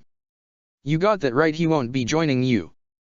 Not after all the schemes you pulled on him. Ishine, walking towards the teen, exclaimed. It was then, when something clicked in Ichigo's mind. He clenched his fists. Tell me, Captain Aizen. Are you the one who manipulated Kazumi? Aizen unflinchingly met his glare. Ah, that poor soul. If, by manipulating her, you mean that I gave her a reason to live for a few more weeks, then yes. I am. Blood began to pour into Ichigo's head as rage instantly filled his insides. His spiritual pressure increased drastically but before he could lash out, Aizen raised one single finger. I never promised that girl something I couldn't give her. But if you still wish to be angry with somebody, Kurosaki, then I implore you to ask yourself a question. Who is truly responsible for her death that evening? Ichigo was clenching his fists so hard, he felt his nails digging deeply and painfully into his own palms, almost drawing blood. Aizen's words caused him to grimace. I am sure there will be much you will hear about me in the upcoming time, Kurosaki, but you should know one thing. You may come to despise me, yet I'm the only one who can ever understand you in the same way you are the only one who could ever hope to understand me. Once you realize your true nature, you will see the illusion everywhere around you. Aizen added and then slightly turned his head when another voice called out to him. It was the captain of the 13th Division. You joined forces with the Minos. Why? Aizen gave Yuka a cold stare. To seek greater heights. Uncharacteristically, Yuka sent the man a hard glare. Have you fallen, Aizen? For a moment, Aizen didn't reply. He just stared at the white-haired captain, his stare becoming colder and colder. Have your illness clouded your mind, Yuka? Neither I nor you have ever stood atop the heavens before. Not even gods. Ichigo didn't completely understand those words as he was still trying to calm down his anger, but he could see the face of the captain of the 13th Division. The man looked paralyzed and sweat began to form even on his brow. However, the unbearable vacancy of heaven's throne ends now. Aizen said. Slowly, he ran a hand through his hair and took down his glasses that disintegrated into the thin air like an illusion of his persona. From now on, I will stand at the top. He stated smugly and turned away. If you think you can achieve something with this, brat, then you are in a need for some serious punishment. You cannot win. Captain Commander sent parting words to the man. Aizen stopped in his tracks and turned back only to give Yamamoto one last smug smile. As usual, you are wrong, Captain Commander. I cannot be defeated. Even my loss will be my victory. In time, maybe you'll understand. Now, goodbye Shinigami and goodbye Kurosaki Ichigo. It was a late and quiet evening and Ichigo stared at the desk in front of him with a blank expression. He was sitting on a comfortable sofa in the office that belonged to the captain of the 10th Division, waiting for the arrival of his father who was currently at captain's meeting. Rukia was not with him as she was back at Kukaki Manor. Similar to Ichigo, she was waiting for someone. Specifically, she was waiting for the captain of the 6th Division to come back from the meeting so he could talk to her. But even though she wasn't with Ichigo, the teen wasn't alone in the room. On his right, there was a vice-captain of the 10th Division. Quite unusually, she was being completely silent and clearly immersed in her own thoughts. She had been like that for the past couple of hours, ever since the three captains left the Soul Society. If it was another time, Ichigo probably would have been curious about her different behavior. But right now? He just didn't give a damn. He was too preoccupied with his own swirling mass of thoughts, memories, and emotions. So many questions yet so few answers. Reaching forward, he grabbed the cup that was on the desk. Before she sat down and started to completely ignore him, Rangiku had at least made both of them a cup of hot tea. He took a sip. Cold. Just from that discovery, Ichigo knew he must have been waiting for at least an hour. The tea had already cooled down to the room's low temperature. He took another sip. Refreshing. It didn't matter to him how hot or how cold the tea actually was. He was just glad he could moisten his dry throat and that he could do something with his hands. Other than clenching them, of course. So, you're Captain's Shiba-san, huh? Never would have guessed. I would almost feel offended you didn't mention it, but it looks like you never knew about it in the first place. Rangiku stated all of a sudden. It surprised the teen because she made no movement and simply put the question in the air. Yeah. He muttered. Looking at her only from the corner of his eye, he was surprised to see a small smile forming on her face. A smile that looked completely honest. Looks like I'm not the only one who is at the end of her rope. Mimicking his actions, Rangiku grabbed her own cup and took a sip too. She grimaced and put it back on the desk. I could use a sake. She leaned backwards and into her chair with a sigh. Silence fell on the room again. But it lasted only for a few moments. You know, back at the Sokioku Hill, I observed you for a while. You withstood the Captain Commander's spiritual pressure maybe even better than I or the rest of the vice-captains did. Ichigo blinked and broke his own blank expression. He raised one of his eyebrows and, forming a frown, glanced at the vice-captain. So? Rangiku chuckled. But it wasn't the kind of chuckle that brought out a smile. It almost sounded sad and melancholic. You really are a prodigy. Giving her a sour look, Ichigo shrugged, but she continued to gaze at him until it made him feel uncomfortable. You remind me of him. Rangiku muttered and reached for her cup to take another sip. She grimaced again, but this time, she didn't put the cup away and continued to slowly sip from it. Her words shook the teen a bit and, for a moment, he didn't know how to react. Then he sighed. He almost forgot he didn't give a damn. With a click, the doors to the office opened and two men walked inside. As one of them was her captain, Rangiku eagerly got out of her chair. Captain! How bad is it? Toshiro threw a solemn gaze at her. Bad. Rangiku winced. Then she looked at the other man standing behind Toshiro. She formed a small and just a bit happy smile. It's good to see you alive, Captain Shiba. Ishine nodded to her while Toshiro crossed his arms. In that case you should be fine with me leaving the division in Captain Shiba's hands again. Rangiku's face turned pale. No. Don't do this to me. I want my current captain. She whined and easily ignored Ishine, who faked a hurt expression. Toshiro rolled his eyes. Right. You're just worried you'll have to do paperwork properly again. Then he sighed and looked at his vice-captain in a different way. It was as if he was silently asking her for a favor. Momo seems to be doing fine, but I don't believe it. She must be hurt pretty bad. She idolized Aizen too much for too long. I already spoke to Captain Commander. I'll take over the 5th Division so I can be close to her and so the men won't crumble under the pressure. It didn't take long before Rangiku capitulated under the young captain's gaze.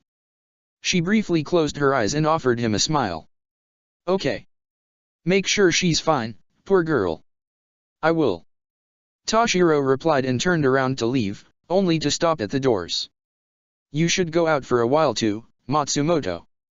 I'm sure there is at least one person who could use your visit. Ranjiku's smile wilted. Izuru, you're right. I should go. After the doors of the office closed, Ishine moved towards his son and sat on the chair opposite of him. He kneaded his hands and waited. Silently. Calmly. Firmly. His eyes, tired and old, never left Ichigo's face. Yet he did not say a single word. He was content with waiting until the teen spoke first. Captain Shiba of the 10th Division, huh? Ichigo muttered after a long moment of silence, his head lowered and his gaze directed at his empty cup. Do you really want to know, Ichigo? Do you really want to tell me, Dad? A quiet snort escaped from Ishine's nose and the man shook his head, closing his eyes for just a second. That doesn't really matter, does it? You may be a problematic son, but you are my son. You deserve to know. Right. Ichigo responded in a low voice, still intently staring at his cup. Ishine sighed and gathered his thoughts. Then he started a monologue. Almost 20 years ago, I was a Shinigami in the service of Godi I-13. Specifically, I was a captain of the 10th Division. My name, at that time, was Ishine Shiba, as I was a member of a branch family of Shiba Great Noble House. One day, I received a report concerning mysterious deaths in Naraki City and so I went there to investigate. That night, I encountered the one responsible for those deaths. It was also that night when I first met your mother, Masaki Kurosaki. There, Ishine briefly smiled. She was just a high schooler then. But she was already the Masaki I later married. Brave and bright like a sun. But that night, this sun began to lose its light. His smile vanished. Ichigo felt the change in his tone and raised his head to finally look him in the eyes. The one I encountered, the one responsible for those deaths in Naraki City was an experimental hollow, courtesy of Aizen Sosuke. That hollow, he was unlike anything I had seen before. He felt different. Because of Aizen's interference, I was unable to fight the hollow at full power and so he pushed me to my limits. Then, Masaki showed up and saved my life. Ishine said and with his eyes followed his son's movements. Ichigo, with his hands shaking a bit from hearing his father mention Aizen's name and then the rest, reached for the desk and put the cup on it. He wasn't looking at Ishine anymore. Instead, he was staring at that cup. The cup he almost squashed with his own fingers. So. Mum was a Quincy. He said in a shaky voice. His quiet statement caught Ishine off guard and caused him to flinch. Clearly, he didn't expect Ichigo to know about such a thing. Despite that, he braced himself and continued to talk. Yeah. She was a pure-blood Quincy, one of the last ones. Her specialty was a technique called blood. She used it to increase the durability of her skin, preventing her from suffering almost any wounds. But that night, when she saved me, the hollow somehow got through her blood and infected her with some sort of a virus. At that time, I didn't know about it. After we defeated the hollow, she helped me heal my injuries, we exchanged some words and I left for Soul Society to give my report. Of course, I never mentioned her in it. Ishine trailed off and let Ichigo digest the new information. From the looks of it, the teen needed it. Only once he looked back at him and nodded, Ishine continued. I was fairly young back then and so I couldn't get Masaki out of my head. Because of that, after a few days, I returned to the human world to visit her. To my distress, I found her in a bad condition. That's when I met Urahara Kisuke. Ichigo jolted from his seat and glared at his father with clenched fists. He looked like he was barely holding himself back from snarling an angry retort. I see that Aizen has told you many things about Kisuke. Calm down, Ichigo. Urahara Kisuke is a shady and manipulative person but he isn't as bad as Aizen probably portrayed him to be. If it wasn't for Kisuke, Masaki would have died back then. Ishine quickly said and watched Ichigo blink several times. Then the teen fell back in his seat. He felt exhausted. Ishine continued. I met Urahara Kisuke and he explained Masaki's condition to me. He called it hollowification. Hollowification means inserting a hollow soul into a normal soul, then breaking the boundary between them to try and turn the original soul into something more powerful. Originally, this was meant to be used to strengthen a Shinigami's soul. Using that uncontrollable technique on a Quincy, a different objective than what was originally planned, resulted in Masaka's bad condition. Kisuke explained that while Masaka would never go back to how she had been, we could still save her life. When a soul is hollowified, as the condition progresses, the original soul gets mixed up with the hollow soul, becoming a monster unable to reason. And in the end, not only the boundary between the souls but also the one between the soul itself and the external world is disrupted and the soul, regardless of its own will, self-destroys. That's called soul suicide. But Kisuke found a way to stop the soul suicide in Shinigami. Since Masaka was a living Quincy, we had to find yet another way. Long story short, I gave up my Shinigami powers and became a simple human in order to continuously suppress the hollow within Masaka. Because of that, I was left powerless. Moreover, I couldn't even see hollows anymore. There was also a possibility I could never return to being a Shinigami again. He lengthily explained and snatched the cup Ranjika left on the desk. Gulping down the remaining tea, he continued to look at Ichigo with one eye. The teen was glancing between him and his own hands, trying to comprehend the words Ishine just told him. Yet there was so much, he felt like his head began to spin.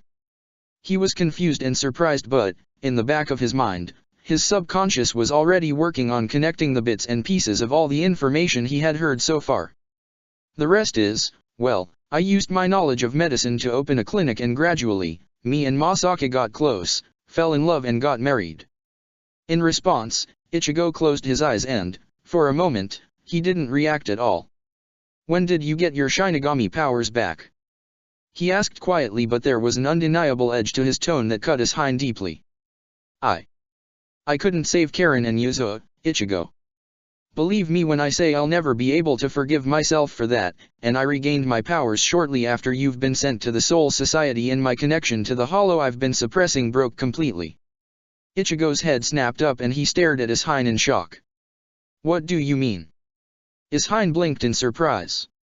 Oh, so you haven't met your Zanpakuto yet? What is he talking about? When no response came from within his mind, Ichigo growled. I did met the crazy bastard. What does he have to? Wait a minute. No, you can't be serious. Ichigo felt like the world around him spun again. He understood. His mind finally connected the dots and he was just trying to avert his gaze from the truth, to deny it. I am.